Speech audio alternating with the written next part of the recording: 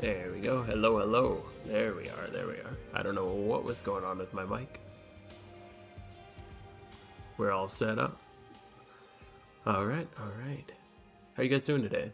Yo, noodles. Our plan, I think we're gonna go straight for some reruns. I gotta make, might do both gym rerun and an Elite Four run. But we also have a team event going on right now, which is kind of cool. It's a 3-day video. Or sorry, 3-day video. I just read somebody said that something about video. Yeah, we got a 3-day catch event going on, which is pretty cool. So, I don't know who this dude is. They made the reruns a bit harder. Yeah, I've done a few runs. I haven't found it to be like that big a deal, but yeah, they're definitely, you get stuck in some weird loops sometimes for sure. What do I even want to level? I'll level this dude up. I think I'm gonna start with a gym rerun just while we get kind of set up. We'll do a little gym rerun. I need more boxes, man. I'm running out of boxes. But yeah, the Elite Four run is definitely a little bit different. I've been testing a new rerun route, so it's still definitely like early in testing, but we're gonna make it work. I just want to make sure it's super optimized. If anyone wants to check it out, I have a document linked in my Discord, so you can check that out. Yo, Xmorph, how you doing? Jab, hello. Did you use the site? Yeah, I use the site. I usually use Team Pori's site, but it does require like a little bit of extra thinking. Oh, just got hit with an ad. Damn. Okay. Yeah, I'm gonna do probably gym rerun, maybe an Elite Four rerun. I'm not 100% sure, but I kind of want to do an Elite Four rerun just because they're fun. And then my team Void, is gonna be doing a they're doing a, my words work, come on, brain. We're doing a 3-day catch event, which is really cool. So you have 3 days to catch any starter that you want, and you can submit it. So I might do a little bit of that. I think I'm gonna go for Embor or Tepig. So we might do a little bit of like single encountering for Tepig. We are going to be popping, which one? I think 100% charm is actually best right now with the prices, with the route that I'm doing. I'll do a 75 though, just in case things go a little bit weird. But yeah, we'll just hop into a gym rerun and then we'll go from there. I might do some eggs too. I got some, I think, yeah, all my Absols I finished hatching today. So I think I might do another batch of Absol eggs. We'll see. Yo, Razjets, how you doing, dude? Yeah, we're just popping off on a little gym rerun, and then we might go into an Elite Four rerun. We'll see how we're feeling. I would like to egg some Absols today. Is it the best time to make money? Yeah, probably. Right now, Rich's charms are like way down, which is really nice. Like I've been using, like when I calced it, I've been using 100% Rich's charms for gym reruns, which is crazy. But they're like what, 120, 110k? Like this is definitely a good time. Like yeah. Like if you're getting Rich's charms for under 120k, I think as long as you're doing like 22, 23 gym. Music's too loud? Alright. I'll turn it down a little. Thanks for letting me know. Is that a little better? But yeah, right now it's a really good time to make money with reruns. Yo, Handel, how you doing, dude? No, here's my first event rating. I used all the videos, very helpful. Oh, cool. Good for you, dude. I'm glad they were able to help you out. It was a good event. The raids are really good. They were, in my opinion, maybe a little too easy. But I'd rather have them be easier than be harder. Like the Xmas event, I just found a little too stressful because the raids, they weren't even that hard, but they were just a little bit harder, which made it just like, I don't know, it's just tough. It might have just been the time of year too, because Christmas is stressful. Everything's out of routine. You're seeing family and don't have got time for everything. Cool, music's a little better now. Cool. Yeah, I don't want it to be too loud. Just a little bit of background vibes.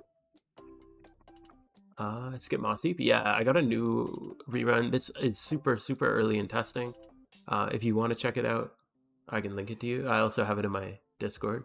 I just posted it up. Somebody asked for it like just before this. It's very early, and I still have a lot of testing to do on it.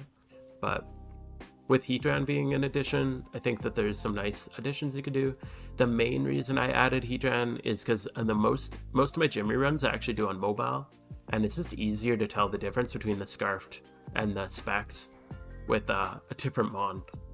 It's not too bad, but it's just annoying when I'm like trying to watch TV and like not pay attention to the game. You know what I mean? It's a little easier if you just see them like this. Second, Excadrill were a little hard. Yeah, especially if you're doing it with like global teams or random teams or whatever, but we one-shot like every raid so easy. But my team's pretty like on top of raid prep, and we all like, I made that video and everyone on my team pretty much just like prepped those teams and we flew through everything. Yo, from Argentina? That's cool, man. Thanks for your support. I love having people from around the world. That's really cool. Hello back from Canada. My friends mailed me a bike. Should I sell it? Nah, I'd keep it. I don't know, like, it's kind of weird looking. Honestly, I'm not a huge fan of the aesthetic of it. This, I'm gonna try this and see what happens. This is a completely new test, so like this gym specifically, I'm gonna try a new run into it.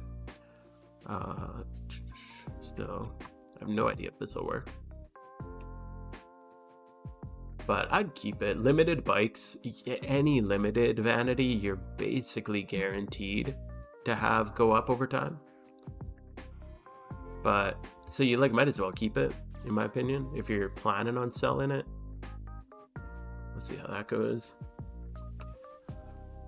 But also, if it's the only bike you have, like if you don't have a dragon, I'd say keep it for sure, or a flaming motorcycle, because then at least you got something cool. But I'm not a huge fan of the aesthetic of that bike, but maybe some people like it, and it's kind of unique. Started flipping recently. Dark, oh no, not flipping. Oh god.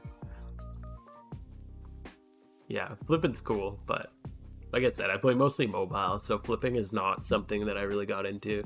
I've done a little bit of it in the past. When I got my Red Reaper hood, I got into it because I really wanted, I just really wanted the Red Reaper hood, and that shit was expensive. But I got bored of it so quick, and I like I said, I don't have enough time to just sit at my computer and play it. And it is a pain to flip on mobile. They could add 1 day or weekly raid. A weekly raid would be so cool. I really hope that's what they do. I think it'd be a good idea. People would have prayer a lot of months. Yeah, for sure. Or even if once a week, like maybe every Saturday or something, every Friday, something like a weekend day would be cool. I think Saturday would be perfect.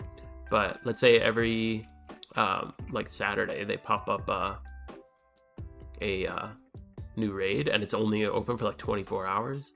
I think that'd be really cool.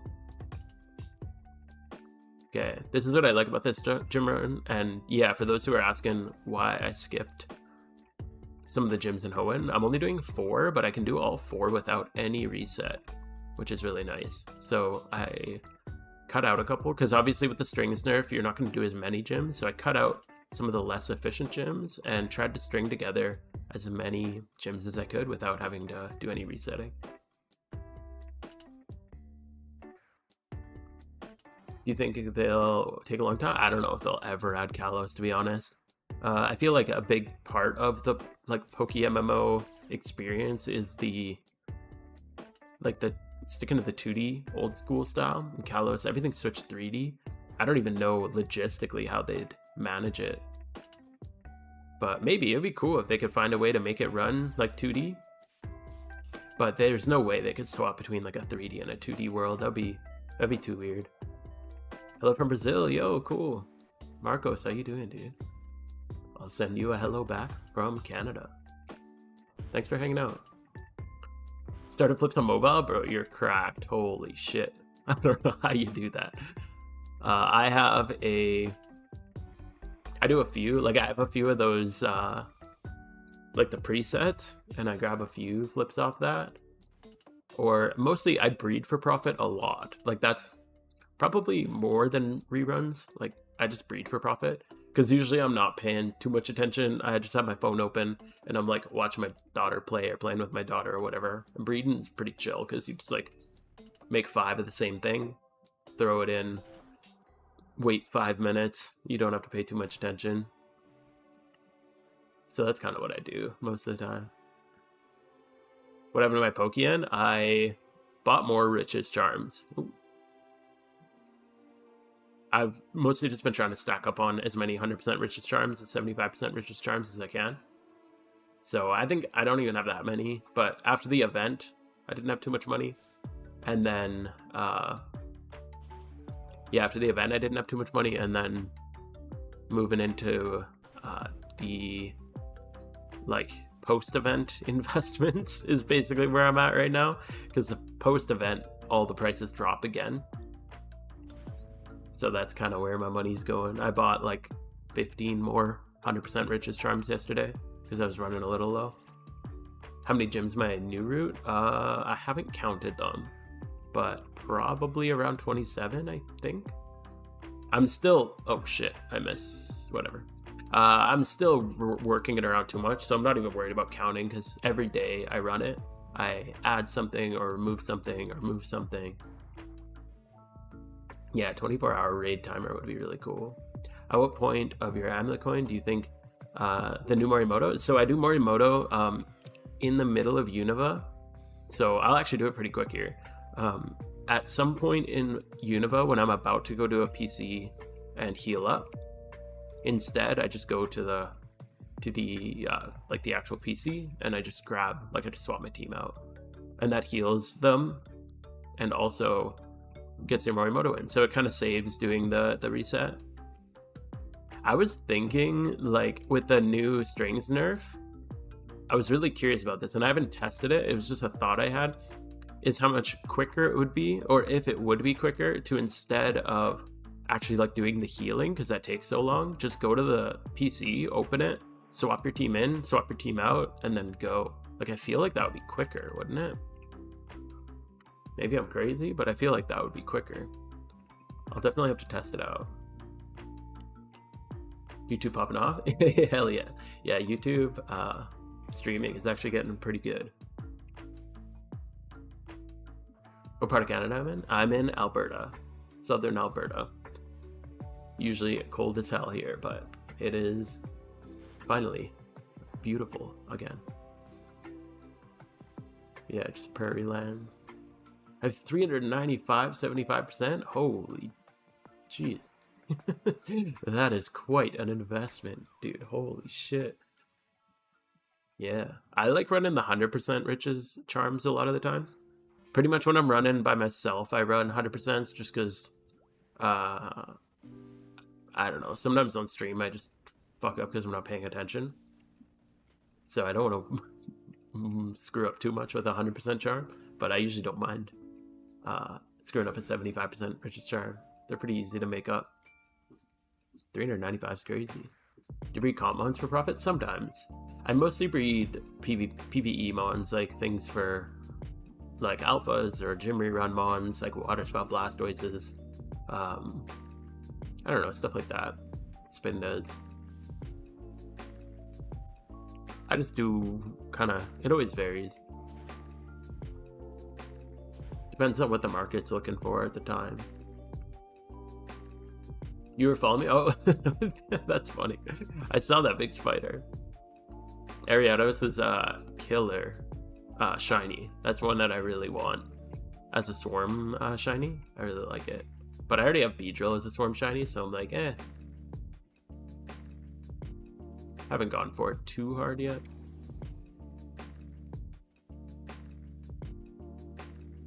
Open 2K red envelopes? Bro. Yikes. Did you get anything good? 50, 75% Riches Charms is pretty good. I don't know what the value conversion on that is. I don't think too good, but if you got some good vanities, that's really cool. Hopefully you got something more than that. What do you think the best way to spend Pokemon is on? Whatever you enjoy, honestly. And I know that's like a cheesy answer, but if you like shunting, like Leppas or Dittos for eggs or, you know, that kind of stuff, shiny charms. If you like reruns, then obviously like raid mons right now, or if you like PvE stuff, like get your PvE, like your rerun team set, and then build raid mons. That's one of the things I like spending my money on the most, is just like predicting cool raid mons and building them. Lately I've been getting more into PvP. I started playing doubles lately, and holy shit, it's so much fun. I quit PvP months ago because I was so bored out of my mind playing OU. I swapped to NU and it was like okay, but like these 70+ turn games where people are just non-stop stall is killing me, man. Like, I do not have time for that shit. So I built a doubles team and it's a blast. I don't know why people don't play doubles. Like quick games, you have to kind of be on top of it, like, because a mistake is way more devastating, obviously, but it's way more fun in my opinion. How much profit do you make per mon on average? It varies so much. It's really, really hard to give general answers for breeding because it varies like crazy. Sometimes, like, depending on the market, if like, let's say modest 31 Dittos drop and all of a sudden I can make like Water Spout Blastoises, or the other day a Wartortle Swarm popped up. So a Wartortle Swarm popped up. So I just sat there, sniped a few female Wartortles, because they were getting posted up like way too cheap, because people don't gender, they don't check, one sec. Yeah. Oh, whatever. I did the wrong lead here, whatever. Yeah, people just don't price them properly, so I picked up a bunch of female Wartortles and bred them into Water Spout Blastoises. So just stuff like that. With that, you're gonna make like 50k a breed, which is pretty good. Yo, Jono, thank you for the follow, dude. And also, thank you for pointing out that why are my Twitch alerts gone? Oh, my stack is wrong. There we go, there we go. Our Twitch alerts should be all good now. That was weird. Cool. Yeah, thanks for the follow, dude. I really appreciate that.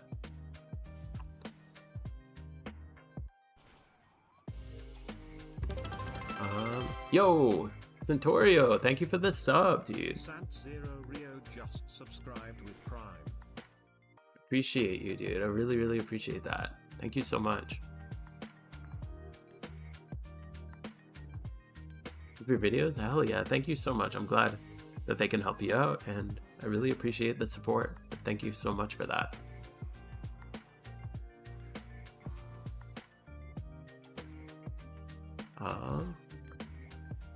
Regular reds and Richer Charms are best draw. Got over 400 super vitamins. Damn, dude. Super vitamins are pretty valuable too. Is the one on our screen right now pre-recorded? No, I'm doing this. This rerun's live right now. I'm just testing it out right now. So this run, I did a lot of like theory behind this one. Like I thought about it a lot before I put it together. So I feel like after making my own gym rerun team, I have like every gym memorized pretty well. So it was pretty easy to rework it. But yeah, this is live. I was playing doubles earlier, slow queue, but even as a noob, it was fun. Yeah, it's way more fun, so much faster pace. But yeah, the queue, usually I have to wait like 2 cycles, I'd say on average, depending on the time of day. So like 2 of the full cycles, but it's kind of like, I don't know, I don't mind too much. I just go to a spot, do some single encounter, shunting, or like look for a legendary or whatever. Usually I just single encounter for Absol at a Giant Chasm while I'm waiting for my queue. And then when there's like 20 seconds left in queue, I just hop out, and if I get a match, perfect. If I don't get a match, then just keep on shunting. NU's really fun. Yeah, I find NU the best because there's less stall.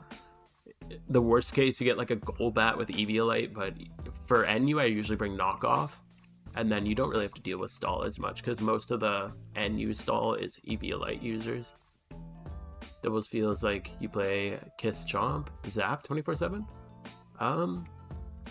Yeah, there's a lot of Togekiss just because Follow Me is so strong, and it's like the tankiest Follow Me user. Oh shit, I forgot. Okay, I woke up this morning and I did literally just this gym because I went to bed last night doing a gym rerun and fell asleep mid-run. So I woke up, I did 4 gyms. I did the Striation and Miss Ralton.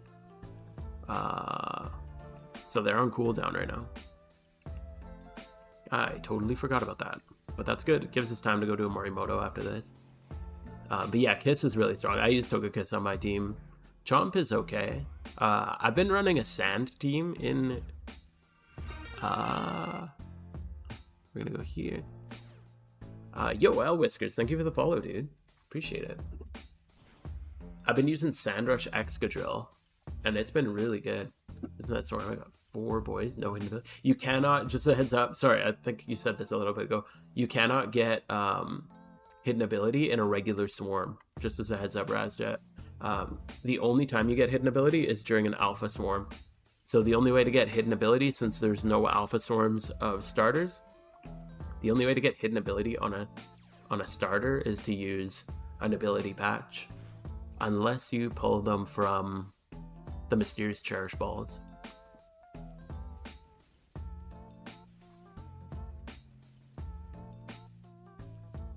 Oh god. Oh my god. You are... Why are you here? Go away.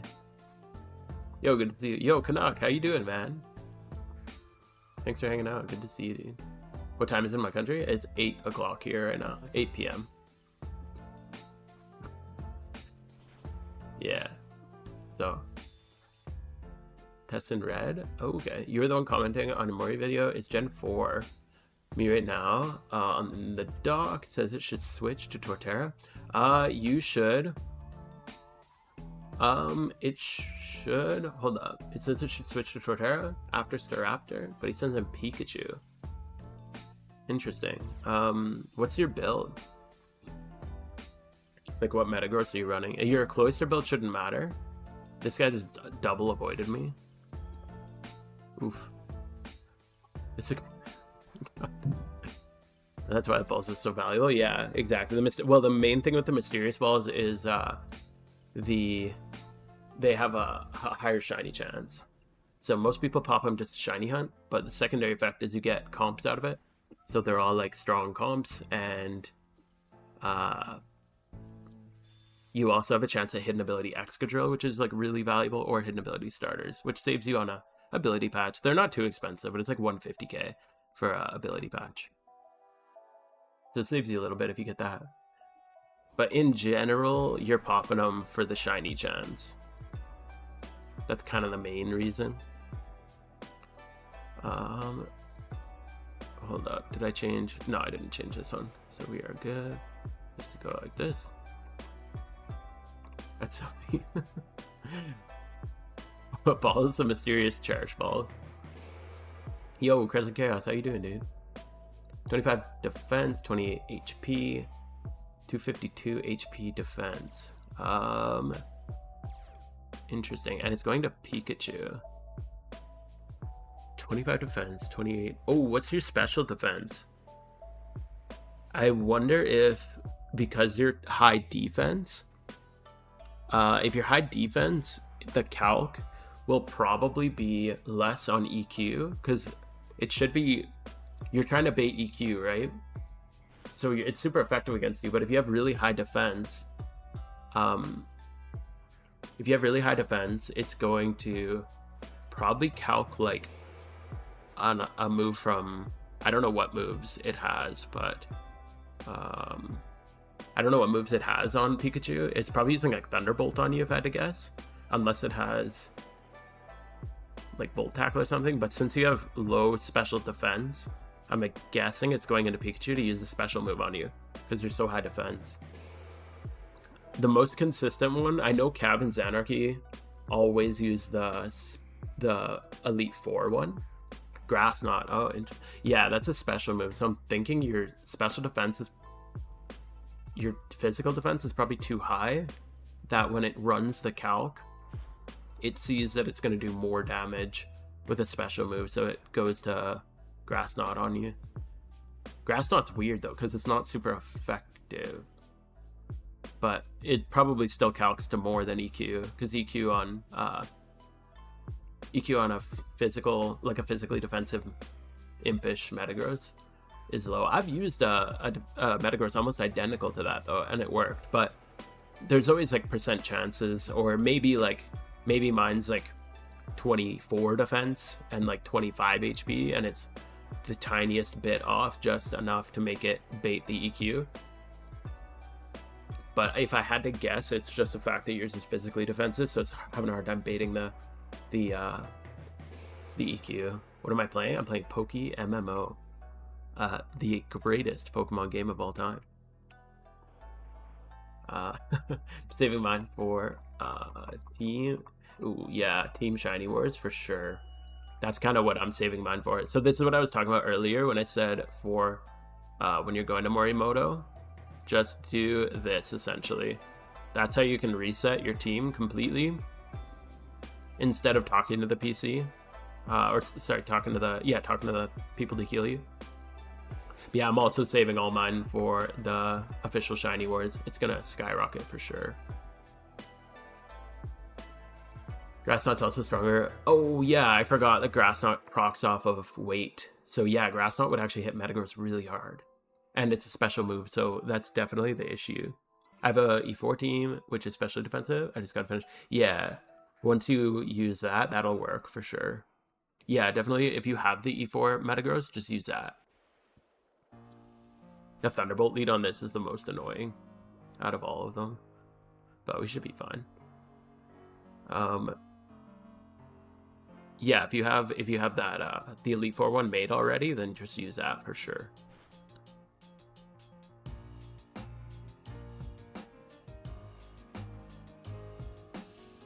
Alternatively, like for people who are running into the same issue, I'd typically just recommend, so that you don't have to breed a whole new one, you could yeah, you'd have to like pull some defense EVs off of it or something. I think it's the way Grass Knot hits. 120 base power with the max weight. That's crazy. Oh, it's Salty. Yo, how you doing, dude? I'm just gonna check my damage here. Yeah, we're good. Get one more.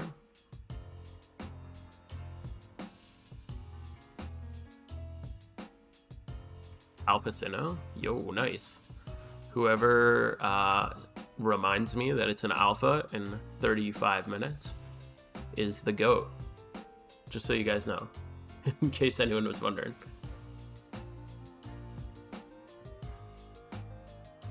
We'll go with this.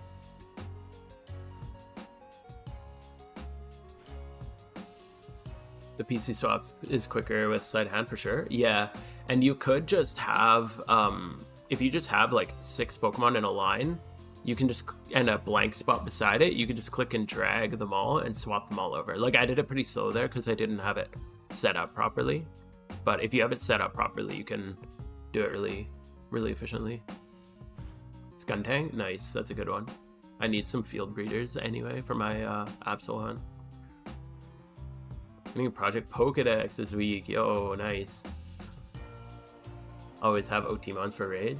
Wait, Project Pokedex. I thought you meant like completing OT Pokedex. You mean building one? Like, you build it? Oh, yeah, Developer. Obviously, you have OT decks done. I didn't look at your name first. Yeah, I just realized who I was talking to. My bad. You're building a raid mon for everything. That's wild, dude. I don't even know how you'd store all that. You're gonna need, I guess, an alt. You just have a dedicated alt for it. That's really sick, though. The ref of the Switch, definitely. One of the goats of raids for sure, or PvE in general.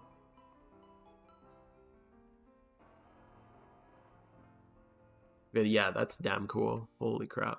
That's going to be a hell of a project. We were talking about this earlier though, like somebody asked what to do with your money in the game.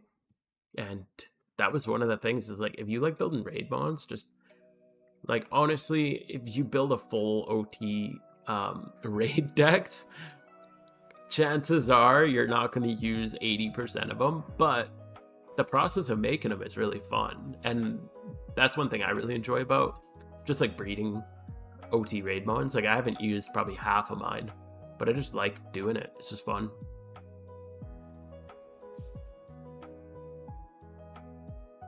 I already have 40. Nice.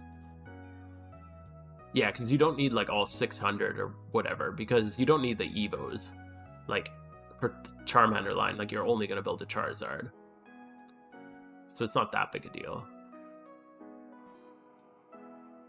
Originally, my brain went to like, you'd have to store 600 of them. Had 180 before, but only 40 were OT. Oh, damn, okay. Rip ad. Rip. Big shout out to the Twitch subs still in chat, or the YouTube people, assuming you don't get ads at the same time.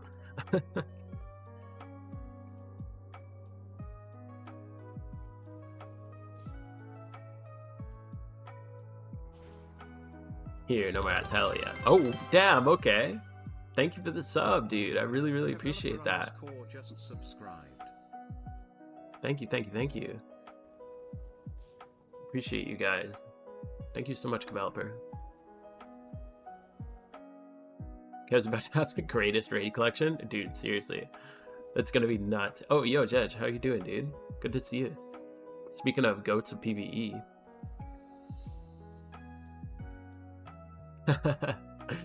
Hell yeah. That would be an insane collection. I'm surprised we only have 40 OT. That's kind of wild. I would have expected more of you. Come on, man. Step it up. No, I'm kidding. I think I have about 90 OT, Adamant Modest, or I have a few like bold, careful, that kind of stuff. Just a few like kind of interesting things that I put into. And I have like 3 Sableyes, I have 3 Murkrows, because I have a physical defense, a special defense, and a squishy.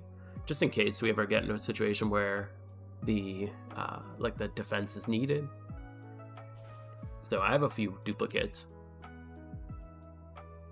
A couple other tanky ones. Like, I made a tanky Altaria with Cloud9 because I thought, I don't know, maybe one day having a tanky Altaria just to like sit on the field and chip while you keep Cloud9 up the whole time. Although then someone pointed out to me that you can skill swap Cloud9 onto the ad, and like if you skill swap onto the boss, it drops the skill swap in a turn or whatever. But if you skill swap onto the ad, it doesn't drop it. So you can skill swap Cloud9 onto the ad and maintain Cloud9 through the whole fight with Golduck. So I'm going to be building a Golduck for sure. I filtered it down to just Adamant Modest. Oh, yeah. Put it on Mon's Missing Egg Moves. Oh, yeah. I rebred my Archeops, actually. And I've been testing it with this rerun because I cut out all the risky gyms. And it's still working really well because, I cut out the risky gyms. And then now you don't really take hits anymore. Oops. Because, again, not doing the risky gyms. So, I screwed up a little bit by doing a gym this morning, or a couple gyms this morning, but, so I'll change the route a bit now, but we'll be okay. It's okay. Yeah, crazy tech, right? I can't, remember. It was actually, I think it was the same guy who sent me the Miracle Eye thing. I can't remember, but pointed that out, that it works on the ads. So now I'm worried to make a video on it because the Miracle Eye thing was sick. And then I just thought that's how Miracle Eye worked. And then all of a sudden, Xanarchy was like, hey, that's not how Miracle Eye works, man. And I'm like, oh, fuck. And then it got fixed, which is good. Like we shouldn't have bugged moves like that and rely on it, but I just thought that was funny because I'm just like, I don't know what the hell Miracle Eye does. Probably gonna get screwed by focusing so hard on Adamant Modest eventually. No, you'll be good. Adamant Modest is gonna be good for like 99% of the raids. It's just gonna be the weird specific ones, like those 5-star ones anyway, that you're gonna actually need the Jolly or whatever for, and you're gonna have to build for those so specifically it won't really matter because you're not gonna be able to prep everything in advance for the high end raids. Cool strat. I don't know what to build for Halloween. Halloween had a lot of diverse stuff. I'd say just get like a sun team. Sun teams are nuts. I'll probably make a video at some point on a sun team. Cav has a good video on sun teams. I'd definitely recommend that one. I was gonna make a raid guide on sun teams because they're just generally really good for raids, but then Cav already had one, and I thought that's when I made my Lunar New Year video. I thought it'd be more interesting to have other ones that would cover when sun doesn't work, which came super in clutch during Lunar New Year because sun wasn't very effective for that. But you should still just have a sun team ready. It was really good for Halloween. It cleared most of them. But I'd say like a sun team and a fighting team is pretty much all you needed for this previous Halloween event. As far as I remember anyway. I remember the Halloween ones being pretty chill. And then it was this Absol and Darkrai you needed to spam fighting. Yeah, Cloud9 strat is going to be huge, I imagine. Yeah, there hasn't been any situations where it's really come up yet. I've been really waiting. I've been wanting to like release it in a video as an idea, but there hasn't really been a purpose for it yet. I was gonna do it with Excadrill because that was my first thought. Is like, oh, instead of dealing with the sand, I think it was Excadrill who had, was it that one that had permanent sand? He did, right? But then it was so easy that you just killed it. So it's like, why do text when you can just kill it? 6-star seems to be a lot more about bulk. Yeah, it seems like it. Heatran only becomes a DPS race after lots of optimization. Yeah, my Heatran strat, I was literally in the middle of editing it. I'm so pissed. I was in the middle of editing it, and then luckily I went to do the weekly Heatran because we have a different strat. We're not using the dig strat. We've been using a completely different strat. But the speed EVs being added to the ads just screwed our strat up because we're getting speed ties with Magmortar now. So I don't know if the dig strat's still working. It'd be good to get confirmation. I've actually had a couple people tell me the dig strat's not working anymore. And my strat's not working anymore. We were using like a completely different strat with like Octillery and Pelipper, and it was mostly like Rain. It was similar, but Mr. Mime was in there. It was a really cool strat, but yeah, the speed type thing is not working anymore.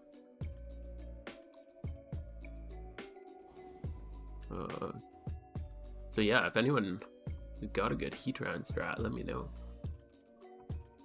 Because yeah, Magmortar, anything with base speed 80 will get speed tied with Magmortar now. Unless like you'd have to run Timid or something, I guess. Do you have a recommendation for what Mon I should prep for Sinnoh? If you want a speedrunner region, just Porygon, man. Porygon, Crocodile, Starmie. But basically, I use Porygon for every region that I do on alt. I did a video on Johto and Unova. I'll have the other ones coming soon. Soon TM. By Halloween, I hope to have all 3 done. That's kind of my goal right now. But yeah, the only swap I have made in my recent reruns is I swapped Thunderbolt for Ice Beam because it has better coverage. Especially for Kanto. The final Giovanni, the ground gym. Ice Beam is way better coverage than Thunderbolt.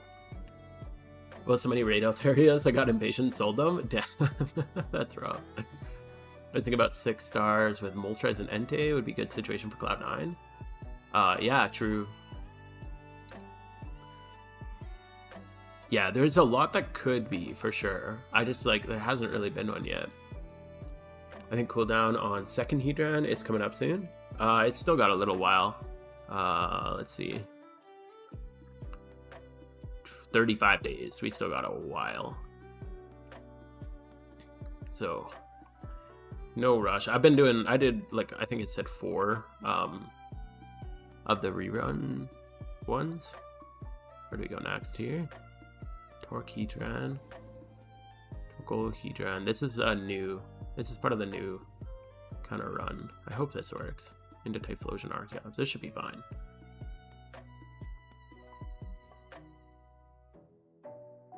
Digstrat works. I just beat it yesterday. We were using Golduck as a knockoff user in Sableye. Okay. I'm just curious if you used, because I think Gallade, I never used the Digstrat, so I'm talking quite naively. I watched the Cav video like a long time, like when it came out, and I kind of skimmed through it because I was like, whatever, we already have a strat for this. But did you just speed tie? I think there's a Gallade, right? Gallade would speed tie with Magmortar, and if it goes first, it could throw it off, right? Hey Jinx, I'm currently using the Gym Rerun team. I used to go double Blastoise, Typhlosion, and sadly the Strings there made it slow.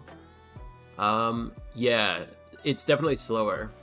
All Gym Reruns are slower. Even 6 Pillars is slower. All of them are going to be slower. So don't expect to get as many gyms as you used to. But this is not. We'll be okay. We'll be okay. I'm just going to toss my Blastoise here. I'm working on a new rerun kind of route for mine. But I had to cut like 3 gyms or 4 gyms out of the route, so it's definitely slower. All of them are going to be slower though. Can we spend TMs for region runs? No, I make one Porygon and then I just rebreed it every time. So I take my one Porygon. It's 2 times 31. You don't even need 2 times 31, but I do anyway. And then it costs me like 30k. You keep all your TMs, and yeah, you just buy like a 1x31 Modest Ditto for 30k. Breed it, and you're good to go. The Team Void Catchman? Oh, it's just an event that I'm in with my team. Oh my god, this thing didn't die. I'm worried to throw in, oh, this is stupid. I probably should just, why are you swapping on me? Oh my god. What is this guy doing? I should have Lava Plumed. I just screwed up. I should have Lava Plumed my Heatran. But I was reading chat and not paying attention. This is again why I use 75% Richest Charms when I'm rerunning on stream. Okay. I think we'll be good now.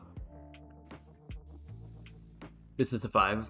Yeah, this is a 5 Pokemon. I'm just testing kind of a little bit of a new thing. But yeah, the Team Void catch event, it's a 3-day catch event my team is doing. So we have 3 days to catch any starter, which is super cool. So a lot of us have like a lot going on in life, so you know, we're pretty chill team, so it's hard to get everybody together at the same time, so we just run asynchronous events like this where you got 3 days to catch the best you can, and then we all submit it at the end. And Gallade never dies to anything from Mag. Okay, that's good to know. So Gallade's still safe. But wouldn't it get Thunderbolted? What if it paras? If it gets Thunderbolted, gets parad, and then the para procs, you'd get, I don't know how bad that would be, but because again, I don't know the strat very well, but I'm just thinking. What are the EV spreads on the ads in 6-star? There's a Magmortar, which is base speed 80 with max speed. So it'll speed tie anything with 80, because that's where we ran into an issue, is we were speed tying with the speed 80 things that we had in our team. Magmortar won't be able to one-shot Gallade. I think Burn effect might affect it, but it's not high chance. Yeah, but we're worried about the Thunderbolt. Like, it just pretty high switch to man. They buff the ad speed. Yeah, they just doing Typhlosion here. Plume.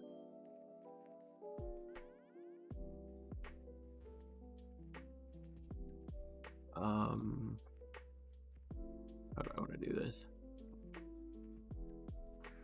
I'll try this. This is a little out of order from what I'd like, but that's okay. Doing a couple gyms this morning screwed up the run a little, but that's okay. They buffed ads. Yeah, they buffed the ads to match the boss. 6 players said to be slightly faster than double type. Oh yeah, it's definitely faster than the double Typhlosion, double Blastoise is super beginner team. I may go back to double Typhlosion. Yeah, it's very, very beginner team. Which like isn't bad. It's just for beginners because it's cheap, it's easy, and it's mindless.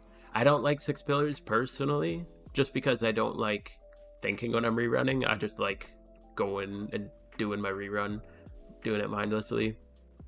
Most of the time I'm either watching TV or just like laying in bed falling asleep, or you know, on stream not looking at the screen, just talking to you guys. So yeah, like I'm literally not even looking at the screen. I'm just holding control and my A button, which is E, and just hoping for the best. But it's definitely faster. It's slightly faster than my 5. So the very beginner would be the 2 Typhlosion, 2 Blastoise. My 5-mon gym team is a little faster than the double Typhlosion, double Blastoise, and then 6 pillars a little faster than my 5-man team. I just like the 5-man team because you can level for profit. Like I'm leveling like a Ditto Espeon right now, just make a little bit of extra money on the side. Even if Para got procced, you get outsped by Heatran. Magmortar's 83. Well, I think Heatran already is Magmortar 83, but yeah, I'm not sure. I can't remember the exact speeds. Yo, Moongrab, how you doing? I'm just gonna reset because I want to try and see how this route goes. I know this is not efficient, but I don't really care. I'm not really doing this rerun for efficiency. Just chilling, trying some stuff out. We'll go here next. I'm relatively new to Rerun. Does strings still exist? Strings are technically, they always exist, like they're always just part of the game, but now we can't use third-party strings. So they standardized the strings. Before, anyone could go and edit their strings and they could change it to change the pace of the game. The devs said that's not fair, which I totally agree with. I don't think it is fair. But now they've been working on standardizing their own strings so that they're a little quicker. But yeah, they're slower than they used to be, but they're way faster than the old, like, original strings. There's one that makes everything 1 sec faster than instant text, but even that slow. Yeah, I don't even use the other mods because I don't know if I think any strings don't actually affect the time, but I'm not too sure on that. Always choose the most damage. Yeah, I assume Heat Wave in case, because it's AoE and stab, but AoE moves are 70% damage. So AoE in multi-battles are always 70%. Like if you go into doubles, like Earthquake goes to power 70. So I think it's less damage. Yo, man, how you doing? Is there a way to use sheer cold? That would be insane. I don't know, man. Isn't that one of those Oko like 30% moves? This Heatran is modest with a choice scarf. That's what I'm running. Referencing the deck? Oh, okay. I can't remember. Magmortar. Interesting. What was it? So yeah, it would outspeed. I don't remember what it was. Maybe it was not fully EV'd? I don't know. It was speed tying something. We did this a couple weeks ago. I'm trying to remember it off the top of my head. I'm not doing a good job. But it was speed tying something. What was it? Was it not Heracross? Where are we going next? We are going Sinnoh. Was it was it the Medicham? I think it was the first term Medicham. It's speed tied. I can't. What's Medicham's speed? We'll check when I go into here. Might have been the Medicham, because we were using that turn 1. Come on, Medi. Yeah, I'm pretty sure it was speed tying Medicham, which was a big problem for, or we replaced with a Hitmonlee, which Hitmonlee high jump kick with a wide lens worked. We had a couple speed 80 things, and it kept causing a problem. Just that little bit of extra speed really screwed it up. Remember, only used Thunderbolt against Pelipper from my memory, and in our successful run, one of our players didn't even get use his Gallade and still managed. Oh, that's cool. With 5 left, that's crazy. I just built the 5-man Reruns team. Oh, yo, sick. Awesome. Good luck with it. I'm reworking it a little bit because of the strings nerf, but the team isn't changing.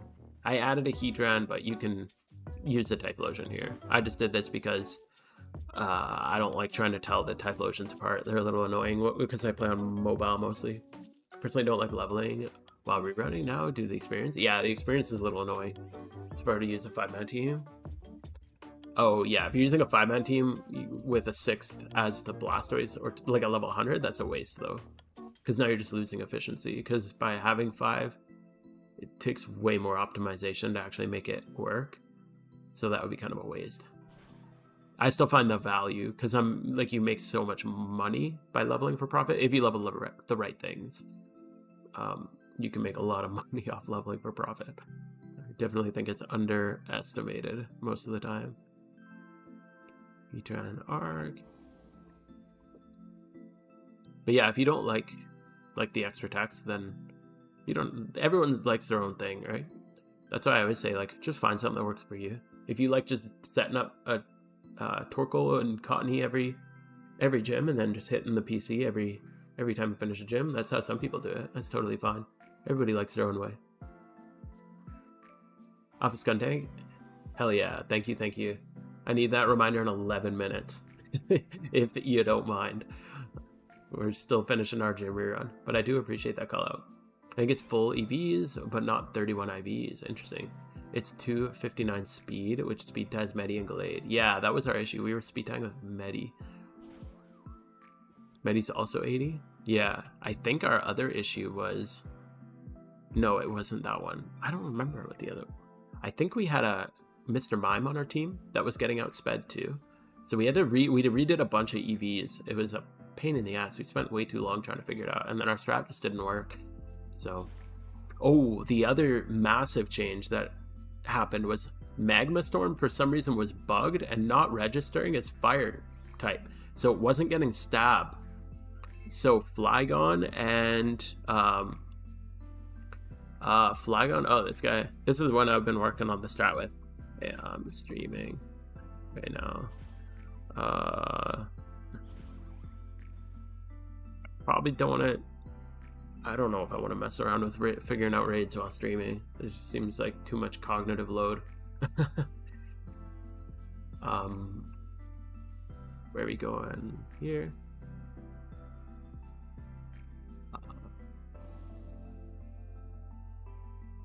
But yeah, we had to fix a bunch of EVs. But yeah, we had a couple problems. Oh yeah, the fire.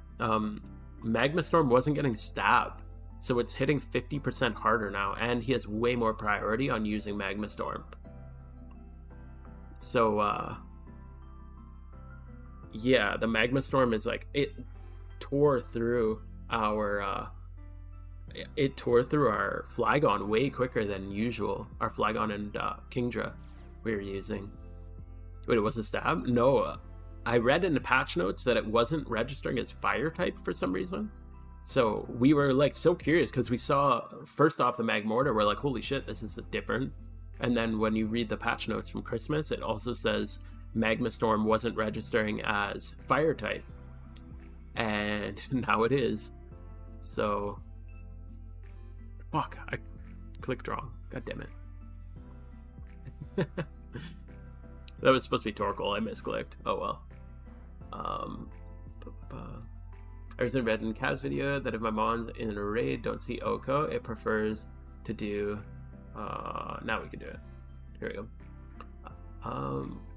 It prefers to do AoE spread. Interesting. I'm going to accidentally evoed my 2x31. No! If you are doing Meowths and stuff for reruns, I super recommend making sure you have a reamp and just put an Everstone on it. If you put an Everstone on it, because I level Meowths and Munchlaxes and stuff, you don't have to worry about that. So, but yeah, oof, that's rough, dude. I was happy to see your more Cynthia guide. I was using the E14 battle, but yeah, the X speeds were annoying. So cool. I'm glad that's helpful. That strategist is so good for me. So glad to share it with you guys. Hey, just came back recently. Found out that I missed the Alpha Suicune raid. Would you know if it would be yearly? I would say probably not, but nobody knows right now. I'm assuming it's a one and done kind of deal, but no, they didn't confirm anything. Gallade and Dig users, it doesn't have to be plus attack nature to hit damage cap. Yeah, Gallade's hits so damn hard. You can make Gallade Jolly, so you don't throw it. Yeah, that's what my thought was. Let's swap it to Jolly. So I'm sure that there's probably lots of solutions to it. I was just curious if anybody had noticed that, because it doesn't seem like anybody's really noticed. The big deal, I totally forgot about this until a second ago, but yeah, we were using Kingdra, like just an Assault Vest Kingdra, and a Flygon, and it started doing a hell of a lot more damage. Even through, we had Water Sport light screen set up, and it was still hitting for like 25% or 28% each hit, which was way more than like before when we had Water Sport and light screen up. It was hitting for much less than that. I think it was under 20% most of the time. Tough decision for me what gym run I want. Both 6 pillar leveling up at the moment. 5-man team, double Typhlosion. I would say don't do double Typhlosion unless you're like a beginner. It's not really worth it unless you're a beginner. Because it's just like, that's like the intro to gym runs. It's super, super simple. There's not really much variation to it, which is kind of the benefit of it. But I wouldn't do that if you're like, if you kind of know how to do your things. Yeah, I hate item swap ones. Again, I said this a bunch of times, but I play mobile most of the time, and doing item swaps on mobile is a nightmare.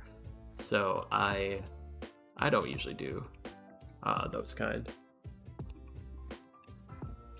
No wonder Water Sport didn't feel it. Yeah, that's why I was wondering too. I'm like, every time we set up Water Sport, it felt pointless because it wasn't actually doing anything. When our water types match up in Heatran after that change? Yeah, so even with Kingdra with Assault Vest, we were struggling to have it survive. We got it down to like 5 or 10% a few times, and then we were kind of like, whatever. We just kind of gave up because the payout right now for the rerun isn't super worth it. And especially considering you need to get like 4 people together meeting up at the right time and trying to test stuff out. It's kind of a pain in the ass. So we tried it for one night for like 2 hours and then just gave up. I'm supporting now. Once I farm money, I'm gonna get a ream. Oh, a reamplifier. I see what you're saying. Yeah, reamplifiers are nuts. They're like one of my favorite items in this game. I just always have mine active. Spent all my money on Lepus shunting? Hell yeah. Did you get anything? Any shinies? You hit? I haven't shunted in a while. I mostly just do my Absol eggs. Hopefully I'd like to do some Absol egg today. I just finished hatching mine literally tonight, just before stream, so I can set it up and do some. Not 100% sure if we'll do that, but I'd like to. Torkoal. Yeah, so we go. Yeah. Ooh, little rubber band action. This one's been pretty smooth considering I made some mistakes.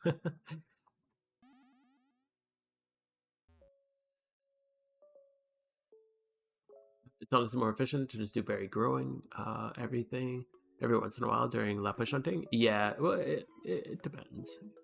Again, everything's balanced in this game. Whether you like breeding for profit, whether you like rerunning, like whether you like berry hunting, everything is relatively balanced. So just find what you enjoy. Berry growing is a little bit more money than like rerunning. Breeding for profit is variable. Flipping's the only thing that's really high, but even that's mostly standardized. It's not too crazy ahead unless you're like really good at it. But most people aren't like Epoch. So as much as we'd all like to be, most people are just picking up little ditto flips. One of our teammate brought a Bashful Garchomp and a Jolly Gallade. Yeah, it's not too hard to hit the damage cap on Heatran. Like, he's kind of squishy.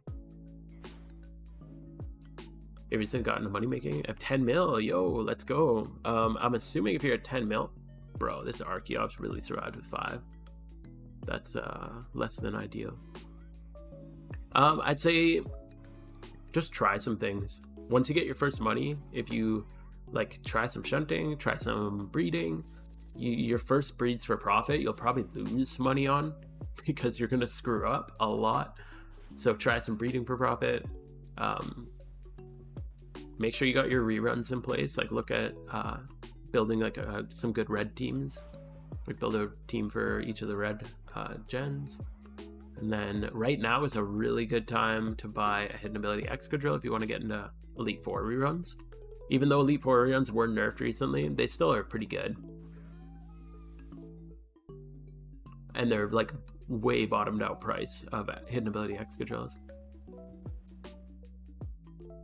But yeah, and then other than that, if you plan on playing for a really long time, you can start making some longer term investments, like buying limited vanities or like mysterious balls or red envelopes or something like that. Like lucky red envelopes are a good investment right now because the event just ended. But yeah, there's a lot of options that you can do with your money. Oops. Wrong city. I'll probably just have one more gym in here, and that's not bad. 89k for Dragonite or Dratini. NFAs, yo, good job. Damn, Dratini is awesome, dude. Did you link it last? Did you link it yours last time? I can't remember. Yo, Strandfinder, W. +1, Dragon Dance, Dragonite, Sweeping, Cynthia. Feels good. You know it wrong, brought only 1 Metagross.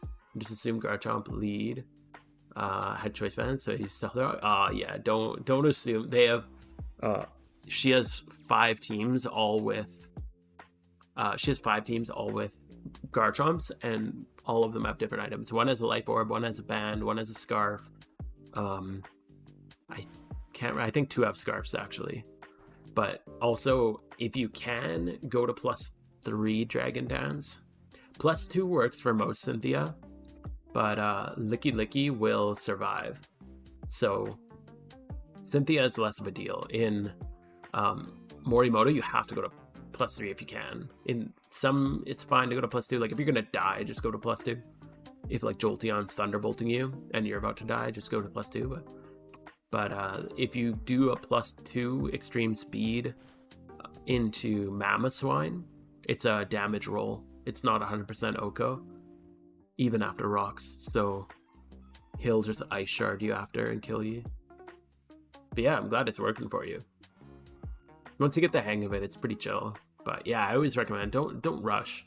You're gonna lose more time rushing than you will just doing the full strat. My main goal is making as much money as possible. Nice. I rerun daily in Ditto Box Farm? Hell yeah. If you don't know, you can, if you have 2 devices, like a lot of the time I'll rerun if I'm on my PC and I'm doing reruns, I'm usually Ditto Box Farming on my phone. Because if you have 2 different devices, you can do that. Just don't, obviously don't multi-box. Like, you can't run 2 devices on the same, two accounts on the same PC. All right. That's that. That's the gym rerun. And where to now? Making money is an awesome goal, though. I really enjoy making money. That's probably where I get the most satisfaction in this game. Can you give me tips on a PvP Viper? Is that UU or NU? Yeah, that's NU. No, I don't know Viper really at all. What I'd say is open the PvP tab, go to PvP statistics, go to NU, and let's see. He's got a... Yo! False Nightingale. Bro. Strandfinder, thank you. That's awesome. I really appreciate that, dude. Thank you so much. That's perfect. I appreciate that a lot.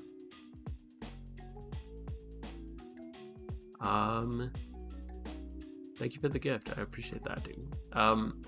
Never mind. There's only been one game played with Survivor, so I don't think I can give any. I don't really know. There was some games played with him in doubles. I don't know. A 12% win rate. Yeah, I don't know if I can give you too much advice with that, but if you like it, try it. But I'm not too sure. I like data box farming. Yeah, it's super chill. Oh, right, there's an alpha. Is it still up? Cool. We'll go do that. I just do one D-dance though, because the Garchomp will kill me after multi-scale's gone. Oh yeah, if you don't choice lock it for sure. Yeah, that's cool that it still worked then. That's good. I was thinking about investing in raid items for the next raid season thing, like wise glasses. I'd wait on that. The price is actually really high on all that stuff right now because everyone bought them out during the event. I would assume. I haven't checked, but if I had to guess, I'd guess that. And then if you buy them, like, if you want to invest in that kind of stuff, I'd say invest in like, it's hard to say because like if they randomly are like, hey, raids are now going to be like a weekly thing, then obviously the prices could go up. But I'd say if they're not planning on doing that, just go invest in those in like late September or like even early October, because the price will come, like the prices should just keep coming down until then. Where is this dude? All right. No Shalfa. RIP. But yeah, sealed products always a safe bet. I like mysterious balls. I like mysterious balls. Jinxed out of context. But yeah, I like investing in the mysterious like cherish balls and stuff like that, just because they go up quicker. So like you're long term, if you're gonna hold for like a long time, you'll probably make more with lucky red envelopes. But if you're gonna, like, I usually don't like holding for like years with the majority of my investments, so I'll buy a couple and hold them, but I try to buy and sell pretty quick.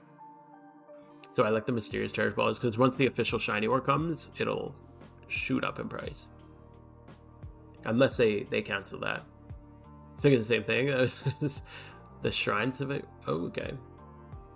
A shrines of hyper build would be really cool, but definitely not like optimized. Taking part in a shiny race right now for my team. I'm hoping to win because the prize pool is pretty huge. Damn, that's cool. What team are you on? I plan on buying near the end of spring. Okay, yeah, I'd wait a little while just because I still think I even went to buy gems for PvP because I've been getting into doubles lately. And the price of gems was still quite high compared to where it should be. But once the market stabilizes, it'll come back down. It'll be pretty reasonable. But I'd be cautious on investing in that kind of stuff right now.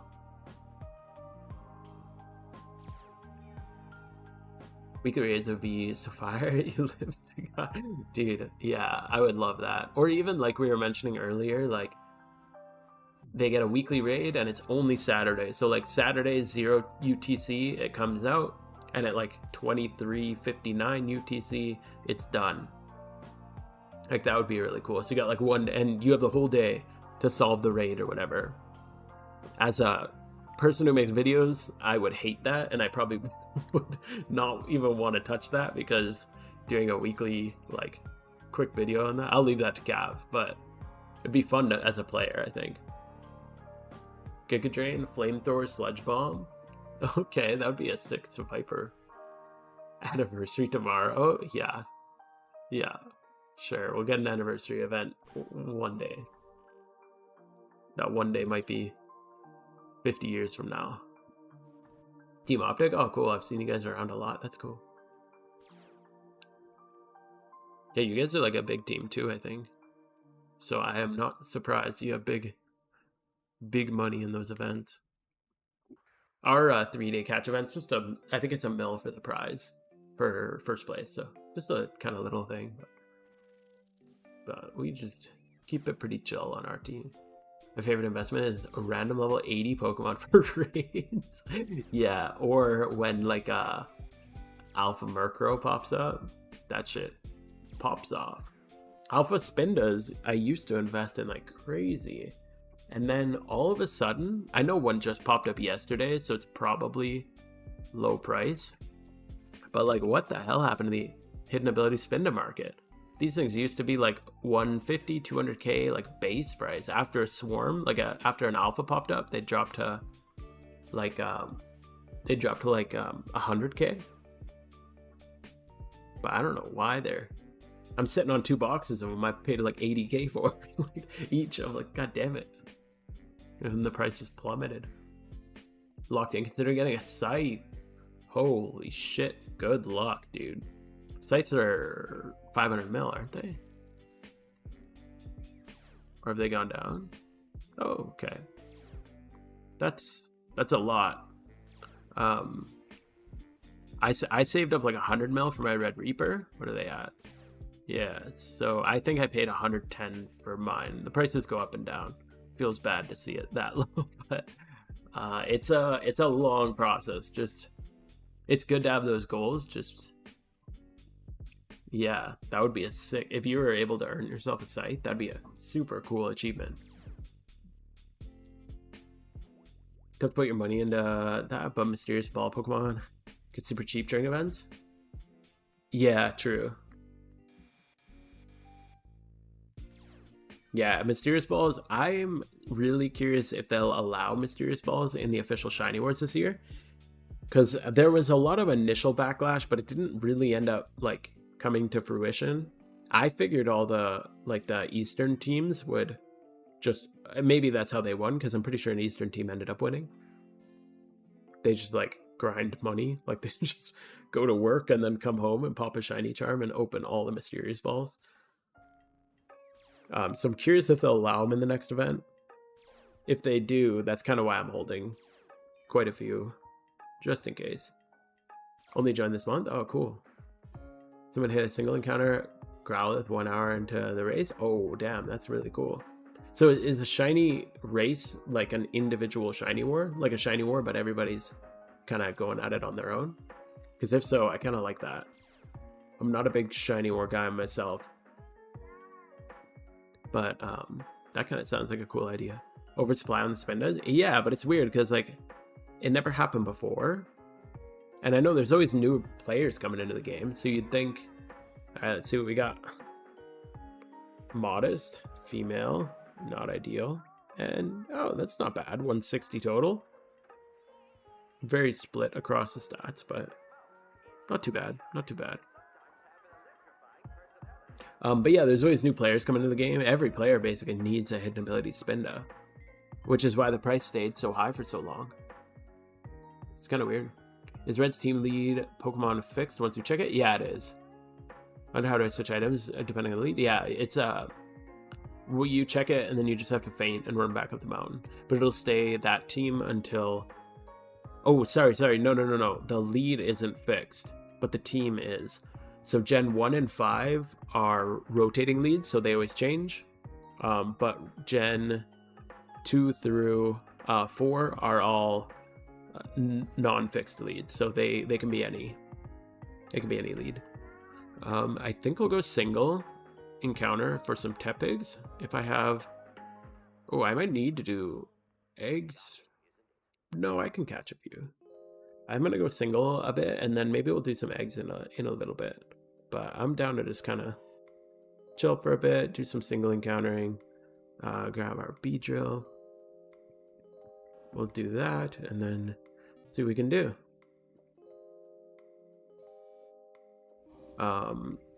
Cool. Yeah, we're gonna go for Tepig, because Emboar is one of my favorite starter shinies.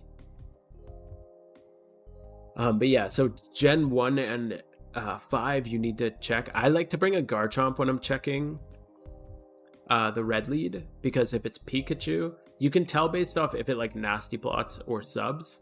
I think sub is Gen, one of the other gens, I don't know, but I can't remember. So I just bring a Garchomp and I just EQ if a Pikachu pops out. That's kind of been my strat. to check it. But yeah, other than that, Gen 2, 3, and 4 will all be standard. Let's do this. And yeah, we'll just kind of start looking for Tepigs. I call artificial inflation for hidden ability spin does. Market crash the moment people realize that they aren't exactly rare. Yeah, I don't know. I think just the fact that every single player needs one drove up the price. Maybe it was like just while every lasting player was still getting one and still figuring out the alpha strat, and now everybody just knows it. So like they already have them. I don't know. And then newer players come in. Like there's not that many newer players, I guess. You think farming fossils is a good investment for shiny wars? Yeah, definitely.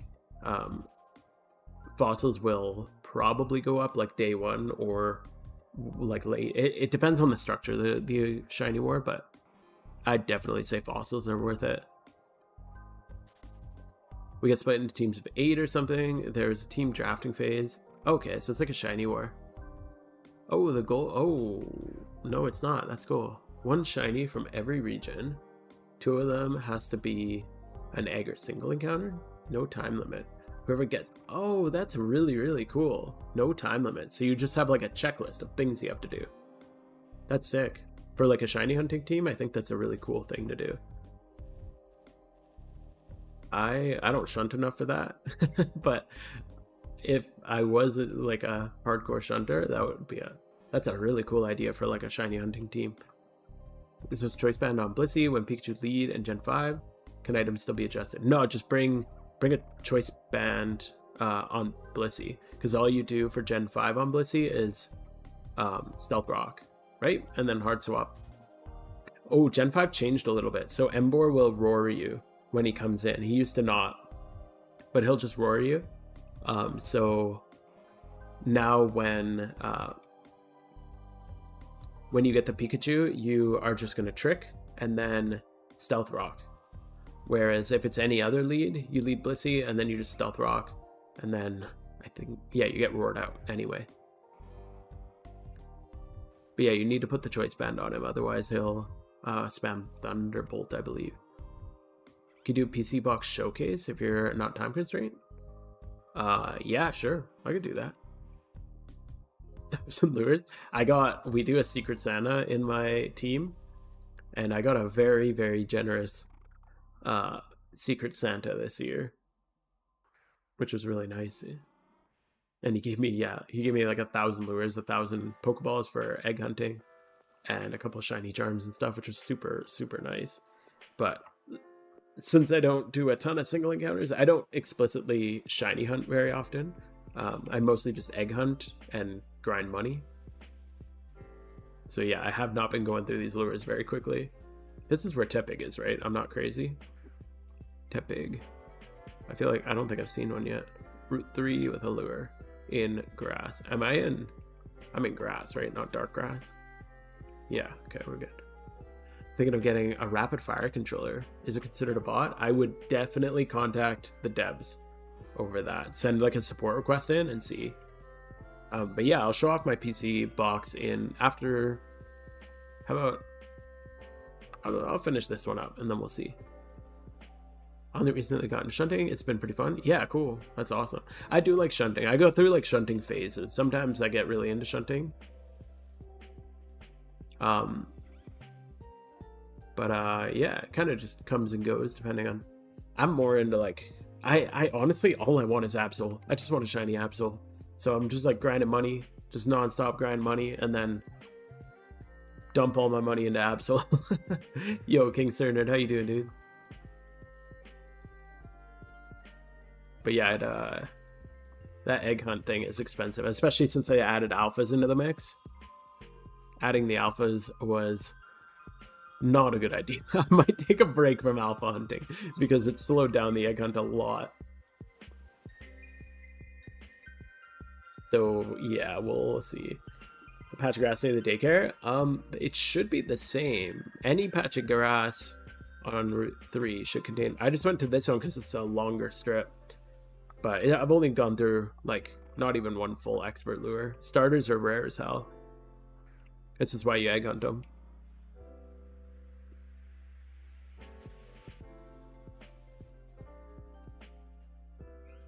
But hopefully we find one. Fossil hunters are next level. Yeah, fossil hunting's crazy. That's the thing with eggs, is you're limited with egg hunting by the amount of time it takes to hatch the eggs. But fossil hunters just slam through those things. It's crazy, man. Like, I would hate to see a standard fossil hunter at a casino. They would be broke in 10 minutes. Yeah, I want to try for Charmander. Oh, going for the birds is smart. Maybe I should go to Kanto. What are the Johto starters? Is there any good ones? I could go for whatever. Typhlosion. Yo, Cyndaquil would be a good one. Having a shiny gym rerun Typhlosion would be insane. Blastoise would be a really good one too. I wouldn't mind going for Squirtle. What else is there? Do either of those have... Is there any starters that have other good single encounters? Yeah, Cyndaquil would be good. Let's Edgar wanted to see a quick PC showcase, so maybe I'll show off a little bit of my showcase. And then I'll show off a little bit of stuff in my PC, and then we'll go look for Typhlosion, I think, or Cyndaquil. Would you say shiny flipping is the best money maker in the game? Shiny flipping is amazing money, but it's very slow. Don't go into shiny flipping expecting to have money like right away. You'll spend like 5 mil on a shiny, and then a month later it'll pay out, and you'll make like a shit ton of money off of it. So it's super worth, but it's very slow, so you can't really just like bulk do it. Like I like berry. Fossil farming's chill. I've never actually fossil farmed. I'm afraid to do it. I've done a couple fossils, but I've never really fossil farmed. An incubator box in the PC would be OP. Yeah, that would be insane. It would be really, really nice. I would pay big money for that. I like the EV spot in Kanto too. Yeah, I need starters specifically. Our team event is on starters specifically. So, tried shiny gambling, it worked for me. Hell yeah. You always win. 99% of gamblers quit before they hit big. I'll do a quick PC showcase since you guys are curious. We just caught this one. I usually leave my first box open just because I want to, anything I catch, I don't want to screw up my boxes. I'm breeding a Trick Room Among Us for PvP. I'm trying to build a PvP Trick Room team for doubles. So, yeah, I'm probably going to go Spadef on it. Maybe Devens. I haven't decided. I picked up a really cheap female alpha Among Us. So I've just kind of been holding on to it. And then these guys are breeders for the speed on it. So that's pretty much all this is. And then alpha Absols for the egg hunt. These are just some, as they hatch, I try to sort them out. These are I need 14 more alpha males. I'll probably sell that one. For the hunt, that's just to go with these. And then these are literally just Absols. Absols. Absols. Absols. I have 9 boxes of Absols. These ones I just hatched before stream I finished up. I have a lot of Absols. And then these are going to get paired with the females. These get paired with the males. I need a couple more. I have a ton of stuff on my alt that I can just quickly transfer over. So I just need to... I like to leave the last box just in case, because you never know if you're going to get an exact amount. Even if Pikachu should count as starters? Nah, we're not Zoomers. Did say Among Us? Looking a little sus. But how do you get so many Absols? I bought almost all of them for the egg hunt. When I started egg hunting this, yeah, I just bought I started with like 6 or 7 boxes, and then I just kept going from there. And these I bought. This was expensive as hell because they're like 200k each. So yeah, that was a little wild. But yeah, I bought them in the GTL. Yeah, exactly. Latest episodes of the GTL? Yeah, I'm not buying anymore. But they skyrocketed in price. They just went up a little bit ago. The price So right now, like this, you could even like flip like a female Absol. Like this is, I don't know, like is flipping this probably not even worth it, but like, I don't know. Bro, let me sell this. Am I not in the, what is going on with my, hello? Like you can, when I say I do some flipping, it's usually just little ones like that. But yeah, the price of Absol is pretty low right now. But yeah, I just buy them whenever they went down like this until they hit like 10k and then go from that. You don't need them to be your OT? No, you don't need them to be your OT, exactly. You just go catch one, and then after you catch one, every time you breed it, it comes out OT. So I've been reorganizing my boxes a little bit. I'm trying to put specific, yeah, look at that, quick like 5k. This is the doubles team I've been making. I'm trying to separate. I have all these like comp mons. I have a lot of organization I need to do. This is my doubles team. I've been loving this doubles team. It's really fun. I'm probably gonna rebreed. This is my PvE, like my raids Heatran. I want to make a timid one. But this team's been really interesting. I do doubles, so I do Titar, Excadrill with Sand Rush, and this thing just hits really hard in the sand. I'm gonna swap the Assault gear out. I might swap this guy for my Adamant one. I'm still kind of playing with it. And then this team is really nice because I can basically spam EQ with Excadrill because Togekiss it doesn't hit, Hydreigon it doesn't hit because Levitate, and Gastros is really tanky, and Titar is pretty tanky, so you end up getting pretty like decent coverage out of it. Which Pokemon would you say it's worth the highest out of mine? Like, I mean, sentimentally, probably this one because it's my first shiny. But like, actually, if I was to list it, probably just a hidden ability, like my Rerun Excadrill, but this guy. Oh, actually, my Togekiss. I just bred this the other day because it's my first 5x31 1x0.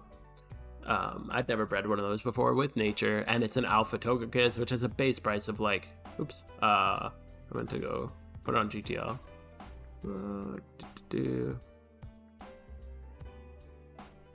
So I think the base price of an alpha Togekiss is like 380k. So that's probably my most valuable, just straight up. I don't really collect like other stuff. Like I'm not like a 2012 collector or anything like that. So I'd say probably that one. Probably good 6x31. Shiny Alpha Charizard with all particles? No, I do not have. Oh, I guess, okay, never mind. I do have this. I bought this as to put on my, potentially, I'm still deciding if I want it or not. I got it for like 15 mil, I think. It's got like 24 particle effects. They're all, I'm pretty sure they're all particle effects, if I remember correctly, that can be put on with like items. So none are like hyper rare, but there's some more valuable ones in here, like the red dragon and stuff.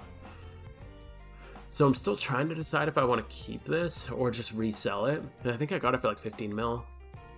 And the total value of the particles is like 20 or like 18 or 19 mil, but then it's also 2x31 attack and speed, adamant, and it's Smeargle, which means you can just put egg moves on it and breed it onto anything you get. So that's kind of why I picked it up. And I was like, if I get my shiny Absol, maybe I want all the particles. Maybe I want, like you said, maybe I do want a shiny Absol that's 6x31 with all the particles.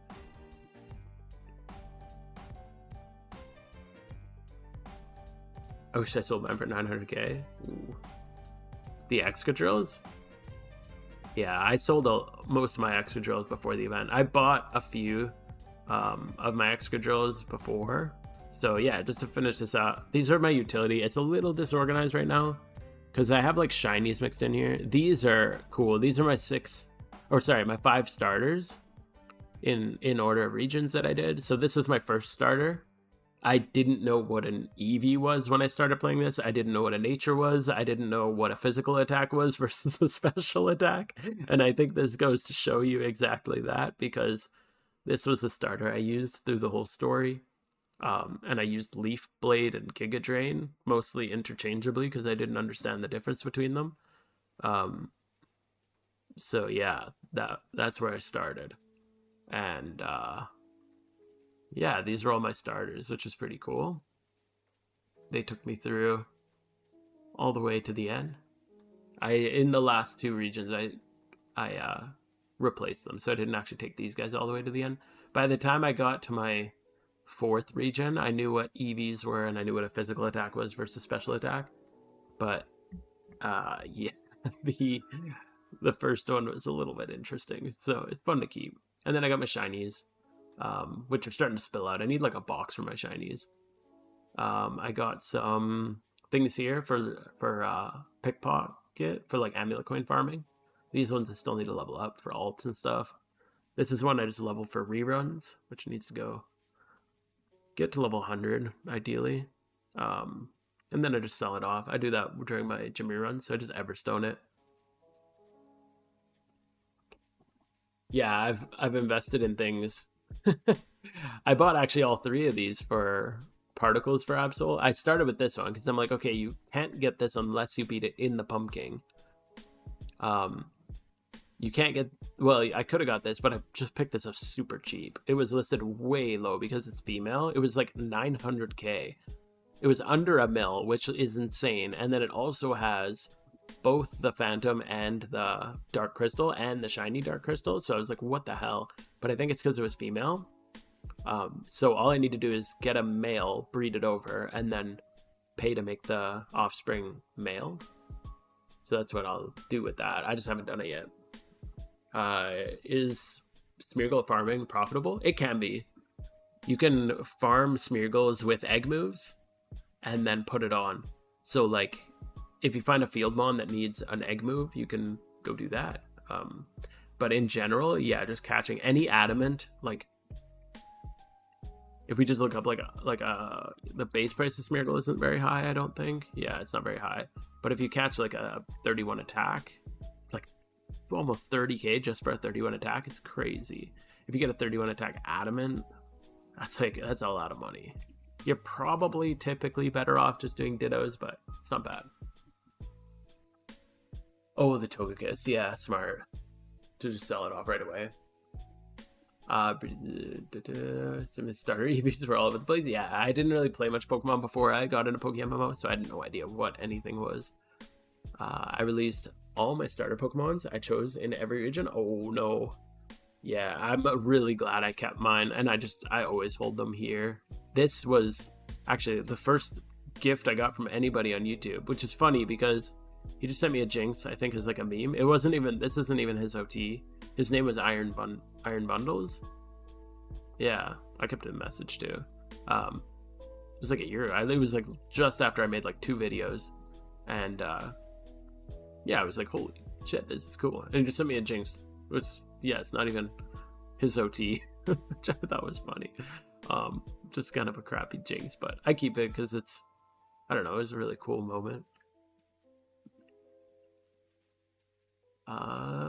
Just taking up box. Oh yeah, for your tournament. Yeah, I considered for a while getting rid of them because when I started egg hunting Absol, it was rough. Can you please make a video about all the mons needed for raids for every event in one binge video? All the mons you need for one raid. Well, I'll quickly go over my raid box. I think as far as utility box, what is it? Just amulet coin breeders. I have a cute charmer, male cute charmer for female shunting. I haven't got a shiny cute charmer yet. This is a repel trick, illuminate Starmie for Absol, because you can repel trick it. I made a video on it. It's not very efficient, but I do it sometimes.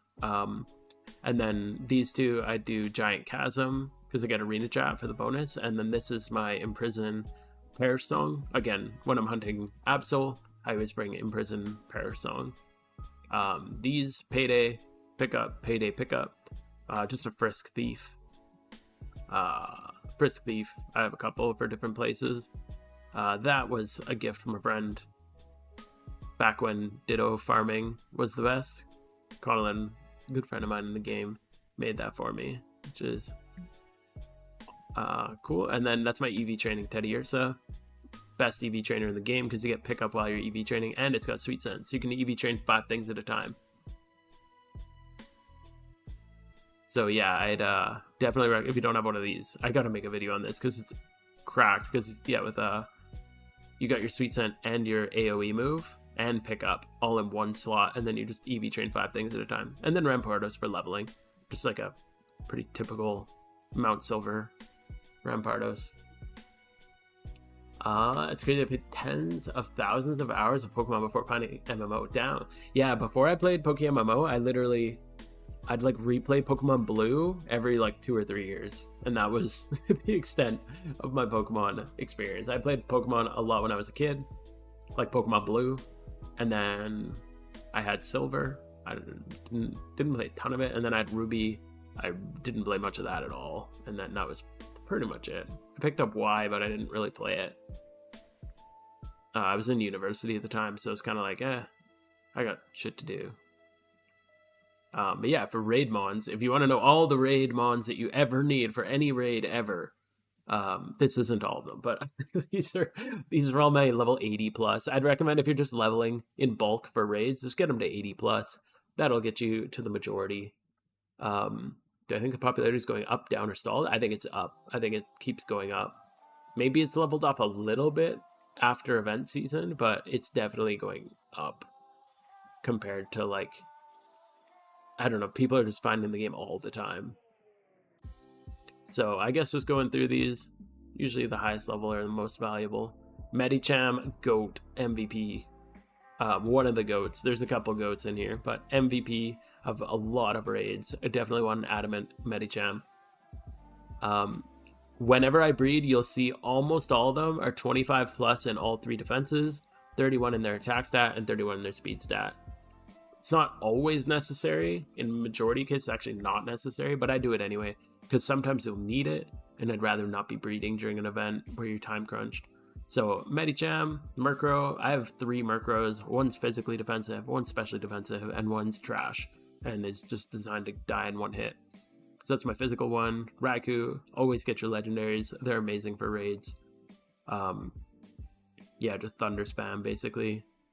Volcarona, another crazy, really good raidmon. Alpha Suicune, I've been waiting for Quills to go down. Quills skyrocketed when this guy came out, and they still haven't settled quite to the level that I want. I have a perfect Suicune, so I'll finish him up one of these days. Charizard, another really strong one. Solar powered, you gotta have hidden ability on it. This thing's insane. Sawsbuck, this is literally just for my ult, because they put the OT clause in. This is in the wrong box. This should be on my ult, but event season boxes get messy, so yeah, he was just there to fill like a fighting move in OT clause. Rhyperior, another really, really good one. You don't need speed on it, which is nice. It's good for the ones where speed flips or they put up Trick Room. It's a nice option. I have a few Chandelures. I think I have 2, 3. This is just one of them. Chandelure is a really good one. This is one of my cheaper ones. It's not OT. I just picked it up really cheap. But it's got the Kanto Particle, which is cool. Nidoking, insanely good. Sheer Force Earth Power user. Always good to have special and physical attackers. What else? Vanillix is really good. Darmanitan, insane with Sheer Force. Flare Blitz. Staraptor, another reckless Brave Bird user. Beartic, this is another OT clause thing for my ult. Porygon, I haven't actually used. No, I used this guy in Jirachi with Hyper Beam. He's really good. Chansey, this I just used for PvP, and I leveled it up anyway. Back when I used to play OU. Gallade, another super cracked Raidmon. Sableye, I have the same thing. I have multiple Sableyes. So this is my trash one. It's my shiny, which luckily I didn't have to breed up because you kind of want a trash one. For Prankster, just Gravity or whatever you need for the raid. Reflect. Used to be big into randomized Nuzlocke and Crystal. Yo, that's crazy. I've never done a Nuzlocke before. However, little heads up. I think I'm going to start my first Nuzlocke for PokeMMO very soon. And I'm going to make a video, like probably a video series. I think I want to do like a series where I do a Nuzlocke and I do like a couple of gyms per episode or something like that.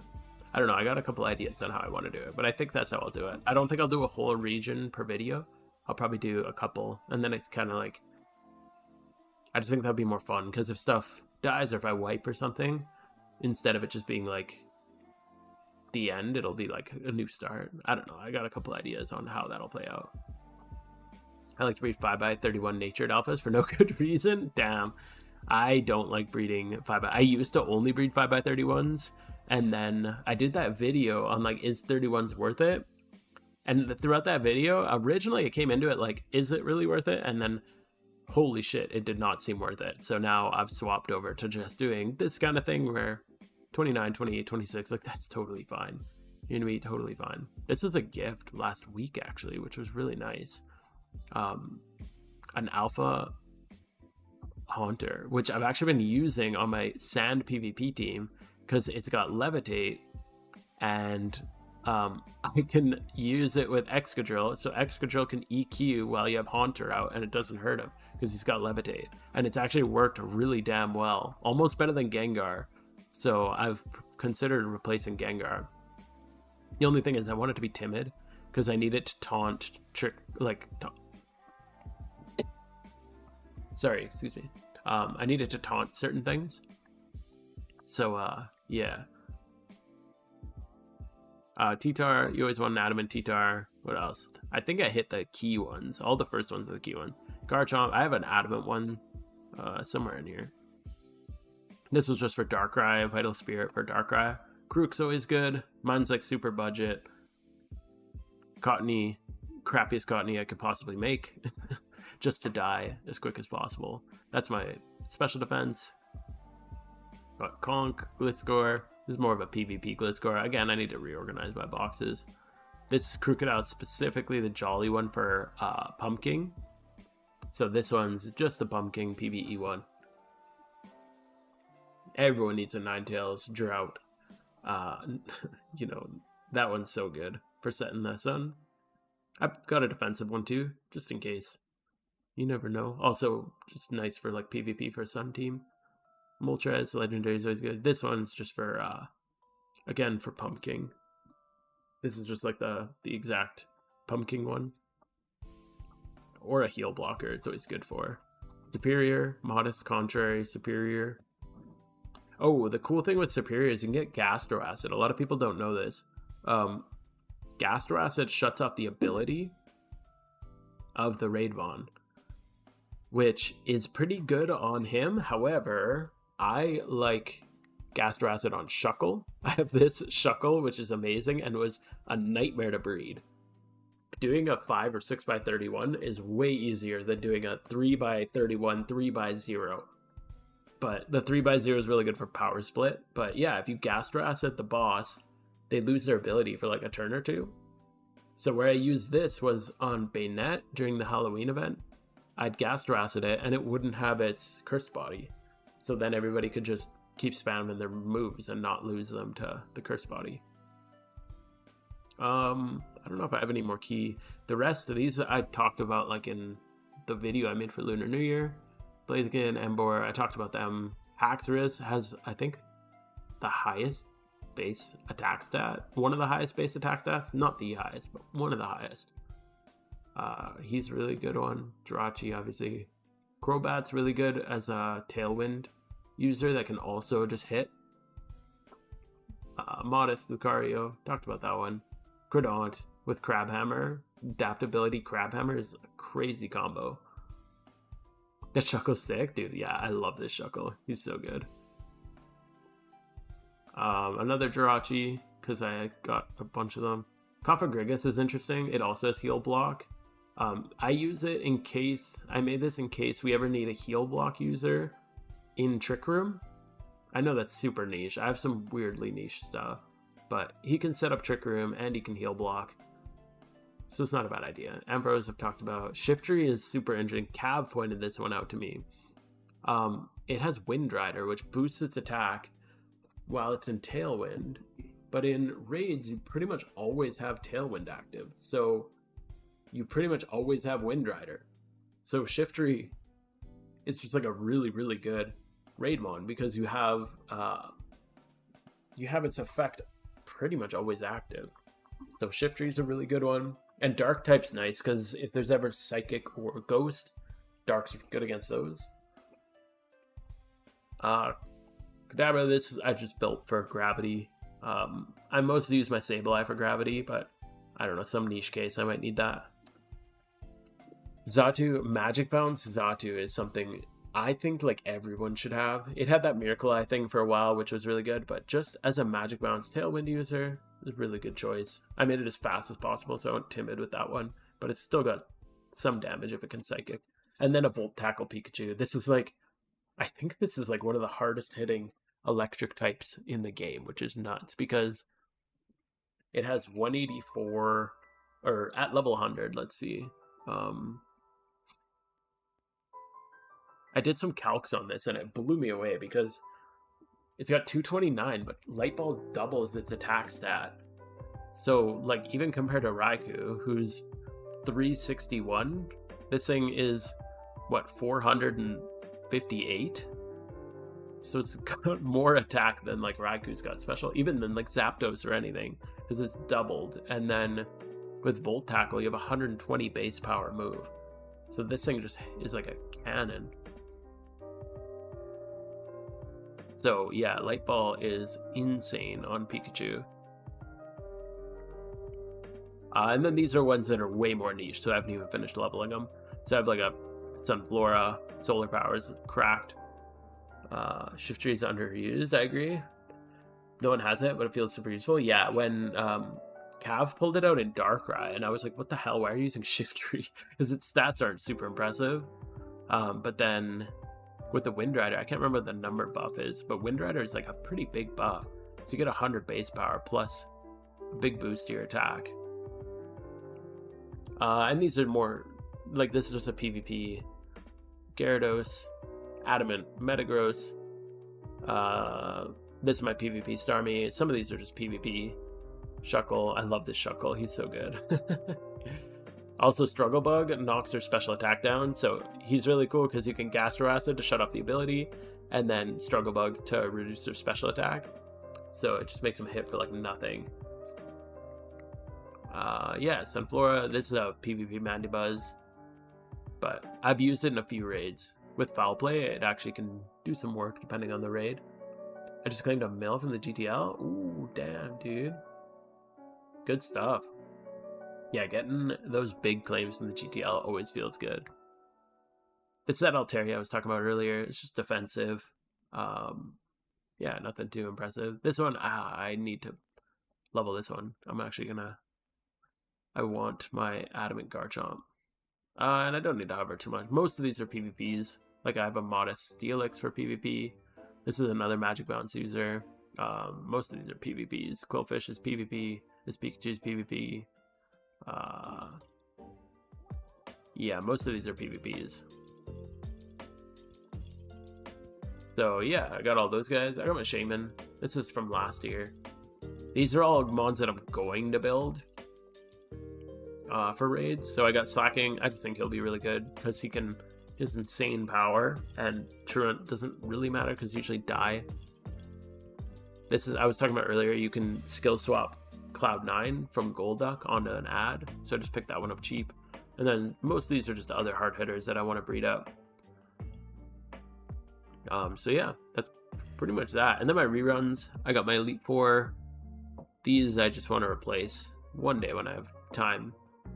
It'd be nice to have like all alphas other than the Metagrosses. My gym rerun team. This is a bunch of stuff I was experimenting with for Heatran, which was working until the buff. And then my red teams, and then trainer rerun teams. These are some random breeds for profit, water spout Squirtles, stuff like that, Rampardos, a couple Excadrillos from the event, some Suicunes, Alpha Suicunes, field breeders, stuff like that. Altaria, what's this? Oh, this is for Ho-Oh. This is my Ho Altaria, my alpha team. In my account box, I just keep my alpha team for when I'm like a Ditto pops out. Hijinks is the best to train individually with 100% XP.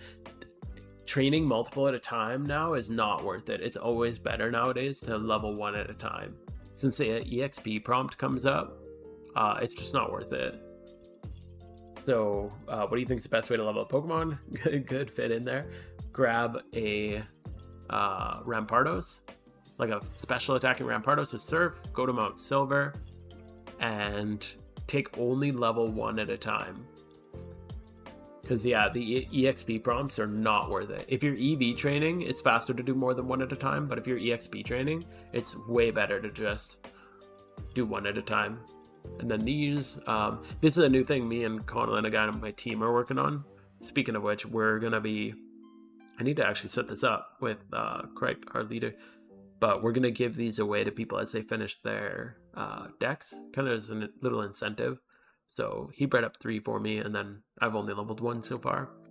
And then yeah, it'll be kind of like our team's way of saying congrats on getting your decks done, because now you can go do stuff at Mount Silver. But yeah, always do 1 at a time now. The EXP prompt takes too long. And then what are these? I don't even know what this is for. Snatch. So, oh, this was the this is the Alpha Suicune Blissey. I was like, what the hell is this weird build?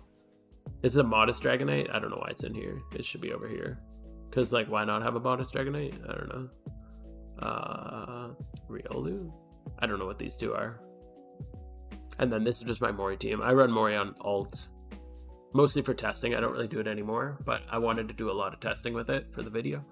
So I was running it on 3 accounts a day, or 3 characters per day for, well, since Cynthia came out. And then about a month before that on Morimoto.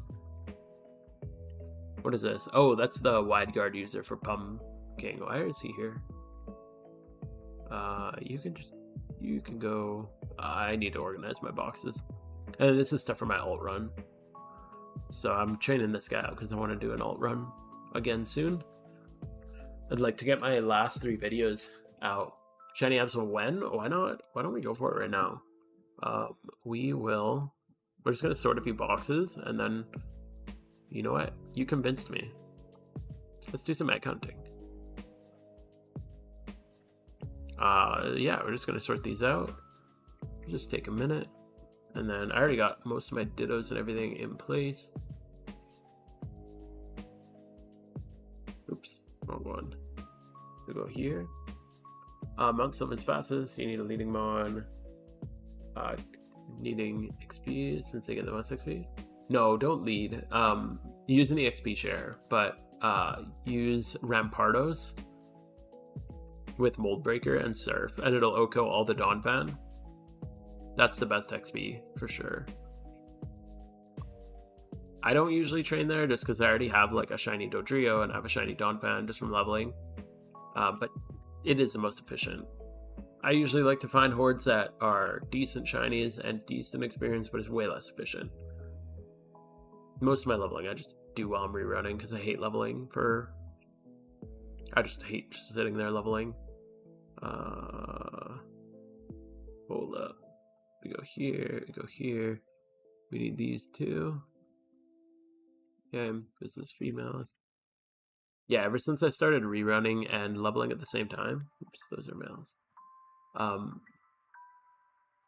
Yeah, I just kind of stopped doing hordes for leveling. Just these 2. And pull out. They're males, so we go here. We got the females. Organizing boxes is the most annoying part about egg hunting. Do you need to rebreed for your alts, or do you just wait until you reach level cap? Do you need to rebreed for alts? I'm not sure what you mean. Like when I'm doing a run, so like the Porygon, yeah, I just grab a Ditto, rebreed it. This one's EV trained. Now I just level it to 20, and then I'll do a run with it. Shiny Absol now, hell yeah, shiny Absol now. Obviously, we're not going to hatch all the eggs, but I'll do all my alpha eggs on stream. Oops, those are not sorted. So we'll at least do the alphas. So maybe a Shalfa Absol soon? Maybe. Maybe. Wouldn't that be nice? Another thing you could catch is Magikarp and breed together. 3/31, sell for profit. Yeah, Magikarps are so cheap to catch, dude, just because you can do it in the Safari Zone. Female, so you need... Okay, so we're going to female, male, male. Let's put all the females together. All the females together. So you go female, male, female, male. So female, male, female, male, female, male. Male needs a ditto. This male needs a ditto. This male needs a ditto. This male also needs a ditto. I hope they release a new event soon. Yeah, only what, 6 months away? It'll come soon, don't worry. Yeah, no, it's not coming for a long time, just so you know. It probably, I'd be surprised if we got one in the summertime, but it'll be maybe we might be waiting till Halloween, just so you know. I don't want you to get your hopes up. How are we doing this? Yeah, let's do this. I was gonna go for those Tepigs again, but let's do this. Think they're on vacation again? Yeah, I think, like, I don't want to say they don't work. Like, the devs do a lot, but yeah, there's definitely a break between these. But they got a lot of prep to do, so right, this all is out. So yeah, I don't know. Maybe we'll get raids. Like, I would almost rather just a new feature like raids, rather than like continuous raids, rather than a new event. They better release Alpha Aerodactyl and Hitmonlee. Wait, is Hitmonlee in here too? There's no way. Oh, okay. Did they pull Aero? Yeah, Aerodactyl still. They gotta do Aerodactyl at some point. The fact that they haven't removed him makes me think there's something. I don't know about the Hitmon, but Aero should be here. You just want him Alpha? Yeah, that's fair. But it's weird that the Alpha Aerodactyl is in the thing, but it's not actually available. I'm just gonna sort these guys. We go. Boop. I was so confident that Aerodactyl was gonna be one of the raids throughout one of the events, because that popped up like pretty early on. I think it popped up like before Halloween, wasn't it? So I just assumed that meant that Aerodactyl was going to be one of the raids. And then, nope. They tricked us. Oh, I gotta get rid of this guy. If you don't know, never use hidden ability things as male breeders. You're gonna have a bad time with that. These are just dittos. I got some. I'll just grab a few of those. Okay, where was that one? Because you get that prompt now takes so long to get rid of with the hidden ability thing. It's this one. So we're gonna go here. There we go. So yeah, always get rid of your hidden ability things. Air raid would suck so hard. Yeah, that would be so sick. Alpha Arrow would be so cool. A daily raid to replace Alpha Storm might be better. Yeah, we were even talking just like a weekly. We got like one Alpha Storm a week. Even if it was just like a 24-hour window that you could fight it in. I think that would be a really cool way to do it. Like we were saying, like maybe every Saturday, there's like an Alpha pops up all day. And you got the whole day to fight it. But if you don't beat it, then you don't get that one. You gotta wait for like the next rotation. That'd be a cool way to do it. But yeah, I don't know. I don't really like this whole like cram them all in during events. I don't know, that's just very stressful to do it all at once. And it's very annoying to make videos on. I don't know if I'm gonna do that again next season. We'll see how I'm feeling next event season. I probably won't be doing like daily videos like that again. That shit killed me. Monster in the Wild soon? Dude, yes. Hell yes, Monster in the Wild soon. It's there because hidden ability. Oh, hidden ability arrow is inside mysterious balls. Right, that's true. So you can get the hidden ability, you just can't get the alpha. That makes sense. But if you want to finish your alpha dex, you can't because there's one alpha missing. So you could actually like never finish an alpha dex, can you? Kind of lame.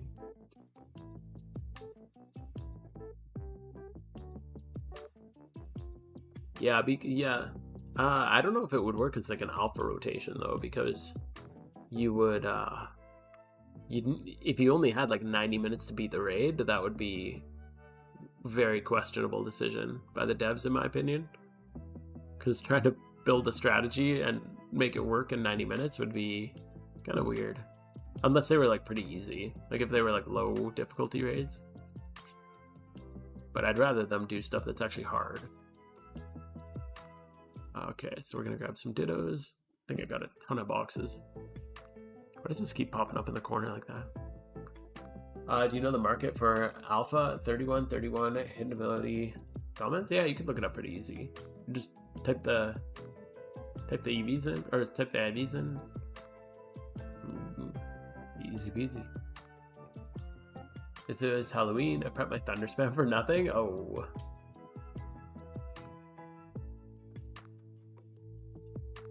Yeah, there was still a couple of thunder spam raids.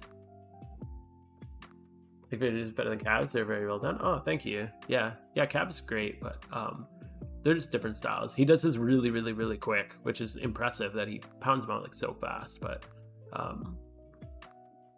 yeah, I like to really like think about all like everything, make sure and like edit it down so that there's no extra words that don't need to be in there, because otherwise it can be a little hard to follow for like most viewers.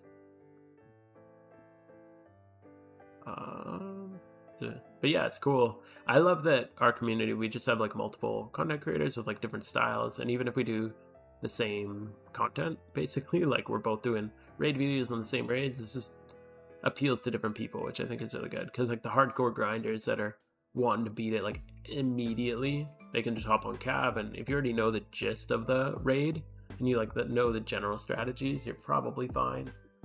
But for especially if you're less familiar with the general mechanics, I think you need a little bit more background info. Husband got 2 M2 drives today. Nice. You end up with 4 M2 drives. Damn, that'll be quick. A 2 terabyte M2 drive. That would be. That's impressive. We need. I'm just gonna move these guys into my account box. Ah, crap. Whatever. Let's pull that. Probably go into my next PvP match without an item, but that's okay. We'll be fine. Who needs items? How many males do I got? 9. So I need 5 more male breeders. And then the rest are... No. It's the other way around. I only need 9 dittos. So we're gonna go 1. Dittos. Do I got dittos in here somewhere? Ditto. I'm running low on mailboxes. We'll just buy 5 real quick. Ditto. 1, 2, 3, 4, 5. There we go. And the rest should be male breeders, and I'm pretty sure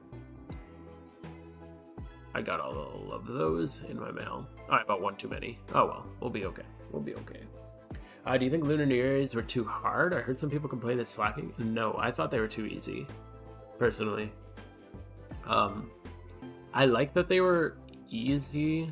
Just, again, I think the whole, like, slam out all these raids in, like, these couple days, or you just miss out, kind of sucks.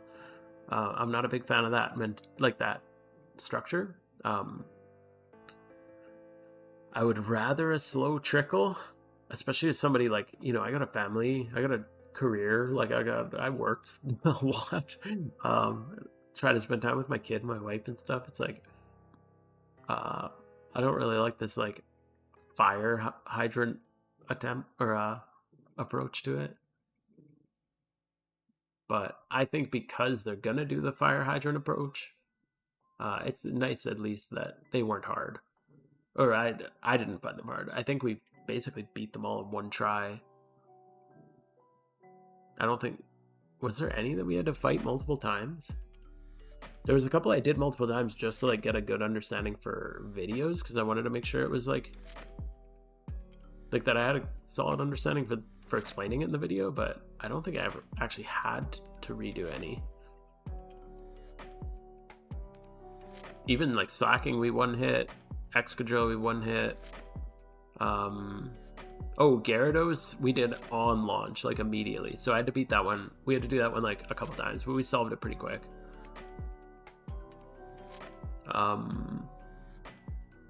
Yeah, I don't know. Shaman, obviously, we didn't beat that in one go, because that one, like the final one, is harder. When fire teams are OP, we didn't really use fire teams for any, did we? The fighting teams beat most of them because there's so many normal type raids. That's good. This one looks all good. I think we're good. We all sorted.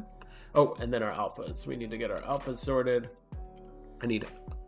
Ooh, I'm short alpha breeders. Maybe we don't do all the alphas, because I'm a little broke right now, and it's gonna cost me 400k in gender fees, I think. Oops. Let me just calculate this. 5k times 60 is 300k. I don't have enough. Yikes. I hate being poor. Been watching videos since I got back to the game. Yo, cool. Flavor Tony Hero.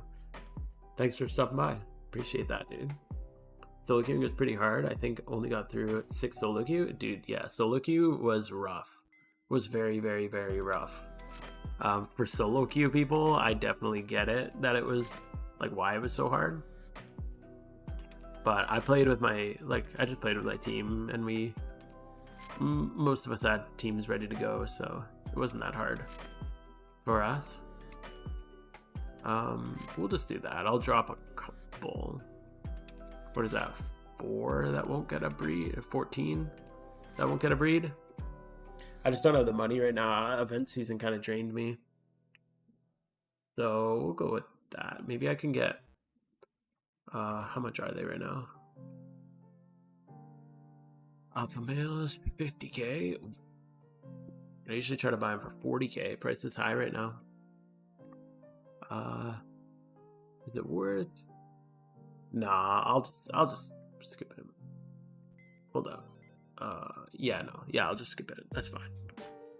Okay. So yeah, we should be good. We're gonna hop into doing some boxes. I actually want a full... I don't like when they go into my inventory. So yeah, we're gonna do a little egg hunting. If anybody wants to join in on my charm, feel free to shoot me a whisper, and I'll invite you to my charm. Yeah, you people who did solo queue is insane to me. Look at the Sinnoh one. I like Sinnoh. Yeah, with a team, everything but Shaman was pretty easy. Shaman was hard for my team because he barely didn't have enough damage. Yeah. Yeah, shoot me a whisper. It just makes it easier to join. My whispers are open. Yo, Mew Darkrai, how you doing, dude? Thank you so much for all your helpful videos. They really helped me and my friends beat those Lunar New Year raids. Yo, sick. Glad to help you out. How many eggs could I do in an hour max? Like 20 boxes, probably. I think the most I've done, I haven't fully done 20 boxes, but I've been halfway through my 20th box. So what's that? How many eggs per hour? 20 times 60. No, wait. Oh yeah, divided by 2. So probably like 580, give or take. 550, somewhere in that range. Okay, and then I'll invite 3, and then we'll be full.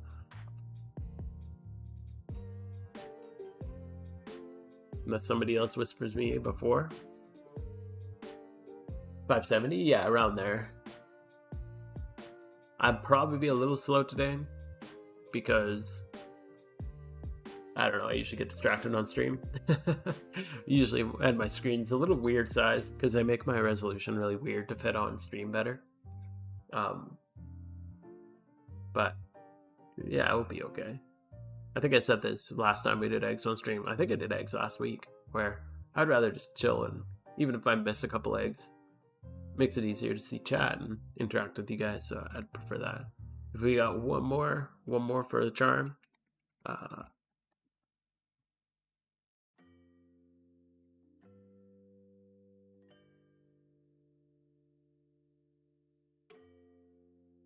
Yeah, good luck. What are you shunting?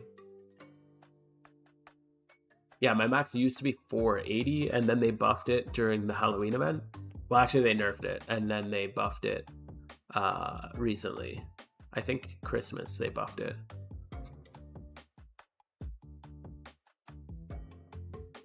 All right.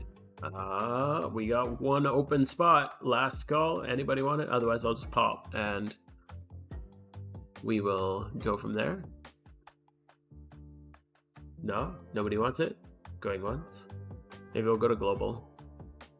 Nobody on my teams. Everyone, I guess it's Friday night. Most people are doing things. Wait, can I go on my main instead? I'm completing the dex on my Smurf? Yeah, sure, I don't care. Are you dropping from this character then? I'll do, yeah.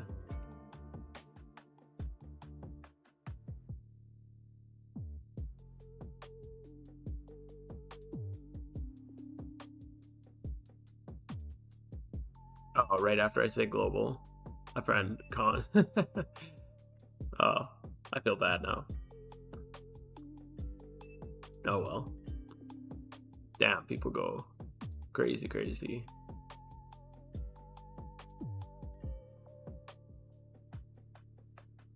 All right, here we go.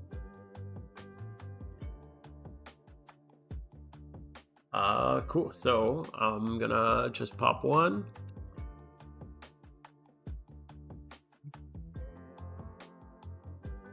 Okay. I'm gonna pop one, and then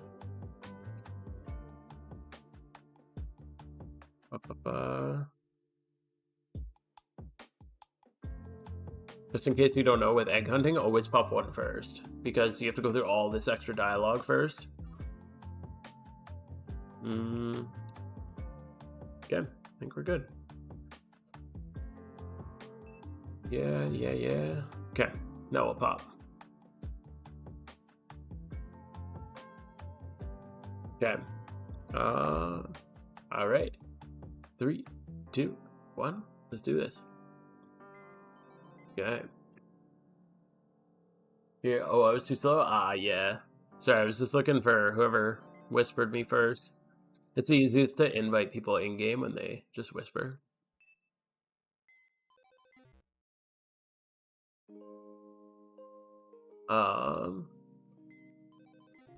Oh, I hate when people whisper me while I'm doing eggs. My hands are full.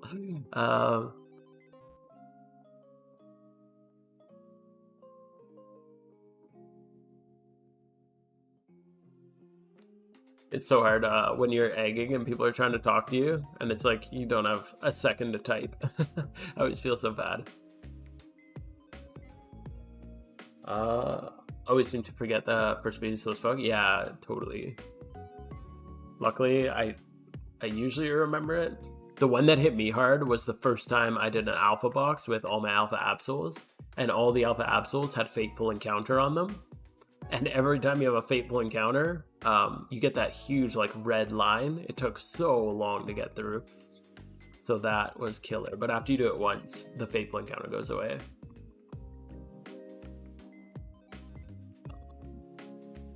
Oh no, Shiny Trico? Dude, Shiny Trico is insane. But a Shiny Puccina. So I'm afraid to hunt there again? Dude, you'll... do I ruin your excitement? You're probably gonna get like 20 shinies there before you get a Trico, if you're wild encountering for Trico. Same with Charmander. But I wish you the best of luck. Some people get super lucky. I've met some people who don't even phase on Trico, which is insane. Bro, what? Yeah, some people like don't even phase on it, but I think the average is 20 shinies before you hit on Trico, like statistically.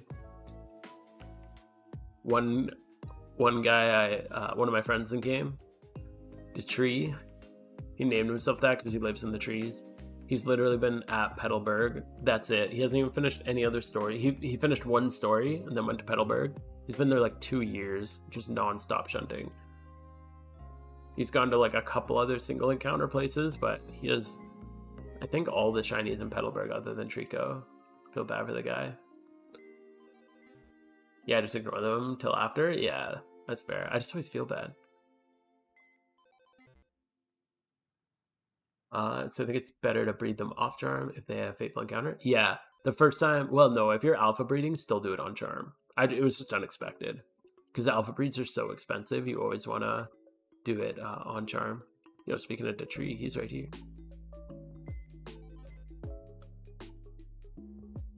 I'm 2 phases into Shroom. Oh. Yeah, Shroomish is a really good, or Breloom is such a good shiny. But that's another one. Yeah, you're going to phase a couple times on. But the phases aren't bad, though. If you get like a Slack Off, I love the Slack Off shiny. It's so good. Okay. Oh, we need to pay female. Okay. That's another one, too. If you're on a 50-50 shiny hunt, actually, most of the time, if you're ever alpha hunting, just pay the gender cost. It's way better than buying Dittos.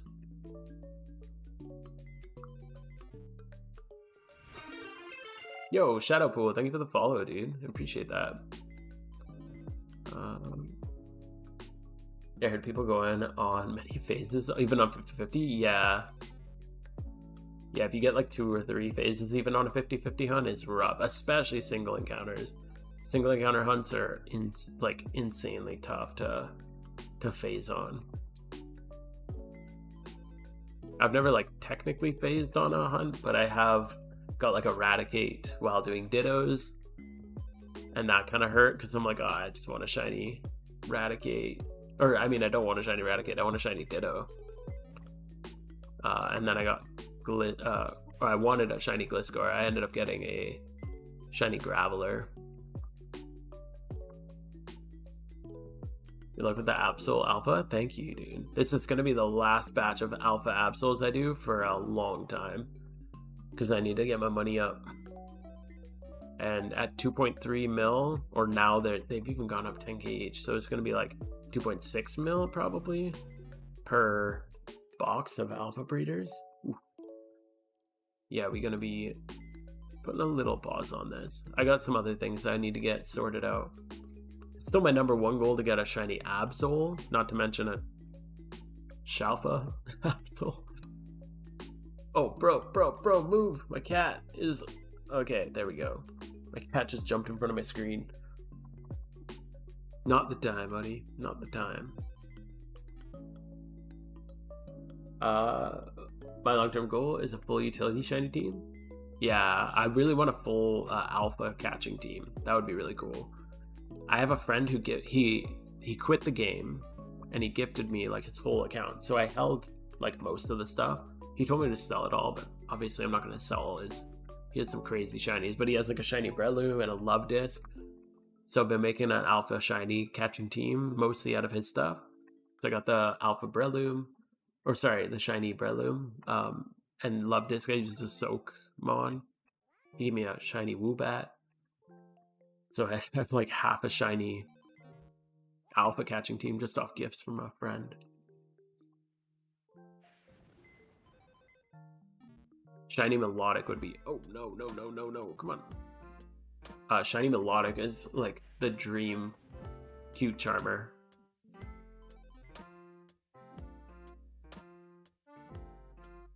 I'm never using a non-shiny excuse for Pokemon. Yo, Privacy Sir, thank you for the raid, dude. How was your stream? We are just in the middle of doing a little bit of egg hunting. Both the shinies or hunting, you didn't phase? Yo, that's crazy. Yo, thank you for the follow, dude. Thank you. What were you guys up to today on stream? Yeah, not even if you're gonna phase, you want to phase on a horde at least, but yeah, phasing on singles is rough. Do you think share him with Flower Gift? I was thinking Flower Gift could be an interesting pick for a raid, because it buffs the whole raid team. I'm pretty sure it applies to. Whoa, whoa, whoa, whoa, whoa! What are we doing? What are we doing? Yes. Come on, fireworks! Yeah, work your magic. Let's go. Whoever's just popping fireworks here, that's kind of sick, bro. I don't care about the fateful encounter. I hate when you buy breeders and they have that pop up. I was 60k encounters and a Phoebus moved without a repel. Oh no, no, a tent of all things. That's so rough. Holy crap. Yo, Pachirisu, such a good shiny. I love that. Good stuff, man. Hopefully you get it soon. 60k is a little bit rough because it's a 3x horde too. It's a 50-50 3x horde, right? With Luxio. Such a good shiny though. Little pink stripe. I love that. Oh, that's you. Okay. That's awesome. With the big spider. You've been following me around. I got a stalker. Pokemon support. Help. I love that big Ariados. I saw a Shalfa Ariados once. Ariados? I don't know, however you say it. It was so cool. Perhaps the late raid? Hell yeah, dude. Hope you guys are doing well. Melina fan, thank you for the follow. Appreciate it. Yeah, good night. Hope your stream was good and hope you have a good night. I'll see you around, dude. And I really, really appreciate the raid. Thank you. Oh no. I don't need Fateful Encounter. I don't care. Okay. Okay, I think we're done our alphas. Because we ran out of breeders. Yeah, we're good. We had to skip out on a couple breeders, but we are poor is the main issue. Being poor makes Shalfa hunting. Why is there a Tropius in here? What the hell? Somebody sabotaged me. We're not paying gender anymore. Okay. I gotta double check my boxes more often. Hopefully that's the only one. Okay, we're good. We're good. Damn, Tropius slipped through.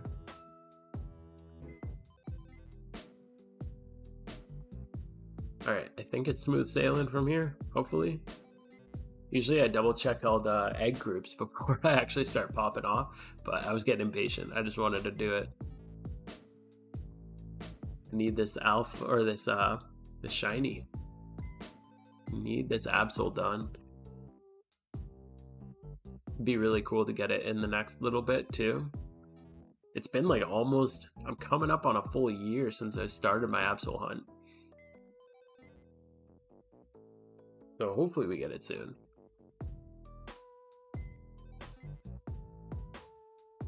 I think I started it. I made a video on egg hunting. That was one of my first videos. Probably like my third or fourth video, I think. And I pretty much started egg hunting, and then while I was learning egg hunting, I just took a bunch of notes. Yo, Shadish, thank you for the follow, dude.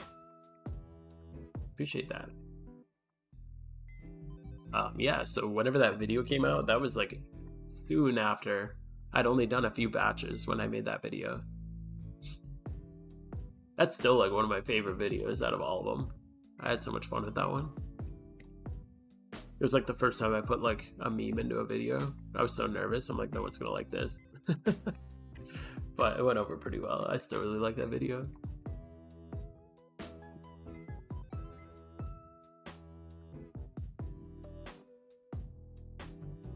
I think pretty good pace here. 12 minutes in and we're already down like into our fourth box. Oh my god, what am I doing? I'm throwing. Is that an Alpha Steelix? That is another, what I think would be a really cool Shalfa hunt, because the Steelix is so big. Bro, what is going on? Come on. The Steelix is so big. Like the sprite, the follower sprite for it. I think that would be a really cool Shalfa. Obviously, it's expensive as hell, but mineral is probably not even that expensive comparatively. I started watching that video and realized I'm not deep into the sauce enough to egg at Shun. That's fair. This is a very, very, very costly endeavor.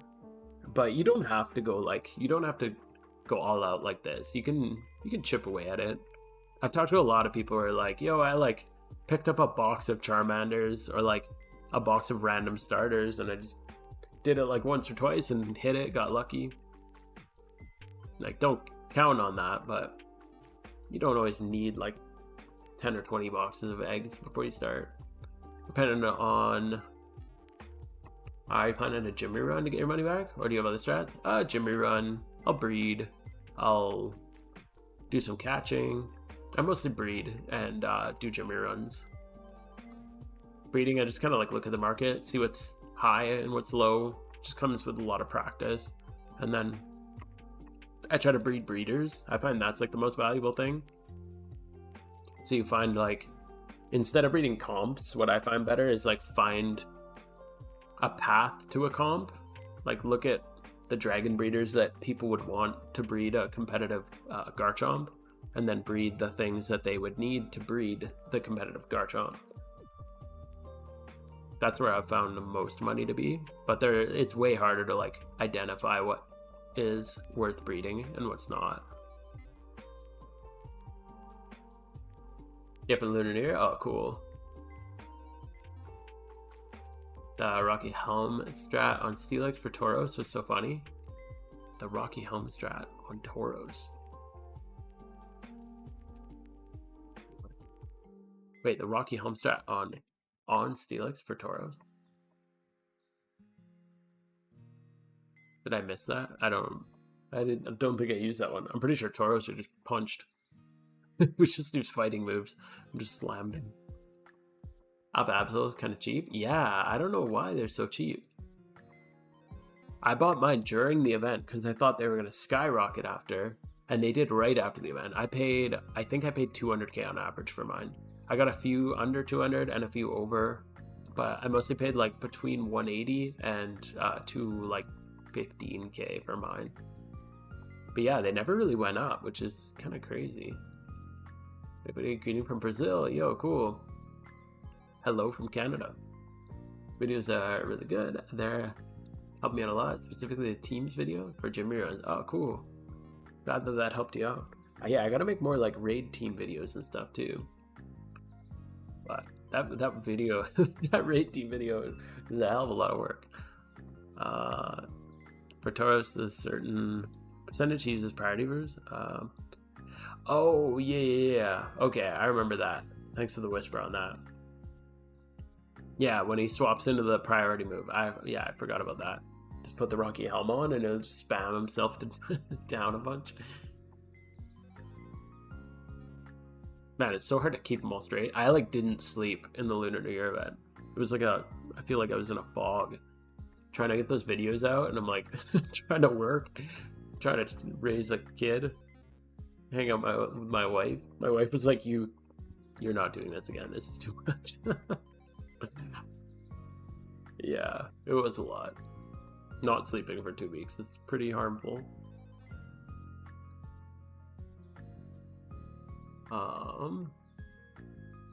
Okay, swap this here, sick. Okay. Yeah, true. I think one of Epoch's videos, he said he used Rhyperior for a breed. But you know what? Like an egg move? Oh, interesting. Rhyperior. Can you use I'm not sure what it would be. If you can find egg move paths, that's a really good one. Like one that I used to do. I haven't done it in a while, but I used to look for it to see what the value of it is. But like Pursuit on Tyranitar is usually pretty worthwhile doing. So if you can find like really cheap Pursuit males, and then you find that currently maybe there's no pursuit females on the market. You just breed a couple of those and throw them up. But don't throw them all up at like the same time. Just trickle them out like one at a time. Okay, one of them multi-hit. Oh yeah, the multi, yeah. Yo, Bustin' Bro, how you doing, dude? Never been happier to be divorced. Yeah, yeah. Pros and cons. Pros and cons. Love my wife, love my daughter, but yeah, different responsibilities. Sometimes I'm like, man, I wish I could just play Poke MMO for 16 hours a day, like the old days. Yo, J Scrubs, thank you for the follow, dude.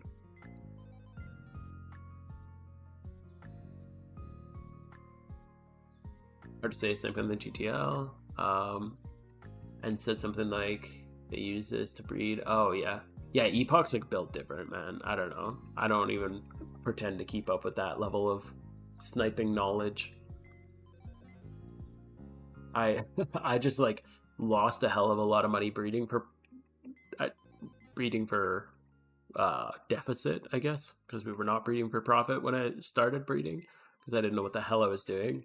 So every time I lost money though, I just like remembered next time to not do that again, and then slowly they became more and more profitable. And now I'd say like if I had to average by profit, like breeding for profit, it's probably like 400 to 600k an hour. If I find, like, by the time I find something that's like decent to breed up, it's usually what I'm shooting for.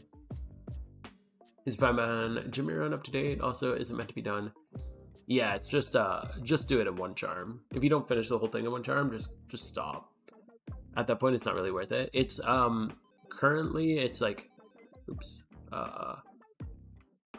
So I recorded it before the strings nerf, so you won't do that many gyms. Just as a heads up. I have a new route that I'm testing. I posted it in my Discord just before stream. Somebody was asking about it. You're welcome to try it, but just keep in mind it's still in early testing. So yeah, you're gonna get less gyms.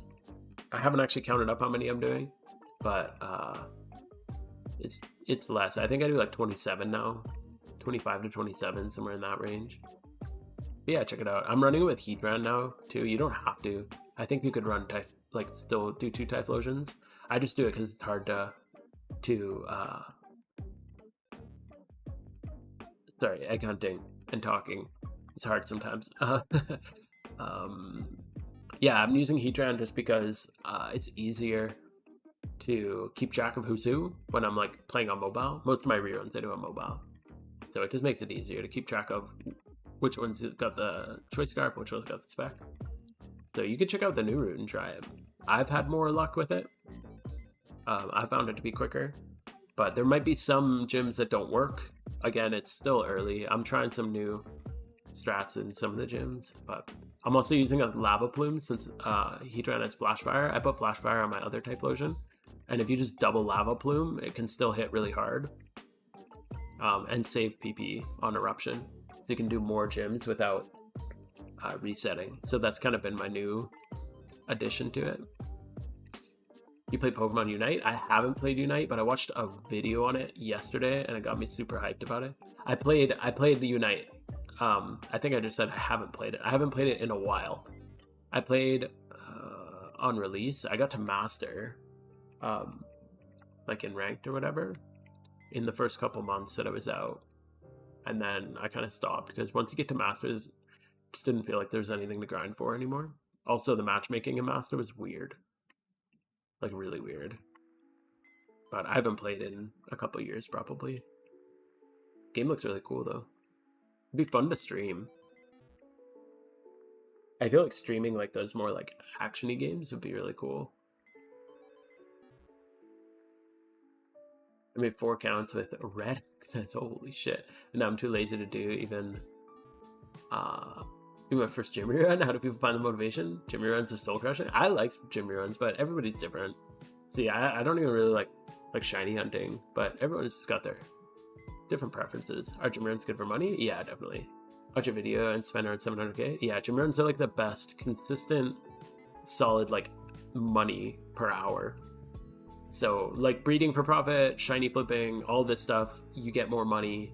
Like you can get more money, but you can't instantly get money. It's all going to be like, if I breed for profit, I'm going to take like 3 weeks to sell the stuff that I breed for profit. So it's like a slow process. Whereas Gym Rerun, you start it up, you start the hour with 0 money, you finish the hour with like 400k. So it's like the best like instant money in your pocket. The most sync you can get from Pokemon? Yeah, synchronized is 20%. Check it out. Cool. Yeah, and feel free to give me feedback if it works, or if you find something that is a big problem. Like, sometimes things purposely die, and that's okay. But if you end up in a situation where you like wipe because you died and didn't have a backup, then definitely alert me of that. Yeah, it used to be 30%, that they nerfed it. Oh, I thought it was always 20%, but I haven't played the game for super long. I've only played for just over a year. Level 100 market is so weird right now. Yeah, I'd be really nervous to flip level 100s because people are just selling off all the crap they made for raids. Probably a good time to buy raid ones, but the new OT clause has me nervous. I want all mine to be OT now. Gym runs are most profitable thing you can do. Yeah, for sure. The most profitable, like, cash in pocket thing you can do. The theory of your team is nice. However, the added text from gaining XP and inconsistent gyms make it on par with other popular strategies. Calculating point due, which is common price. Yeah. Still the appreciation. Yeah, that's fair. It's more that it's just easy. Like it's much better than any other strat that I found that you just kind of like brain dead control A. Especially with the new route that I've been working on, because of the strings nerf. Like when I originally made the strat, there was some that were kind of inconsistent. Like you could still make them through, but sometimes you'd need to do an extra reset or it cost a couple extra turns, and I just cut all those out. So I think the new route is going to be better, just because I was able to cut out those ones that I was kind of like on the border of adding. But yeah, I agree. There's tons of strats, so whatever works for you. But I like having the flexibility also, especially with raids. Like to not have to, like I just came into event season with all my things level 80 for raids, and having not done any hordes for it, they were all just leveled through Gym Rerun, which is really nice to do. But yeah, whatever works. Yes, berries are good. Oh wait, the most amount of money per hour is Rerun. 7 alts in an hour. Yeah, that's about right. Yeah, I mean technically like the most amount of money you can make per hour would be like a shiny flip, because you can like buy one in 2 minutes and sell it, but it's the amount of time it takes to sell all this stuff. Come on. But yeah, the stuff from the Rerun you can sell really quick. Berries is good. Yeah, berries are really good too. I hate doing berries though. I'm never gonna do berries again. Holy crap, that like sucked my soul out of my body and ruined me. I'm glad to not do that anymore.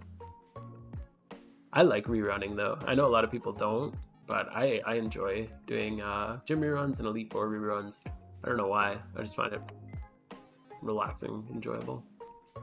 Reminds me of Lucario is another mono build on your raid list. Dude, nice, yeah. Lucario came in clutch a lot in this event.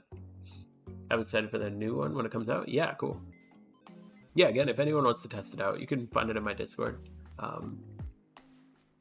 I would very much appreciate it. Usually I just do strats on my own. Come on, computer, do the thing. Usually I just do strats on my own.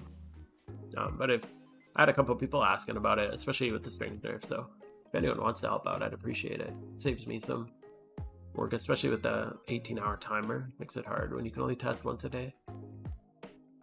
I still use a double Typhlosion. Yeah, double Typhlosion strat's totally fine. Like, some people get really specific about like this gym rerun does 27 gyms, whereas this gym rerun does only 26 gyms, so 27 is clearly way better. It's like, it's really not that big a deal. They're all pretty much the same. There's slight optimization, so you gotta just trade off. That's why when I started learning, like, I looked at the 6 pillars, and I was starting to learn that, and I'm like, this is too much.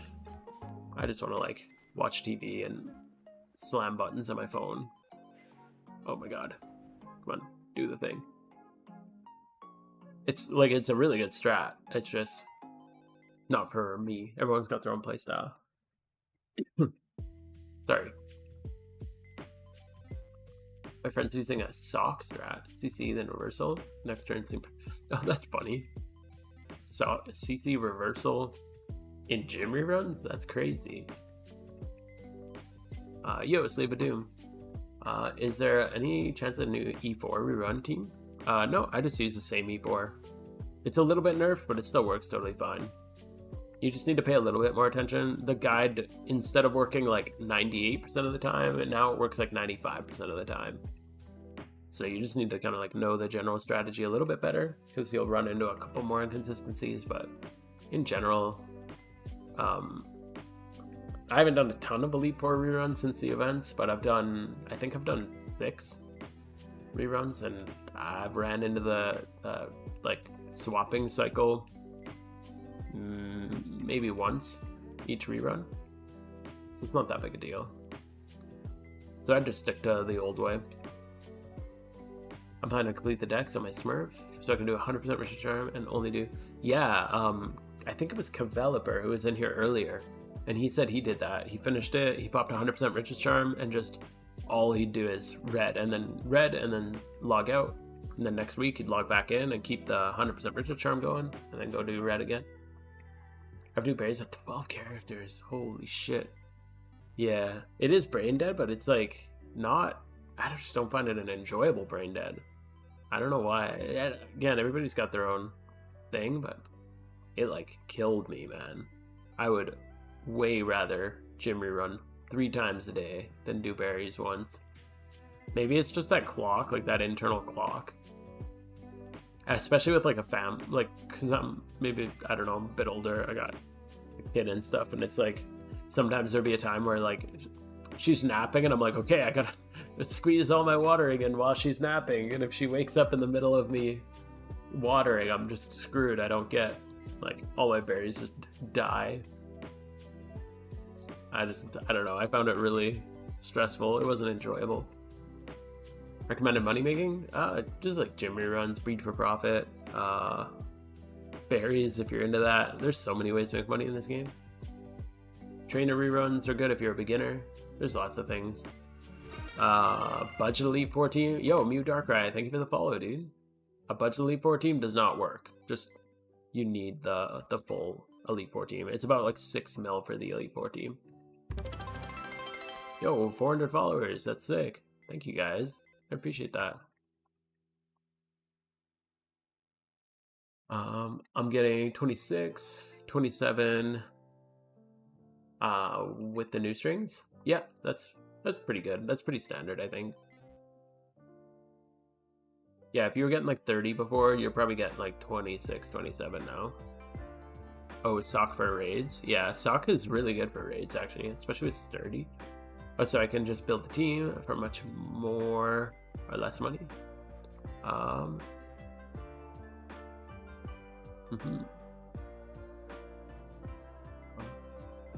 Yeah, just build. There's lots of options. You got tons of options for that. CC, then you survive because it's sturdy, and then you can reversal. Ah, I see. That's a cool idea. Sock is another one that I need to build. I think that's really good.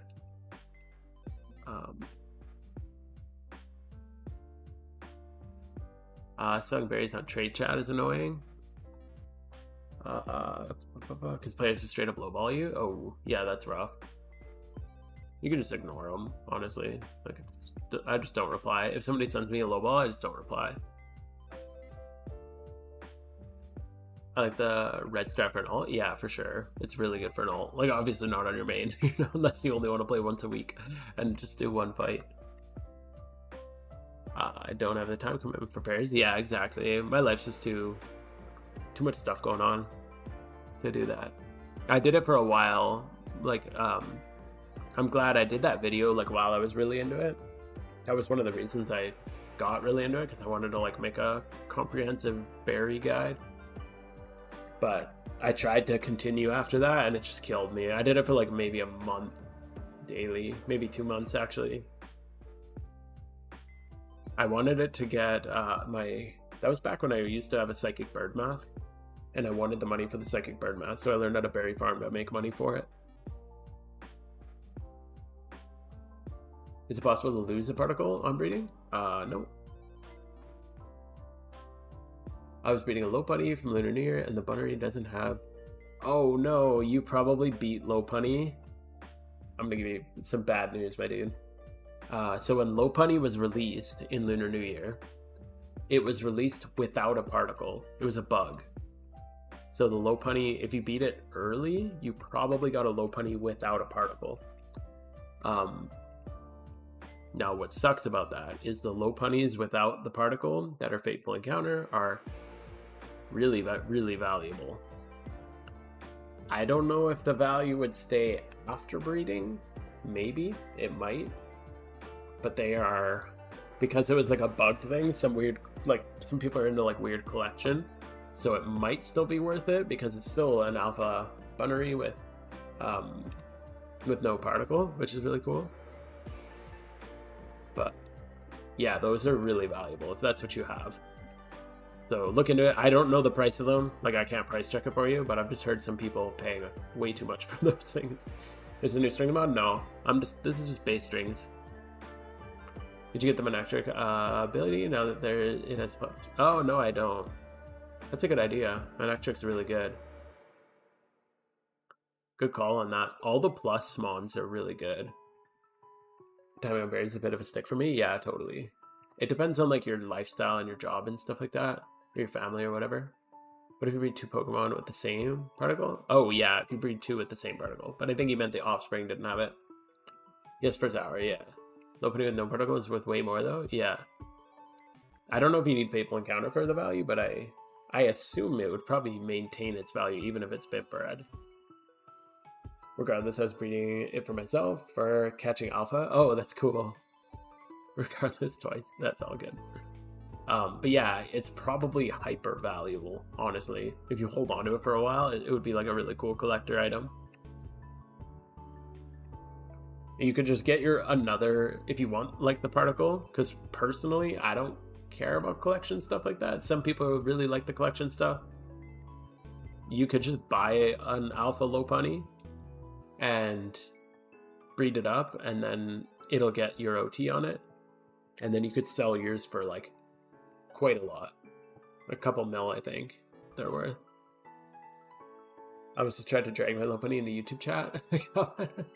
That's funny. You can link it to me, like if you whisper it to me, I can pull it up. Although I probably won't open it for 24 minutes because egging is hard. For anyone who hasn't egged before, it's easier now. Like, it's more chill than it used to be, but like I used to barely be able to even do it on stream. But it's still a lot of like, you gotta act quick.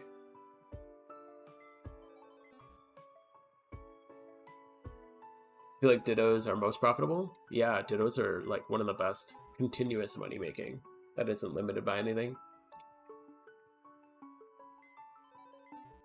Yeah, totally. And if you hit on a Ditto, like if you hit a 3x31 or like a natured 2x, like if you can hit like a 31 attack, 31 speed adamant, like you make big money off that. Up a Lopunny with no particle is around 1.2 mil. Oh, nice. Okay. I thought they were a little bit more than that, but even that 1.2 mil is kind of crazy for like an alpha Lopunny. You could just sell it and then buy one with a particle. I find collection stuff like that so bizarre, but I don't know. I'm not much of a collector of many things. You can use Lopunny Alpha to transfer Healing Wish, so it should be at least somewhat desired. Oh, true, yeah. Yeah, I don't see the like losing Fateful Encounter being a big deal. But I don't know. I don't know how collectors think. Collectors are weird. I don't get a lot of it. Even like the 2012 stuff, I'm like, really? Like I don't know. I guess it's kind of cool, but I don't care that much. Cook the eggs. Cook them. Let's cook them. For the people who use Snorlax, Ditto Strat, give you good advice. Sell your Snorlaxes or a YouTube video in a few days, which will make the black apricorns go up in price and make the method useless. Yeah, they're already so expensive. That's why when netballs were nerfed, I looked into using Snorlax for a while, or I think Metagross could even be used in another strat. It just was not worth it. The heavy balls are way too expensive.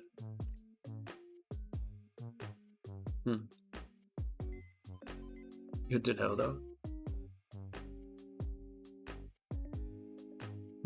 Yeah. Any apricorn strat is just way too inconsistent to be done on a mass scale. Because the second it starts being done on a mass scale, like, I mean, maybe people start apricorn farming. I thought that would be kind of a fun video idea. Is like map out the most efficient apricorn routes and see how much money you can make doing it. I'm sure somebody on the forums has done that. I should just see if they've done it. But yeah, there's some valuable apricorns. Same with alphas. Like I know some people use love balls for alphas, but I just found the price is like way too high. You got to catch the other one too, and then yeah, I don't know. It's just too expensive. Even like with repeat balls, you're still like a 66-67% catch rate. It's a strategy in Hoenn. It's worth it because I buy them 1,500 or like 2K a ball. Oh, the prices come down since last I looked. Then because apricorns were more expensive when I looked at them last. Pay is 400 back, 100% catch rate. It's faster and more money efficient than repeat balls. Yeah, price is better then. You have 4K heavy balls? Holy shit, dude, that's a lot. After net balls were nerfed, heavy balls were like 4K apiece, which was like an insane price. But yeah, I don't even mind just throwing the 2 balls. But sometimes, like, I don't know, I guess it's 2/3. So usually it's 1 or 2 balls and you catch it. But every once in a while you get into that situation where it, like, breaks out a couple times because you just get unlucky and it like, wakes up. That's the worst. I snipe check the GTL for apricorns. Buy them for 15. Oh, nice.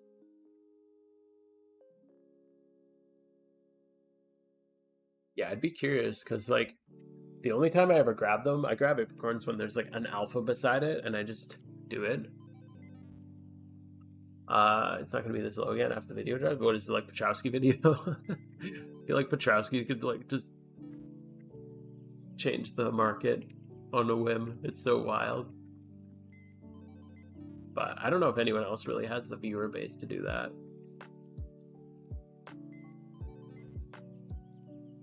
But if it is, oh, Minish doesn't really have a viewer base for that.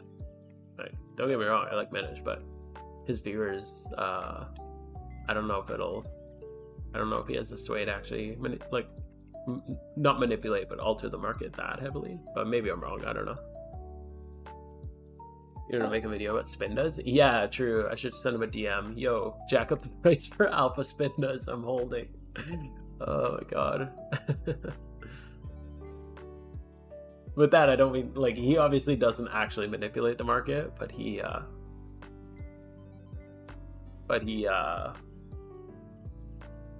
can, for sure. Very, very quickly. That's an interesting strat to catch Dittos. It makes sense. Yeah, definitely. It makes sense. It's just, it's inconsistent because the price varies like way too crazy with the price of apricorns. And yeah, if too many people do it, it's kind of cooked.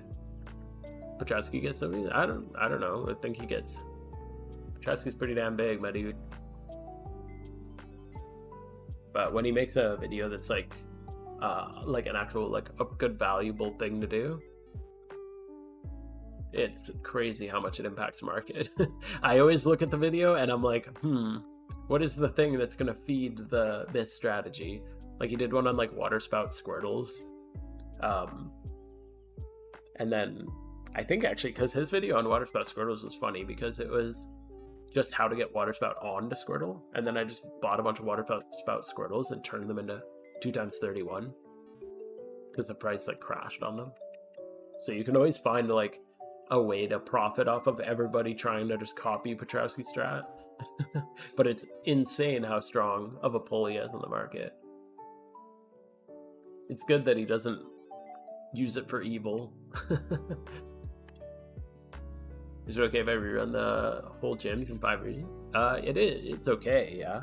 I mean, you're not going to go to prison for it. But I don't think it's very efficient.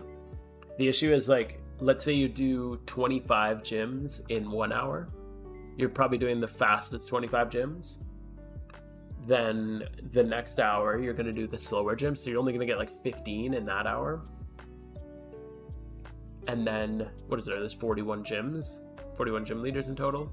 So that's like, oh yeah, that's pretty much it. So let's say you do them all, you do 25. If you were able to do them all in 2 hours, you're only getting like half the amount of money in the second hour. And at that point, like, you're only making like 200K an hour. So you might as well just like go catch dittos or something, do some other money making, breed for profit. I find if I'm not hitting like at least like mid-20s in gyms per hour, it's not really worth it. There's other stuff to do for money.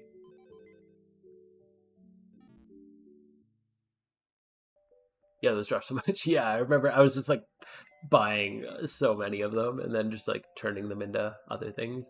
Or he did that what was the other one? He did like a Volcarona video, which was kind of funny. It was just like leveling Larvestas. It's funny that people, like, they don't even look at the market. They just do the thing he does in the video and then copy it and then expect to make money. It's like, obviously you need to check. And he always does that in the video. He's like, check the market because it's probably going to be messed up. Is it recommended to do Amulet Coin for all of them? Again, it depends on what you're doing. Cav has an awesome charm calculator. If you literally just like Google Cav with 2 A's, PokeMMO charm calculator, and then put a little checkbox on all the gyms that you usually complete, and then type in the current price of riches charms and coins, and you can pretty easily see, like, it'll just tell you which one's the most efficient. That's what I usually do. At current prices, like, I'm using 100% riches charms most of the time, because the 100% riches charms are way low in price because of events. They're like under 120K. And at that price, it's usually worth it if you're doing like more than 25 gyms. I'm happy I could grab Richer Charm 75% for 50K during the event. Yeah. Yeah, 75% were really good too. They're still really good. Like, all the Richer Charms are really cheap still. I don't even think they've gone up. I'm pretty sure they're like maybe a little bit, but they're pretty much the same price. I'd like to get a few more. I think I only have like 30 100% and like 25 75%. But I really wanted all the vanities this year. I like to buy all the vanities I can. The only one I didn't get was a coiled snake. I got every other vanity. So that was pretty cool. I like the serpent armor, the black serpent armor. I don't really like the green one, but I like the black serpent armor, and I like the little wings. Those are really cool.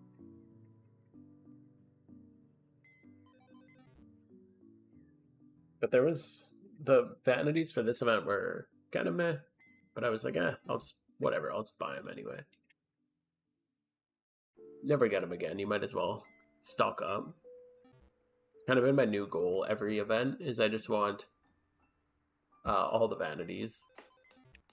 But then the coiled snake was like way too expensive. Like, what the hell? No, I didn't get it. I saw it, it was like 30 mil, and I'm like, first off, I don't have 30 mil, and second off, why is it 30 mil? I thieved at least 100 Absols and none of them had the held item. It's just super rare.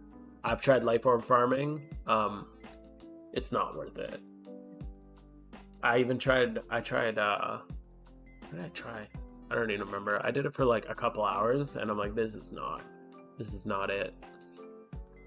I think it's a 1% drop rate on life orbs. It's somewhere around there. So you end up with like, yeah, if you do 100 on average, you'll get 1, but it's just not really worth it. Because that's like, what, 10? You're only averaging like 10 absols an hour usually, 10 to 15 absols an hour. So that's like almost 10 hours of thieving for a 70k item. HM for breeding Blastoise. To get Water Spout on Blastoise, you need to get start with a female Remoraid and a male Whalmer. The male Whalmer has to have Water Spout. Breed those together and make the offspring Remoraid a male, and then breed that Remoraid with the Squirtle. That's a path you have to follow. So you have to go from Whalmer to Remoraid to Squirtle. And just make sure, just remember, the species always follows the female. So you need the Remoraid in the first breed to be female, and then going to male, and then it can be bred with the Squirtle. I got a 25 mil and now it's 35. That's crazy. Temporal Cape is ugly as fuck. Also 30 mil. Yeah, but it didn't come out at 30 mil, did it? I don't remember. I'm not a big Temporal Cape guy either. I know a lot of people love the Red Reaper hood with the Temporal Cape. I'm not a believer in that fit. Lost 15 mil gambling on it. Oh, trying to like opening lucky reds? Never gamble, my dude. Never gamble. Probably not worth item Magna Charm. No, item Magna Charms, especially for a life orb, not worth it. They're pretty much only worth it if you're doing maybe heart scales or like amulet coins. I don't know if they're worth much more than that.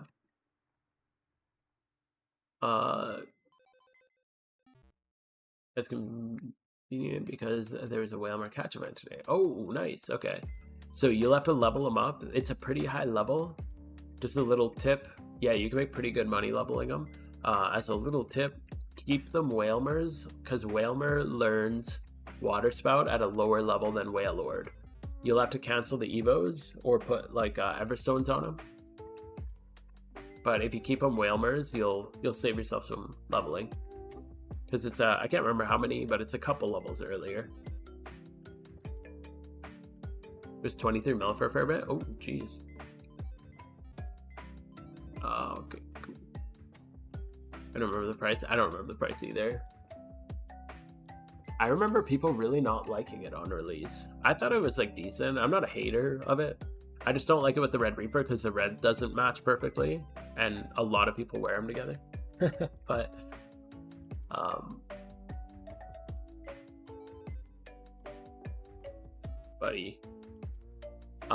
but yeah, I don't know, a lot of people that really didn't like it. Yeah, opening lucky reds. Yeah, I mean, you gamble. That's kind of, bro, why can't I click?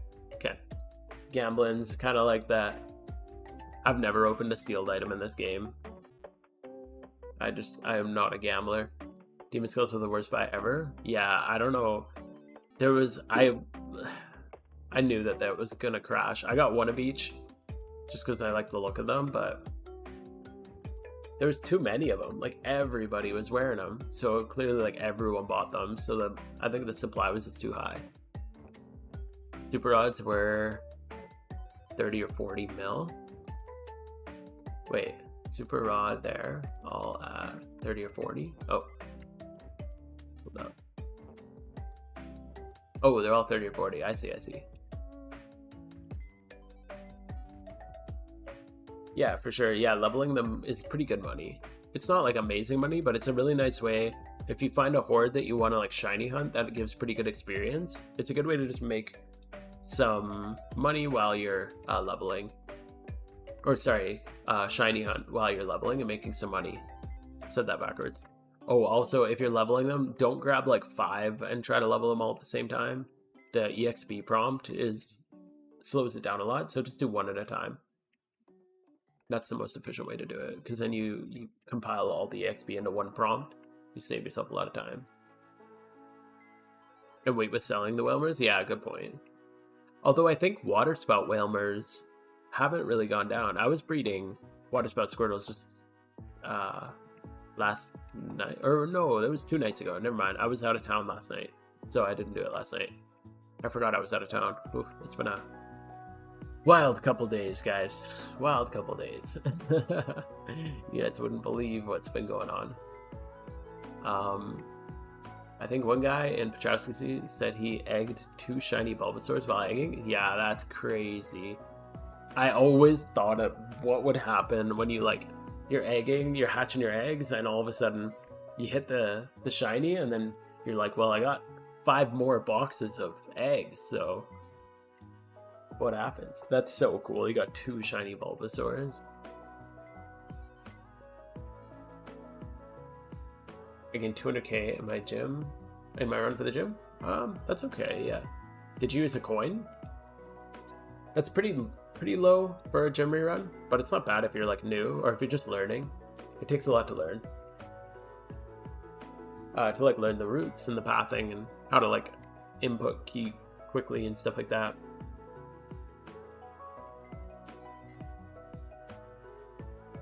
Exit box have been great to open. Oh, interesting. Yeah, because there's a certain point where the gamble box reaches a price where it's just more efficient to open them.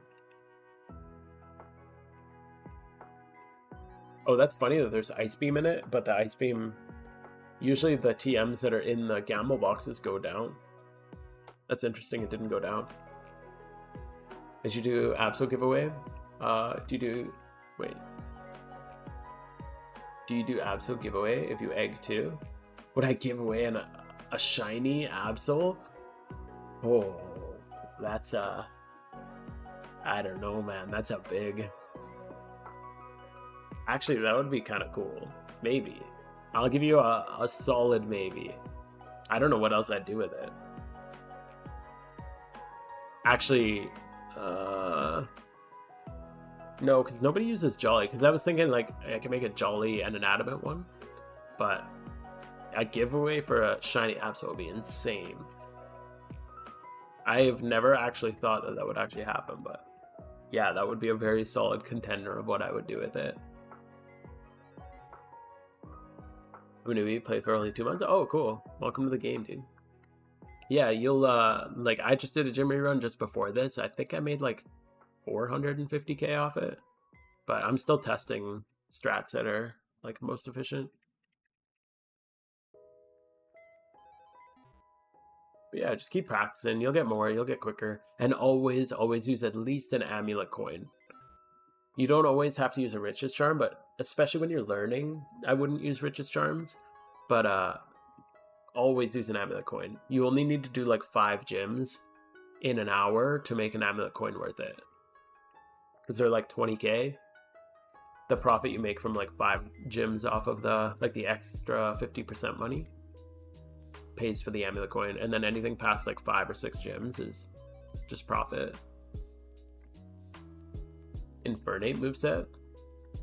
If you want to be an absolute unhinged piece of trash, just throw a Focus Sash on it and Endeavor. That's all you need.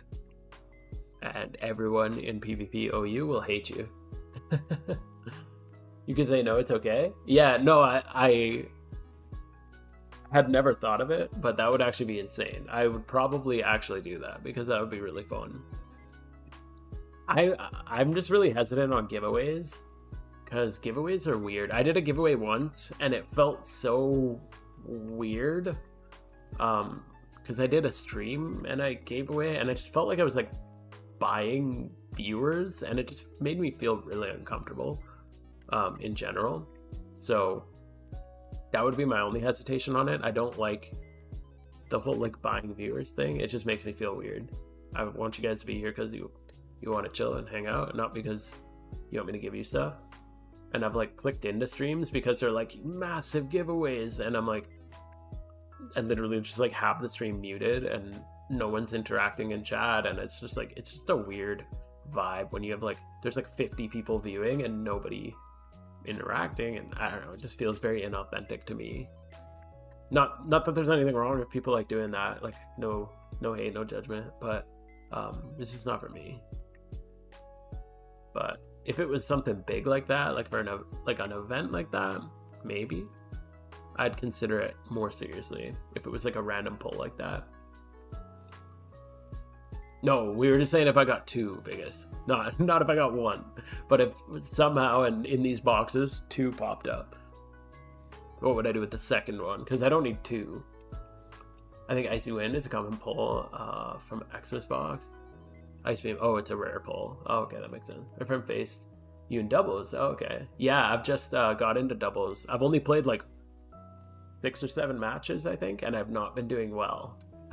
I've never played VGC, but I'm just sick of OU. The stall is driving me crazy, and even NU is better. I played a bit of NU, but I basically gave up with PvP, and then I realized I started watching Wolfie VGC videos, and they're like, yeah, these games are like 5 turns long, and I'm like, that's a dream. This is amazing.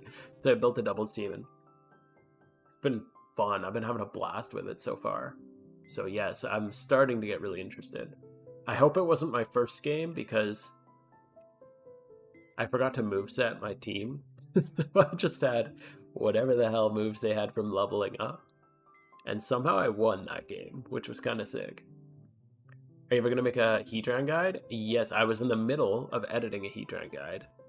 Almost, it was all like en route.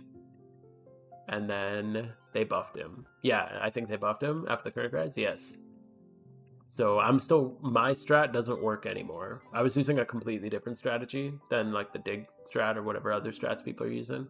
Or yeah, I don't know. There's a few strats that circulate, but mine was different, and we need to do some work on it. It's not working anymore. The speed on Mag Mortar is what's throwing us off. Also, the stab bonus damage on Magma Storm is too big. It's just running through our stuff now. I like Drain Punch, Big Root for story. Oh, interesting. Okay. Yeah, I can see that. So many people coming for giveaways and instantly leave. Yeah, exactly. It's just kind of, it just feels awkward. I remember I did it the once. I think it was my first stream ever, because I hit 1,000 subs on YouTube, and I'm like, yo, this is so cool. I want to like thank people for like viewing, you know, for like, I just never expected anybody to view my videos. So I was like super hyped when I hit 1K. So I wanted to like give back to the community, and then I don't know, it just felt cringe, and like, yeah, I don't know, it just felt weird. So I was like, the whole stream I just felt like I had a good time, but it just felt weird. So I haven't done it since. Would it be worth making 6 pillars, Jimmy? Yeah, if you want to. You'll get like an extra 1 or probably like 2 gyms, 2 or 3 gyms maybe, depending on how good you are with it. Compared to like a brain dead control A strat. So if like an extra, I don't know, like 30 to 40k is worth it, or if you really like those like focusing in, then yeah, they're definitely like more efficient. But it just kind of depends what your interests are. New mail. Okay, I'll check that mail in a minute. We got, whoa, oh, our charm's done. Oh, okay. There we are. We didn't finish. Oh no. How far did I get? I wasn't, oh, we're 2 boxes shy? Holy shit. We were slow today. We're slow. You played TTR Excadrill? Yeah, I did. It's the only team I have. It's this one right here. It was really fun. I'm having a lot of fun with it. I need to make some adjustments, but just don't put giveaway in the title. Yeah, that's true. I saw some dude commenting on your video about mirror move strat. for eruption spam. It sounds like so much fun. Yeah, I saw that too. I was like, what the? This is some crazy, like 200 IQ shit. Mirror move on a raid mon. I have a copycat. We were using this for our where is it? This was what we were using for our Heatran. A copycat Mr. Mime, which was really fun because we were copycatting Defog, but you could copycat Eruption. I mean, copycat Mr. Mime using Eruption would be pretty wild.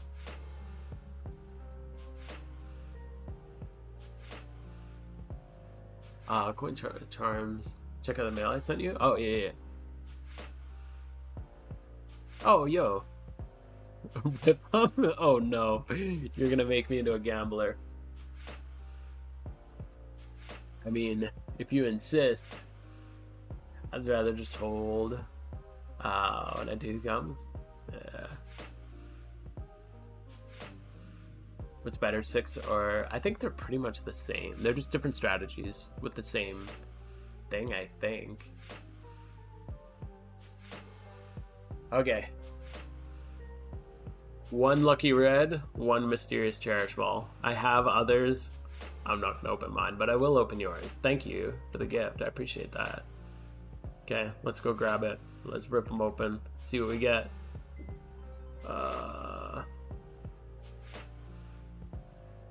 Name. Okay. Mysterious cherish. Okay, we're opening 1 of these. You guys ready? Not gambling, it's loot boxing. There we go. Let's go with it. Let's see it. A Vigora. Oh. No shiny? Bruh. This is rigged.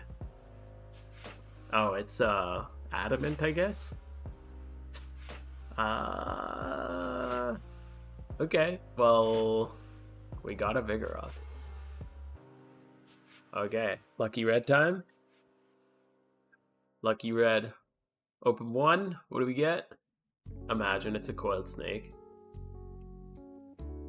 3, 2, 1. 2 hyper irons. Let's go. Let's go. Okay. We did the gamba.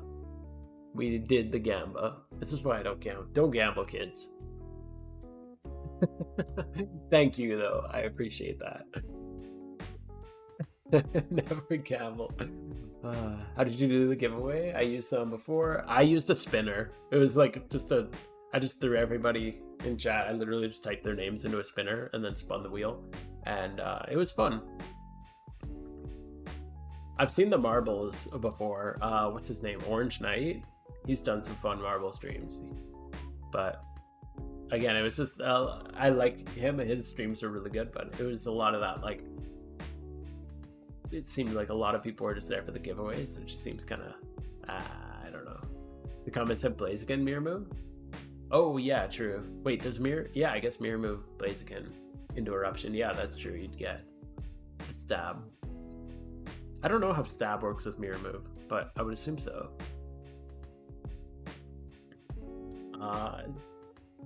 It's not enough. I'm about to open all my sealed product. There's a coiled snake in one of the sealed products somewhere. Did you hunt any utility mons? Yeah, I got a couple. I got Ponyta for hatching. I got a couple hatchers. So I got my boxes are all weird from doing that. Yeah, I got this guy. I got this guy for hatching. I got Beedrill as a Swarm Mon with False Swipe, which is nice. I got this guy. I really wanted a Politoed, but the IVs on this, like 3129, make me want to make it a Poliwrath. So I wanted a Politoed for Drizzle setting, but I haven't been able to evolve it because it's too close to Poliwrath. The rest of my shinies aren't really utility shiny. Oh, never mind. I have shiny Torkoal. This one's kind of cracked. I bred it. Do really good. And then I also have a Sableye for Prankster for raids. So I got all those. Not exactly like utility, but gambling's bad. Yes, gambling's bad. Are you gonna hatch the eggs on stream? I'm gonna hatch just the alpha eggs. It takes about an hour per box, so we'll hatch just our alpha eggs. So we'll do that. We're gonna, while we hatch the eggs, I have a team shiny event going on right now. So I'm gonna grab this dude and we're gonna go look for a shiny Cyndaquil while we hatch alpha Absol eggs. And we're gonna pray. Are you gonna what do you think the best order to do all the regions on a new account? Whatever regions you like the most. Start with the ones you like the most and work your way down from there. Yeah, Alpha Absol would be insane. How many Alpha eggs? I was 14 shy from a full box because I ran out of money. I couldn't buy any more breeders. So, what is that, 46? And then we're going to go look for... I don't even know where Cyndaquil is. Oh, the issue with this is if I run into the legendary dog, I'll be cooked. So I'm not going to do this one right now. I'll just go to Unova. I actually want Tepig more. I was just going to do that one because I wanted the dog. But if we're just hatching eggs, I'll go for Tepig. But yeah, the order doesn't really matter. If you want to be like hyper efficient, I think the best order is to do Unova is like the best. Like there's the most stuff you can do in Unova. Kanto's the quickest. I don't know. Yo, first encounter Tepig, let's go. I don't think, I can't quick ball these guys, can I? Darvin gets Staryu? Oh, hopefully soon. Yeah, Sableye is so good. Team Shiny War? It's not a shiny. I'm not in a shiny war. Just a heads up. We're in a 3-day catch event. So you can catch any starter. It's just like one of those normal like 1 hour catch events that most people do, but we do it.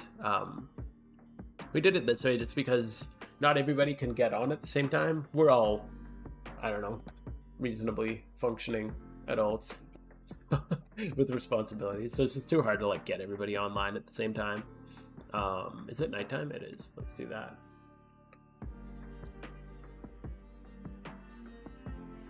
I love Kanto, but Unova's best for gym reruns. Yeah, Kanto's the best for gym reruns because, Unova's best for gym reruns because you have that. Do we get a good one? Oh my god. Okay, first starter of the catch event. Solid 45. Okay.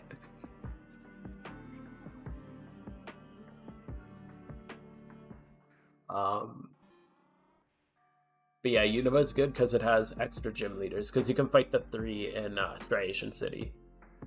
So it's like the best place to get started on your gym reruns. I like your gym reruns, strat, because you can train. Yeah, exactly. That's kind of why I built it. I just got sick of leveling. So yeah, you can make more money with other gym reruns, for sure. And then I guess like technically you could just use the more money and then like hire somebody to do your leveling, but I just hate hiring people to do leveling. There's just risk with it. I have a really good leveler now, actually. This guy's been like so solid and consistent for me, but I still just, I don't know.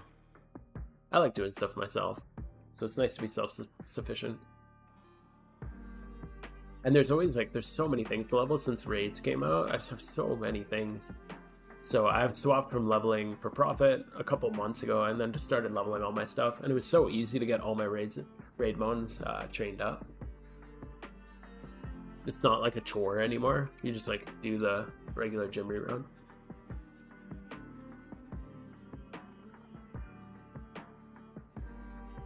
But yeah, every gym rerun's got its own pros and cons. The 6 pillars and 7 hells are the most efficient. Yo, Invoky, thank you for the follow, dude. Those are probably the 2 most well-known, most efficient strats. Ah, we got the hatch. And no animation. Rip. But yeah, they're the most efficient, but they also require the most attention. All right. It's got to be one of these 5, right? Got to be one of these 5. Alpha or Shalpha Absol coming soon. But yeah, my thought on Jimmy runs is I just want to like be brain dead and not pay attention to what I'm doing. That's awesome. I'm alpha catching these days for money only. Never sell them, just keep hoarding. Oh, okay. Yeah, if you got, well, never mind. I just said I'm probably not doing any more alpha absols after this box for a while. I got a lot of money I need to make up. I was gonna say I'd buy them off you if you have any field mails, but I need to take a break from Shalpha breeding. If I hit tonight, that would be amazing, but it's just so expensive. Out of bonus, you can get level 70-ish comps. Nice. Yeah, catching the alphas, like whenever they pop up, is really good, especially if you have the alt ready.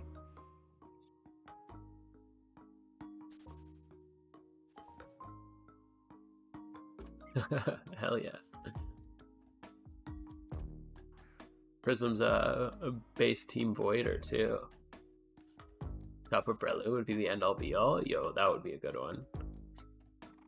That would be one of the like top, I'd say like a solid top 5 choice for Shalphas. Yo, Sky, how you doing? Good to see you. We're just hatching some Shalpha Absols, because we're gonna get more than one Shalpha tonight for sure. For sure. No copium here. Weren't we just talking about how gambling's bad? Here we are, gambling for shinies. Yeah, without a Billy in your pocket, Shalpha breeding is hope. Yeah. Yeah, it's a little bit hopeful, but oh well. There's no point in waiting until you have like a build a Shalpha, because it's like, why? What's the point of that? Use your money when you got it. Get them across. It's a quarter of the distance. Yeah, okay. Thank you. I was thinking that after I went back to grab the new eggs, but I wasn't too sure which one's quicker. Thank you though. Would it be easier to wild hunt Absol? No, a wild hunting Absol, it's just a rare encounter. Typically anything, if you look in the, oh my god, I don't know how to click. If you look in the decks, oh, because I'm in an encounter. Typically, this isn't always the case, but typically if it's rare or like very rare, it's usually better to egg hunt. And Absol is kind of like the borderline where it's kind of like you can kind of single encounter it, but it's going to take like over usually 1,000 or 1,500 hours of just singling. Thanks, Guy. I appreciate that. Yeah, it'll be in the next egg. It'll be in the next egg for sure.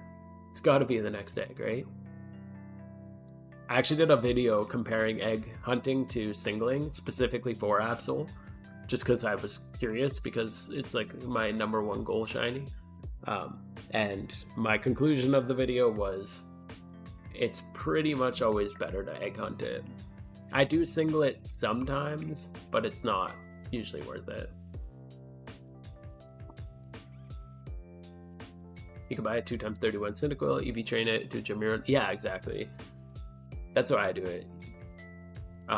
There's the profit you can make, and every once in a while you'll find like a weird niche Pokemon, like a utility mon that nobody else is like leveling or breeding, and all of a sudden there's like a gap in the market, and it's just like, oh, okay, and then you can kind of upcharge for it. You can make even more money, but people always find those, so they only last a little bit, but then you just keep cycling.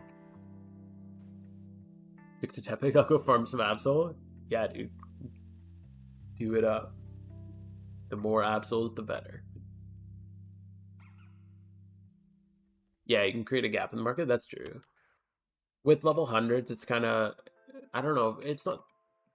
It depends how low the market is, but if like, I don't know, if like a Ditto catcher or whatever is, if there's none on the market, then like whatever strat you're using. Oh no, they hatched. We didn't get a Shalfa. Next egg for sure. Um, yeah, it's not always worth it to buy it out, just because usually there's so many on the market of Pokemon. Next egg for sure. Okay, we got this. But yeah, you can for sure like buy it out. That's why I always say like trickle it out too. Because if you like mass sell all your stuff, then people can just underlist you too. Or if someone tries to like buy you out, then you can just relist. Like if I breed like 5 things and I only list 1, and then somebody tries to like buy out all the lowest ones, and I can just relist.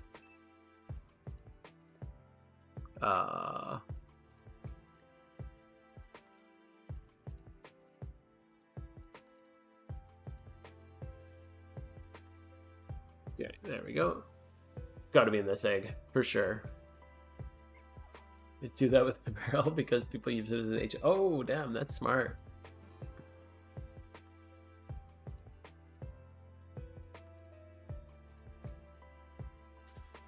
That's funny. I guess you could just load it up with HMs, or do you actually make it like decent? Because that would be kind of a funny thing. Like, I guess people need it on their team or whatever. How about 1,000 wish tags for 13k? Price rose to 20? Yeah, I'm holding. I bought a bunch too. I'm at 500. I think I bought mine for 15k. So it's nice to see him going back up. Yo, Shuja, how you doing, dude? That's what people Shalfa hunt? Yeah. No, people. Well, you can. I mean, you can single encounter, but you can only get 1 encounter per account per in-game day, which is like an 8-hour period. So you're getting like 1 encounter per 8 hours. There's not really any way to increase your encounters, because if you just flee from the alpha encounter, you don't get a new encounter. It's just like it loads the same. I'm calling it now. This batch has a shiny Absol. Dude, yeah, it's in the next egg, I believe. The next egg is a Shalfa Absol. Just catch him in the marsh and sell him for 4 to 5k. Damn, really? That's crazy. Has the ping been terrible for you too? It's so annoying for me doing your gym runs. Sometimes I've had some rubber banding, but not too bad. Yo, Kenan, how you doing, Zinstar? Good to see you. I just want a Safari shiny. Yeah, that's a cool one. It's a way to make money while hunting. Oh, do you just do like Magikarps or breeders in general? I used to buy field breeders off a dude who just wanted a shiny, just any shiny from the Safari. So he just catch it in arenas. He's actually the dude who did all my emotes. Dax Dan. He's a super good artist. And he used to just do the Safari all day, just catching the field bonds for me.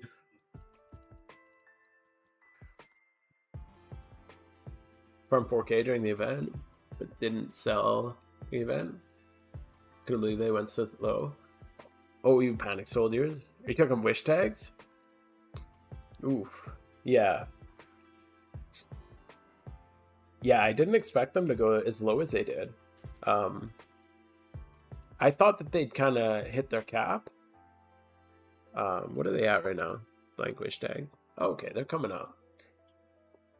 But I think a lot more people got Jirachi than people farmed wish tags. Because I think a lot of people just got their Jirachi and then kind of stopped with the event.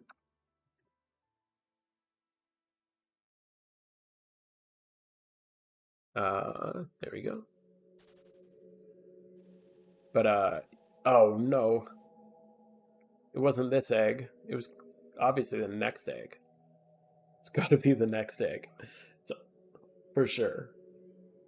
Okay, 5 more alpha Absols. All right. It's going to be in the next egg.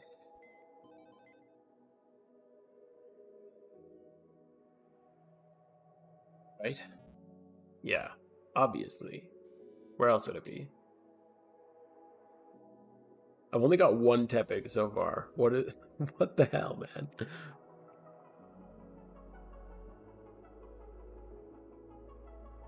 Have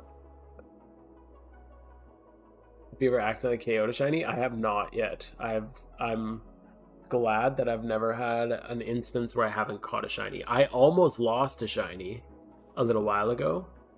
I was EV training. It was actually the Poliwhirl I have.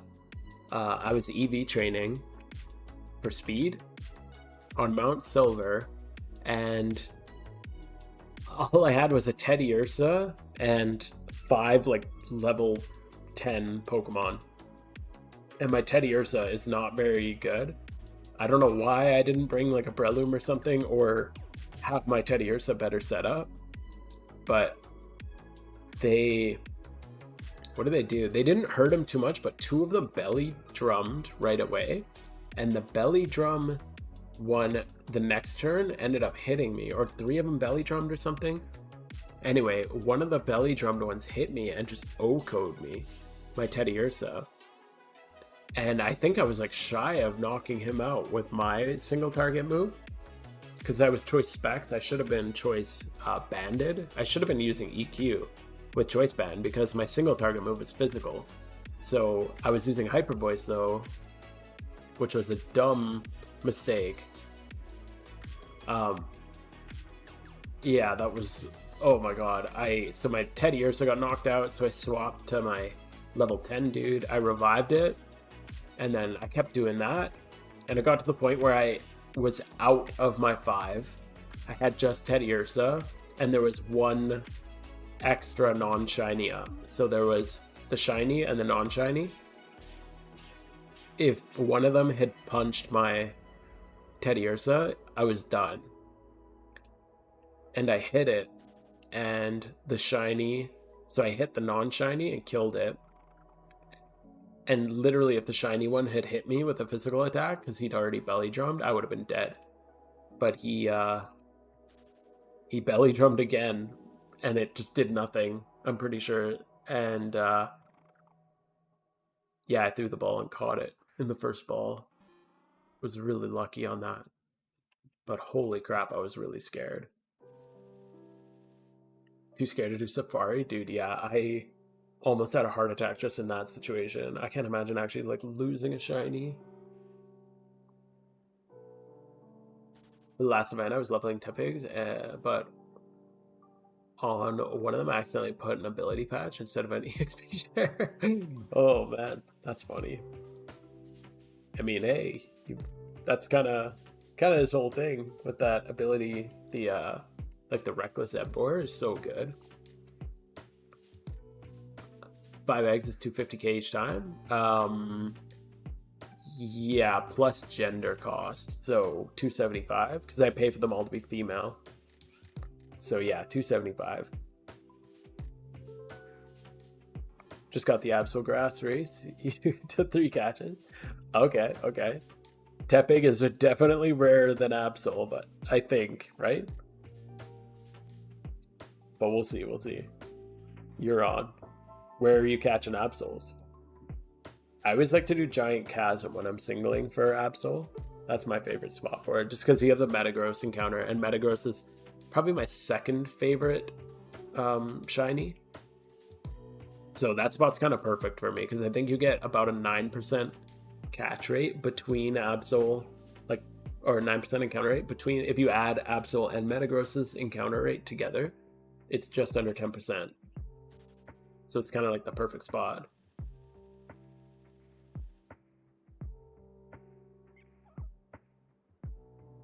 Yo, Invoky, taking notes, hell yeah. Oh no, I lied to you guys. It's in the next egg. Fuck. Definitely in the next eggs. Gotta be in the next eggs. Right?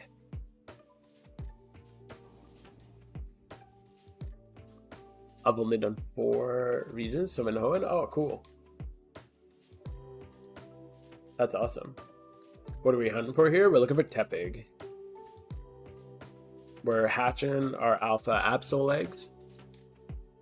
It's in the next egg, so it's in these eggs. I guess I could just do it here, right? This one's just a shorter path.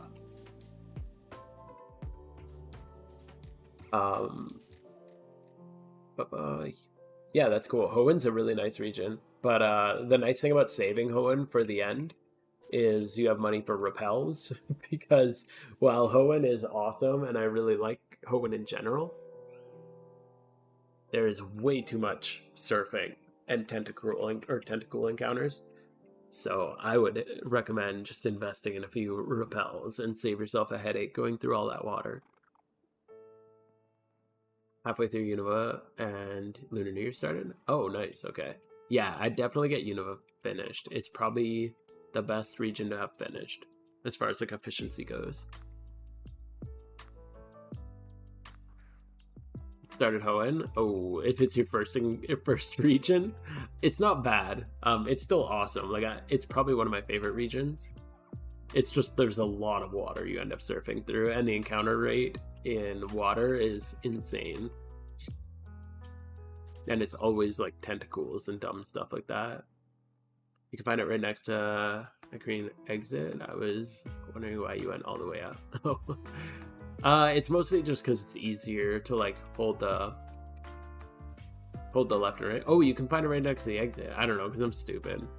That's the main reason. But yeah, it's just I was looking for a bigger piece of grass that you could just run back and forth in. But yeah, you're right. It's literally right there. I'm just no, this is just the lucky grass. This is the grass patch that the shiny Tepig is in. That's why I'm here. I'm just being efficient because it's obviously in here. Oh no, it's the one I played as a kid. I have no idea how I was patient enough to surf through all the water. True. Simpler times. That's how. I think also in the base games, if I'm remembering this correctly, there's a mechanic in the base games where there's basically after you get in an encounter, there's a period of time. There's like 2 or 3 tiles that you can't get in an encounter in, like afterwards. So you leave an encounter and you can't get in an encounter immediately after. Whereas PokeMMO doesn't have that mechanic. So you can, if you like get in an encounter, literally you can leave, and like right now in a base game, I'm pretty sure like here I couldn't have gotten in an encounter there, and then I can start encounters now. Whereas in PokeMMO, it's like if you walk across 5 tiles of water, you can get 5 encounters from it. Praying for a shiny tentacle? Oh god. Chat, he doesn't know. He doesn't know.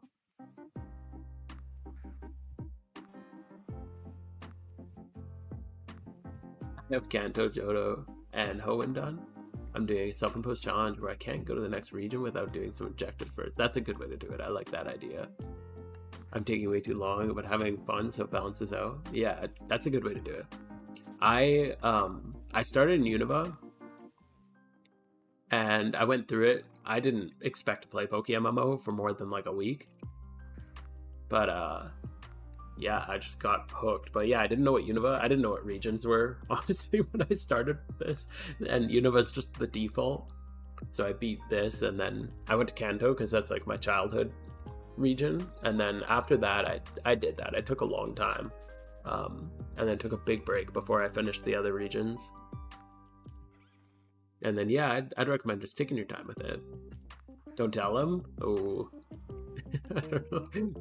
I know. It's just Tentacool has a reputation in the PokeMMO community just because it's not a bad shiny. It's just like the most common shiny because it's the highest EXP horde before Mount Silver. So like everybody has shiny Tentacruel. You'll get one day. It's a rite of passage in Poke MMO.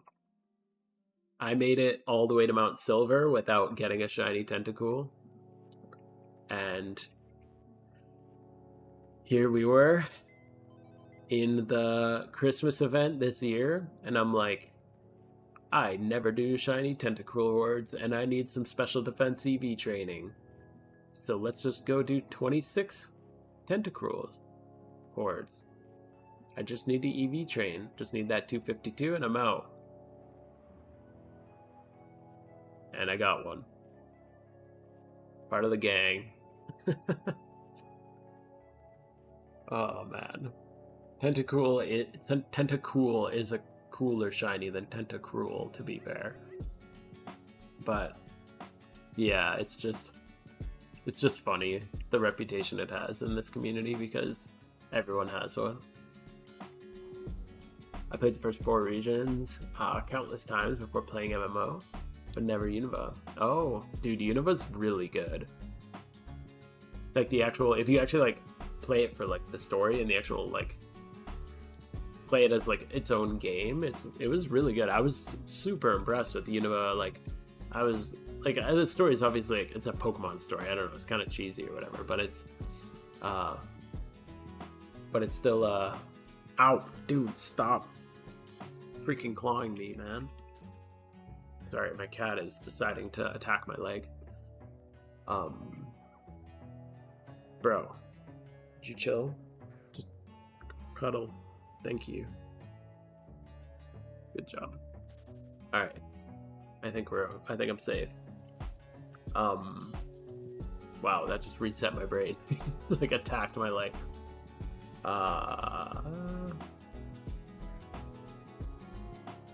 But yeah, Unova was really cool. I just thought the whole story of it was like interesting, and the way it played out was really cool. And the map looks really nice. Like it's one of the like prettiest maps in my opinion. So I just think it's really cool. Highly recommend it. And I've never played Pokemon Black or White, so I'm like completely separate from any like nostalgia for it. I've never owned it, never touched it. This is the only experience I have with Unova. But yeah, it's not bad. Yeah, the shiny Tentacool, especially Tentacool over Tentacruel. Tentacool is really nice green color. Tentacruel is kind of meh, but one guy who wanted to breed for a Rapid Spin Tenta, dude, people who do that need help. You got 32 OTs? First off, holy shit, that's insane. But no Tenta is nice. I was so proud to not have a Tenta. And then, why is there no good special defense EV training? Because I looked through the special defense hordes and I'm like, none of these are good. So I might as well get a little bit of extra XP if I'm gonna just do 26 of them. Like, it's not a big deal. I literally just need my EVs. That was, ugh. I like the city, it looks so cool. Yeah, the Castelia city is awesome. And how it like moves as you move through it. Unova music hits hard too. Yeah, the music's good. The characters are cool. The final battle is like the final kind of encounter is really cool. The way it plays out, especially in Pokemon MMO, is kind of neat. Not like Goldenrod. Yeah, Goldenrod. Johto is like cool and all, but it's just not the same as Unova. It's really nice. Like I like Johto for like nostalgia sake, because I did play Silver when I was a kid. But Unova just like I'd say it's just like an objectively cooler world, because it's like that hybrid of like 2D 3D design. I think they do a really good job mixing it up. Yo, Legend of Chaw, thank you for the follow. I appreciate it. I grew up on blue and gold. The 3D hurts my brain. Oh, interesting. I do like the Gen 5 mechanics across all regions. Which mechanics do you mean? How many phases in those 32? Oh, he's asking the hard-hitting question. Bro, I don't even have a lure. I don't even have a lure active. What am I doing? God damn it. I was like, why am I not getting any Tepigs? We're so unlucky here. Literally not even luring it.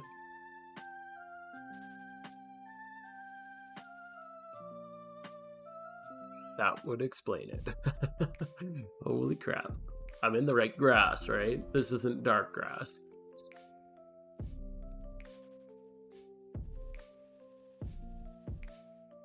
The battle mechanics? Okay. I think PokeMMO uses all the way up to modern battle mechanics too. But, oh, dude. Bro, my cat is like half cuddling me and half mauling me. I don't understand. Looking for a second OT Zapdos and ended up finding a Meowth and a Persian. And a secret shiny Meowth. Whoa.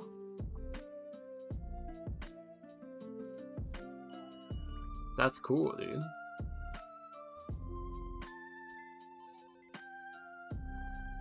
Alright. It's gonna be in the next egg. Obviously, right? It's gotta be in the next egg.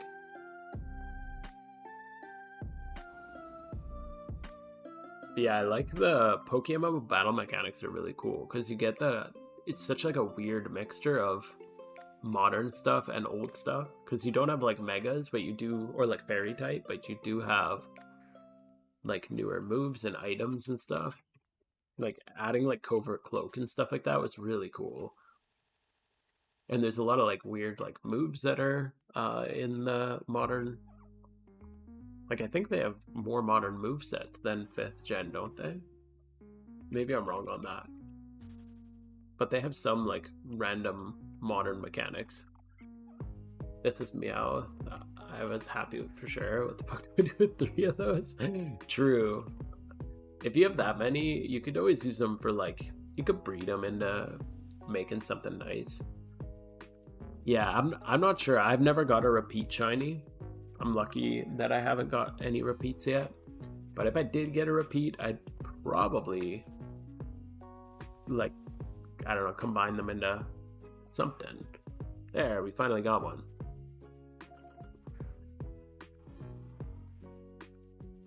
No fairy, but a variety of new items and moves. Yeah, it's a really cool combination. I like the PokeMMO. Like when I try to explain like the PokeMMO moves, like like PvP mechanics to people who don't play the game, it's like this weird. And I don't really play base Pokemon, so actually, my wife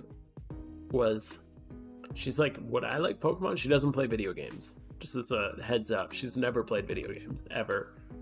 And she's like, finally, I played this game for like a year and a half. She's like, would I like Pokemon? And I'm like, probably not PokeMMO, because she doesn't understand game mechanics. But we got her Pokemon Scarlet, because we do have a Switch. 99, not bad. Not good, but I mean, it's better than my last one. So I finally got a new gen Pokemon. And I'm not going to play it, but I'm really curious what it looks like, what it's like. Because I've watched like PvP, like I watched Wolfie videos. That's pretty much it. But I don't know much more about it than that, other than it's really easy. That's what I've been told. It's like the most hand-holdy Pokemon ever. So I thought it'd be a good starting point for someone who's never played video games before. But we just got it today, so I haven't even started it up yet. Because by the time we got my daughter asleep, she was like, I'm too tired. She just went to bed. But yeah, I'm really curious to learn the new mechanics. I know them from like videos, but I've never actually like experienced them. So I'm excited to see how they play out. 4 carps from Dragon's Den. Holy shit, bro.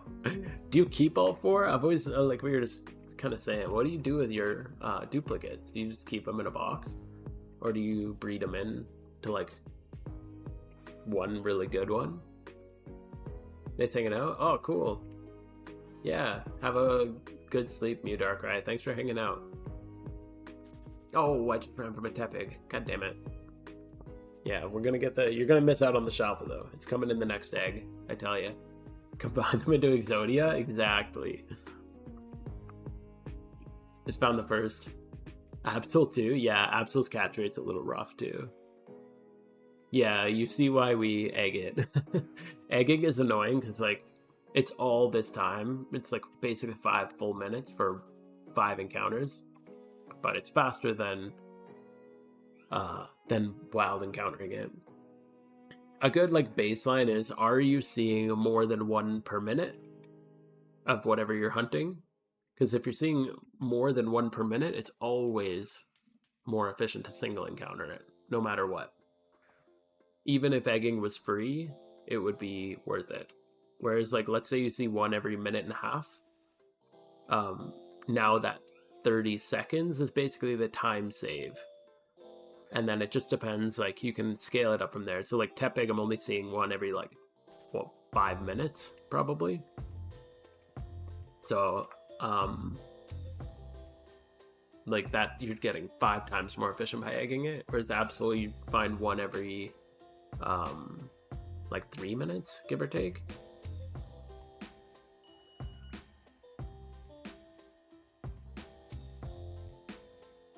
Okay. Now it's in the next eggs. Here, it's in these eggs. I was just saving the egg for last. It's just saving them for later. I didn't want to get all the excitement out of the way too early. Just keeping them to keep my OT count up for shiny leaderboards. Oh yeah, that's fair. Do you guys put bread shinies on your shiny, what's it called, shiny showcase? Because as long as they're on your shiny showcase, they should count towards the big shiny leaderboard, like the what's it called, Poke MMO zone or whatever. I think that just pulls the data from the shiny showcase. So as long as you have it on there, even if it's like, I think ours, we put a little, like, gravestone beside them if they're, like, bread.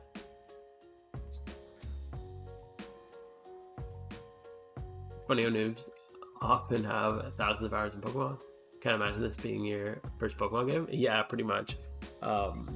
Yeah, I played Pokemon Blue when I was like 5 or 6 or whatever, and then I played it a lot throughout my childhood, and then I got Silver, and then but after that I just had a huge gap, and now I'm like 30, and again I just like played Pokemon Blue, and I just came across this while I was looking for a ROM, like an emulator on my phone. I was just like googling Android emulators, and next thing you know, I'm watching a Petrowski video, figuring out what the hell Poke MMO is. Here we are, a year and a half later. Next egg will be shiny, then I'll go to bed. Yes, definitely. Next egg will be shiny, and then we can all go to bed. Basically, you should egg all your girl Tepigs. Yeah, basically. I won't. I'll sell mine off because I only egg Absols, but yes, if that's one of your targets, for sure. But yeah, you could just mix a male with it, and you can get a quick, easy encounter that way. That's what egging is. You just, like, each one of these eggs counts as a new encounter. So I'm just getting like 5 encounters by hatching them. Which, like, when you compare it, the reason it takes so long is, like, this entire time is equivalent to pressing Sweet Scent 1 time. So if you've ever done horde hunting, just imagine you can only press Sweet Scent once every 5 minutes. That's basically it.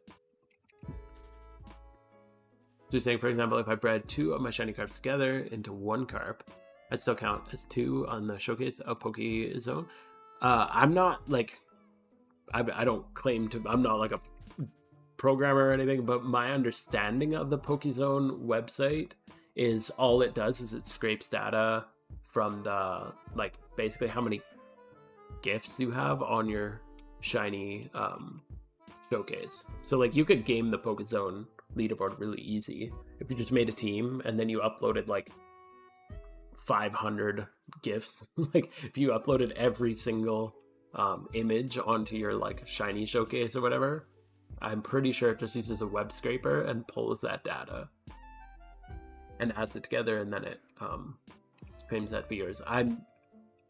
this is just kind of what I've been told. I don't understand how any of these work at all, but that's pretty much just my understanding of it.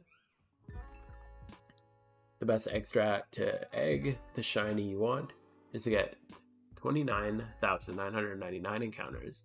Then after that, holy shit. Bro, why didn't I think of that? Oh, man.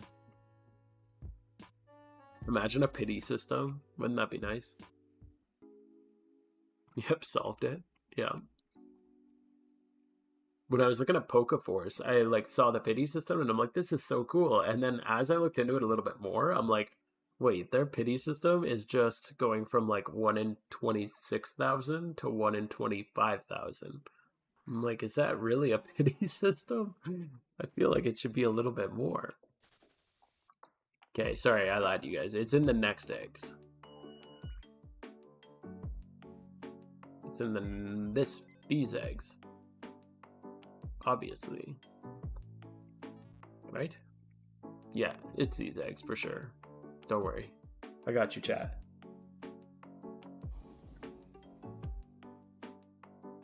Oh yeah, we grade out shinies, we sold a bread, so if it counts gifts like that, then you see what you mean. Oh yeah.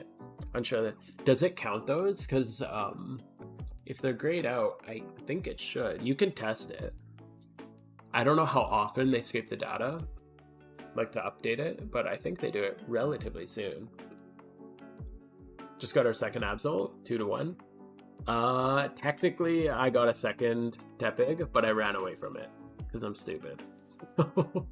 So technically, it's 2-2.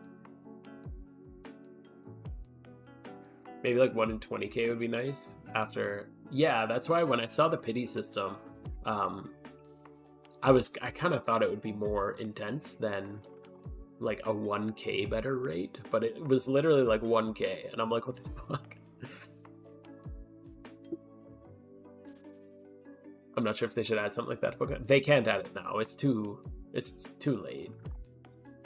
I don't know if they should. Like I think there's very good arguments for both sides. But yeah, I think at this point they couldn't do it. Even just having the increased shiny rate for Christmas last year on eggs pissed so many people off. I don't think they'll ever do anything to increase rates for rares, because it just makes all the like past rares just not as like impressive, I guess. Now I understand why my old team has me up on their showcase. Yeah, because that's just where it pulls the data from. It's just the forums showcase. I've noticed that a lot of teams. I actually, now that you mention it, I know a lot of people who've been removed from teams, but they are left up on the shiny showcase. I'm curious if that's why, if it's intentional or if it's just like laziness. You spread EVs based on calculations? Sometimes, mostly for PvP. For PvP, I usually just choose 2 stats. So if I want like a physical wall, I just go like HP defense, or if I want a physical attacker, I go attack and speed. I'm not good enough at PvP to like know all the different specific speed calculations of like, oh, this thing needs like 186 speed EV to outspeed this other thing. I just go on vibes when I'm PvPing. I don't know. I'm just learning doubles. I quit singles a while ago. I quit it like probably like 4 or 5 months ago because I was just so sick of stall. It was before any of the events, before Halloween even. I pretty much stopped PvP almost completely. I played some randoms, but I just got so tired of the stall. And then lately I picked up doubles because I didn't realize how much better it is. And it's way more fun. So I just made my first team this week. So like 4 or 5 days ago. So I've played a few games since then. It's been a lot of fun. But I don't know. I'm not nearly good enough to know the specific EV calculations. God, I found a pincer in Pattern Bush in the Xmas event. Yo, nice. That's awesome. Yeah, I do think that they'll keep with the shiny rate boost for single encounters like they did this year. I think they'll keep doing that, but I don't think they'll ever do eggs and fossil shiny rate increase again. I loved the shiny boost this year. I thought it was perfectly balanced. Nobody's gonna care if someone gets like an extra horde shiny. That's how I got my Tentacruel shiny, so maybe I'm a little salty about that, but oh well. But yeah, I hope they do that every year, where you can go in single or you can horde and get bonuses, but they just can't give bonuses to eggs. Otherwise, like, why would you ever egg outside of Christmas? Like, you would just save all your money for the entire year and stockpile all your dittos, and then just like mass breed all Christmas event, which would be so lame.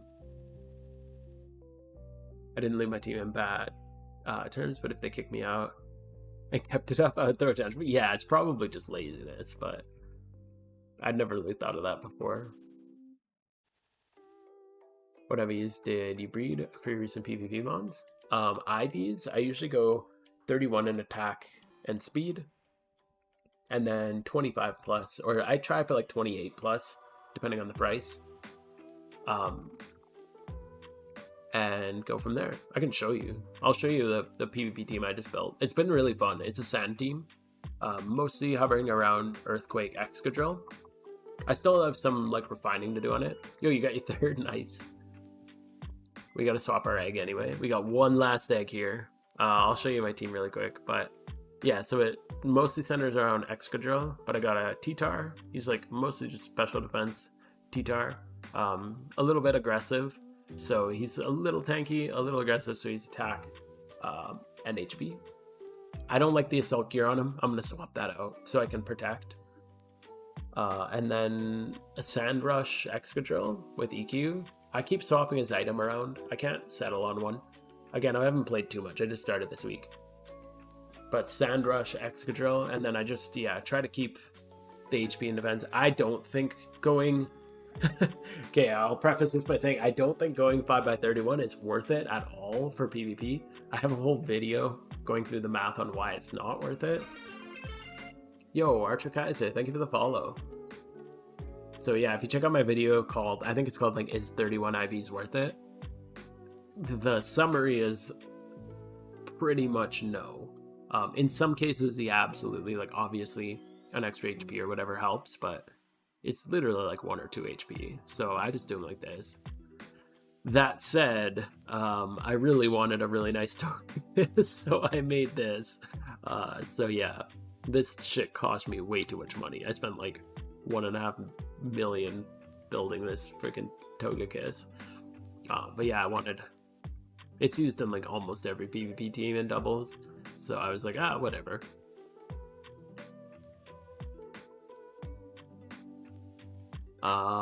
Oh, that's kind of good. 44 speed on T-Tar makes it so I can outspeed Mienshao. Yeah, Mienshao been a bit of a problem for my T-Tar for sure. But even like, if a Mienshao comes out, at that point I could just protect, right? But it would be nice to have that. I don't use Tailwind. I was considering putting Tailwind on Togekiss, but I haven't really needed it because I have a really fast team. I keep swapping Gengar for Haunter, because Haunter with Levitate works better with Excadrill. Because right now I can't swap into Gengar if I'm going to EQ. But with Haunter, I've been using this. Then I can throw EQ down and then hard swap into Haunter. And the Levitate protects it. Which is also why I brought Togekiss, who's flying, so the EQ doesn't affect it. And it's very useful. And Hydreigon is very good coverage. So it fit in the team perfect, but also happens to have Levitate. So I can hard swap into a lot of things. So the team works pretty well. But again, I'm like super new, so I wouldn't say this is like great or anything. It still needs some work. But that's kind of nice to know on the T-Tar. And then I was considering swapping... but all these moves are so good though. I think I'm going to swap Flamethrower for Ice Beam. Just because Serene Grace Ice Beam could be kind of big clutch in a lot of situations. Serene Grace Flamethrower is pretty good, but it's like 20% chance to burn or whatever. What if they give you an untradeable shiny charm to everyone as an Xmas gift? Would that be too much? Yeah, I don't know. I feel like just the shiny boost isn't too bad. How can you say it's not worth it if you clearly you don't know the number is green as opposed to white? Holy shit. You know what? You've convinced me. We're going to Glisk over Tailwind in doubles. Nice. Works well with Sandstorm. That's a good point. True.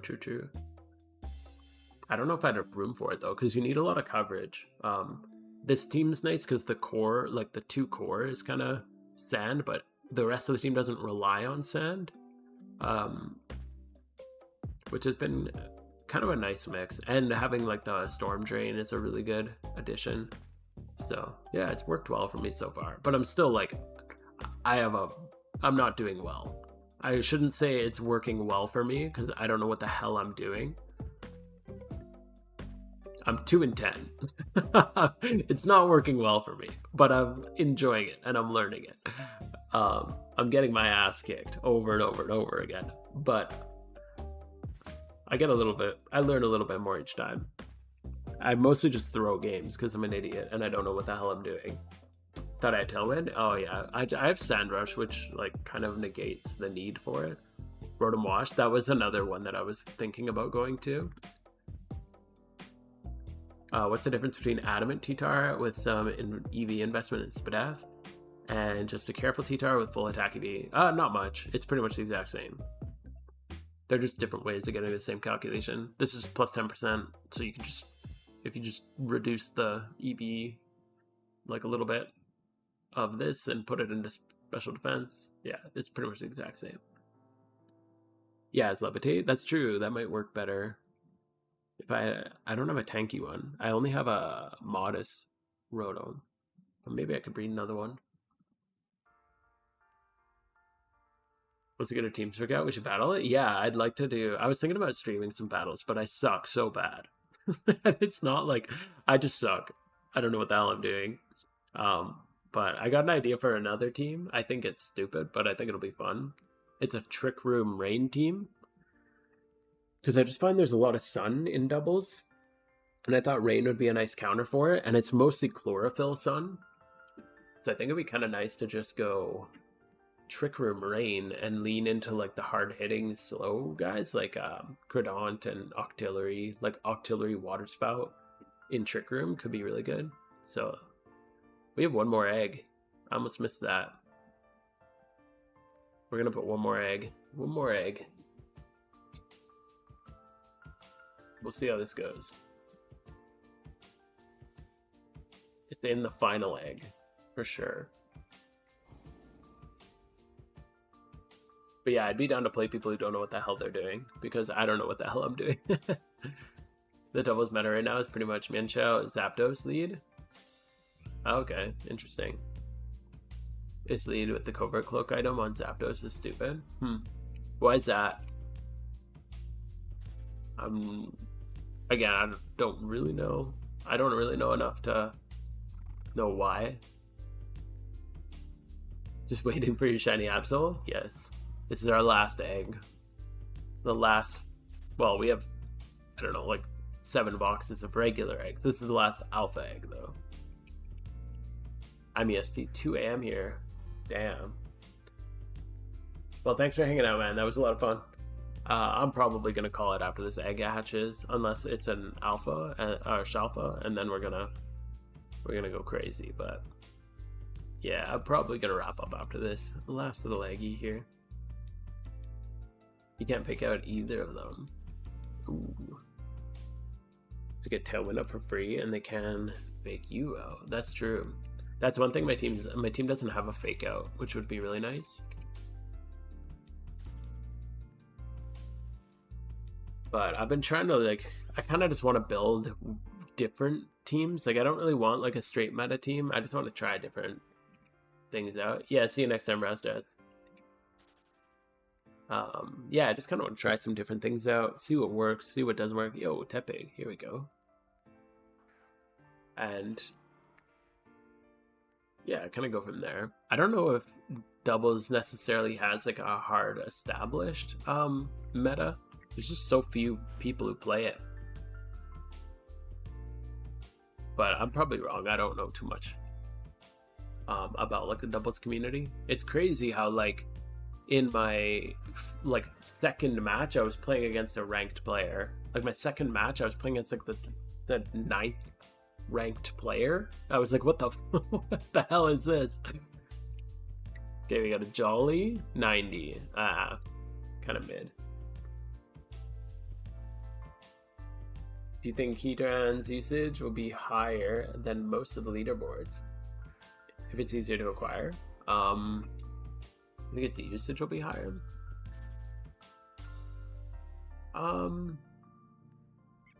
Like, let's say, like, if it was super easy to beat the Heatran raid, I don't know if it would go up that much. Heatran's good. I don't think he's, like, broken. Where is he at, anyway? 8% usage. Oh, wow, he has a really high win rate, actually. I didn't realize it was that high. Wait. I was gonna sort by win rate. I did not expect Happini to be the top win rate in OU. So we're just trolling the scoreboard here. What? That's really funny. I love that somebody just brought Happini probably just for that reason. There's a couple weird ones. What the? Just too few games, but Heatran and Jirachi. Damn, they're like higher win rate than I would have expected. But it's not that much higher than like even Jellicent, Quagsire, Tangra.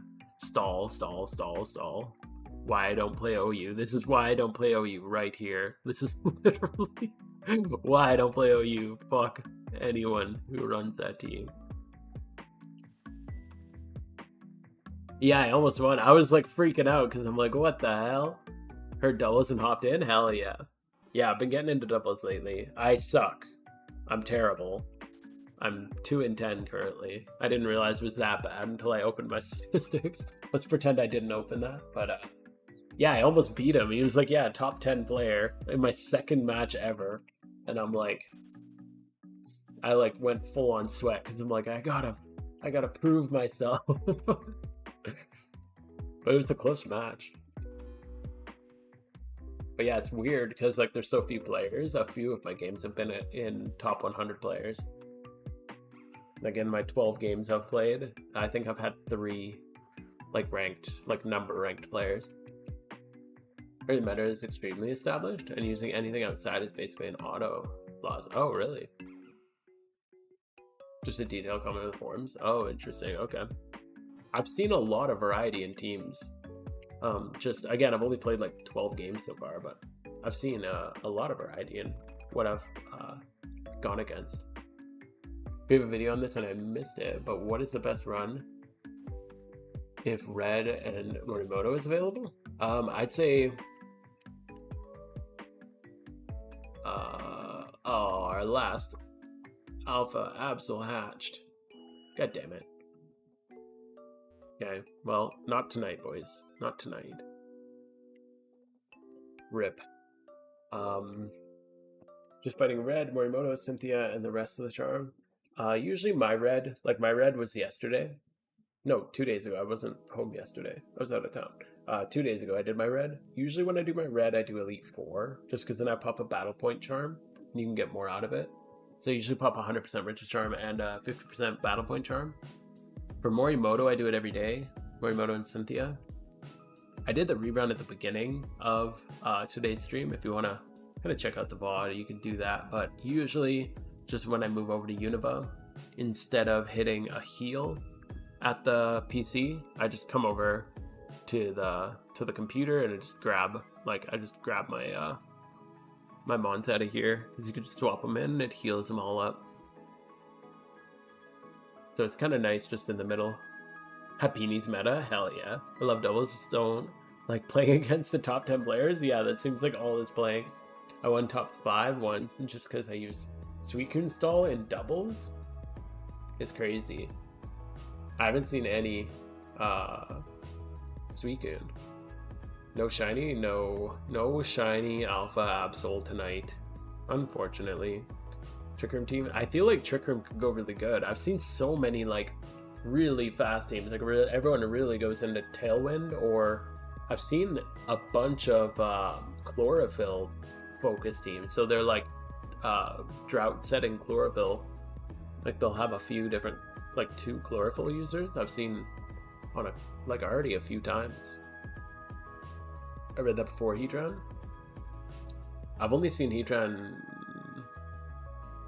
I think 3 in like 3 matches probably in doubles. Hybrids always have the asterisk beside it. What should I do? Oh, if you're breeding with an asterisk, that just means you don't have it caught. Yo, I'm Blind Spot. Thank you for the follow, dude. You need caught OT. So here, like, you need the caught OT. So basically the green square around. That means that you've caught one of these with your own Pokeball. Or like you've gone and caught a Charmander that you evolved into a Charizard, but it was your caught one. If you just buy it off the GTL, you'll get owned, which is like a blue square. So it'll fill out the dex, but it won't be owned. So the star is just means that you've never caught it. Nobody else can see the star. Like if you link something that like has the star, they won't see it, but you will. So I'd recommend just go catch the thing, but if you care about that, just go catch it. And once you catch it once, you'll never get the star again on that species. Never done Elite Four runs before? Oh, cool. Trying to do a good weekly run. Just to give me a reason to do red. Yeah, I do. Typically, I have time to do. I used to be able to do all 5 Elite Four and red in one charm, but since the string nerf, now I do red and 4 Elite Four, and that's pretty much that. Blind Spot here to Suicune instant follow? Hell yeah. I made great money doing 1 Elite Four, pop B for the champ, then red, then Xanarchy's rerun. Oh yeah, that works too. Yeah, if you just do like a Elite Four and then red and then go into a gym rerun, that works too. But I like doing all of the as many Elite Four as I can. Yo, Stulios, thank you for the follow. But yeah, that way you get a bunch of battle points along with it too. Do you think power swapping alphas with Shuckle and guard store with any bad defense? I don't know. I should try that out. Because this is like one of my favorite little dudes here. A little power split Shuckle. That would be kind of nice. Guard swap, actually, I don't think would work. You could put power swap on it. Dude, Shuckle's defense, I guess if it was really bad, but it's like baseline defense is absurd. So even if you had like a bad defense, I feel like it would be too much. Is there anything else that uses guard swap? There's got to be something less defensive. You can make a crappier one. That's a funny idea though. It's so easy to do damage to them though. I feel like a better one would be power split to cut down their attacks so they don't hurt you as hard.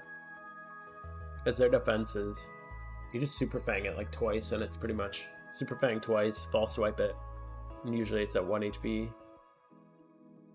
Actually learn Elite Four, is it pretty brain dead? Nah, I wouldn't say brain dead, but it's pretty like you still have to focus, but it's not hard. I really enjoy it. You just kind of follow the guide. But the AI changed, so they updated the AI.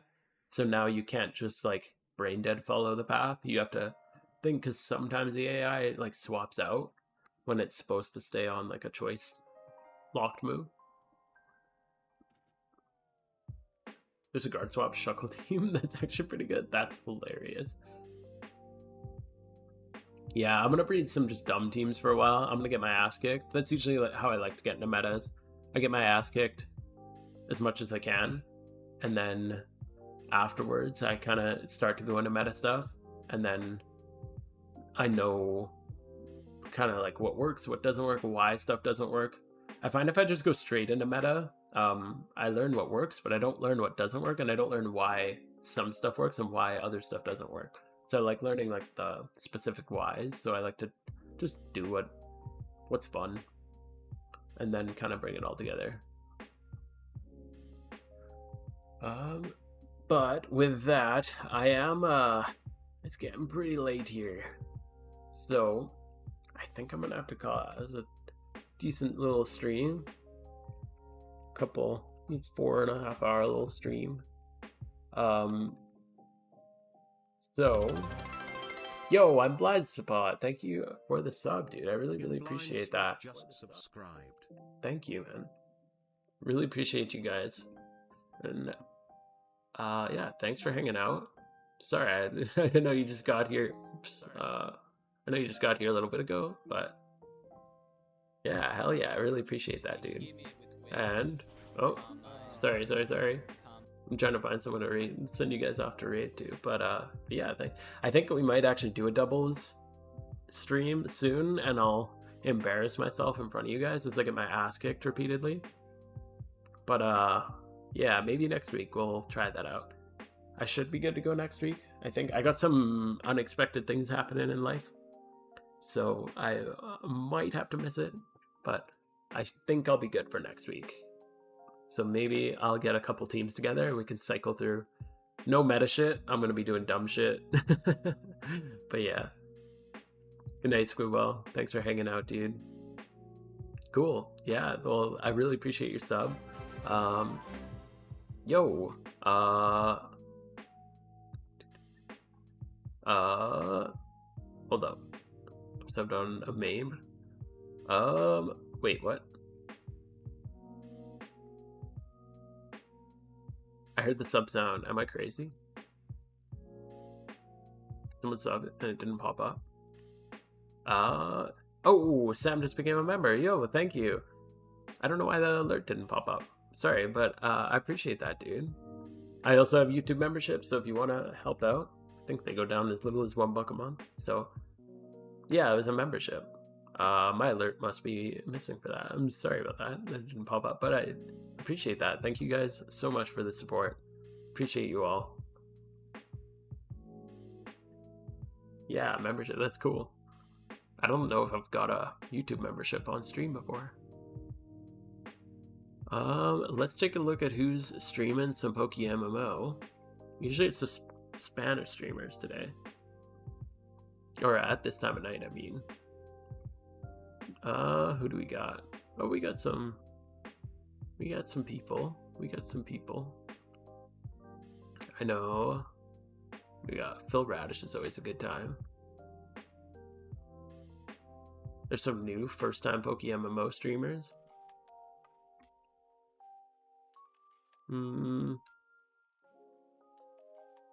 Alright. We'll go... I think I've read Phil Radish all the time. We'll go to somebody new. I don't know this dude. Hopefully let's give him a quick... Oh, that's the... Yeah, he looks decent. Let's check this guy out. Send him some love. Looks like it's his first time playing PokeMMO. I think he's just playing through the story. But thank you guys so much for all the support today, all the love. It's been awesome hanging out with you guys. I appreciate you all. If you're with me on Twitch, I'm gonna send you over. I never watch this guy, but I always like to see new people streaming this game. If you're with me on YouTube, unfortunately I can't really raid you or raid anybody. So I just hope you guys have an awesome night. PokeMMO. How do you spell? So yeah. We'll send you over to DizC, show him some love, and I'll see you guys next week. Thank you guys so much. See you guys around.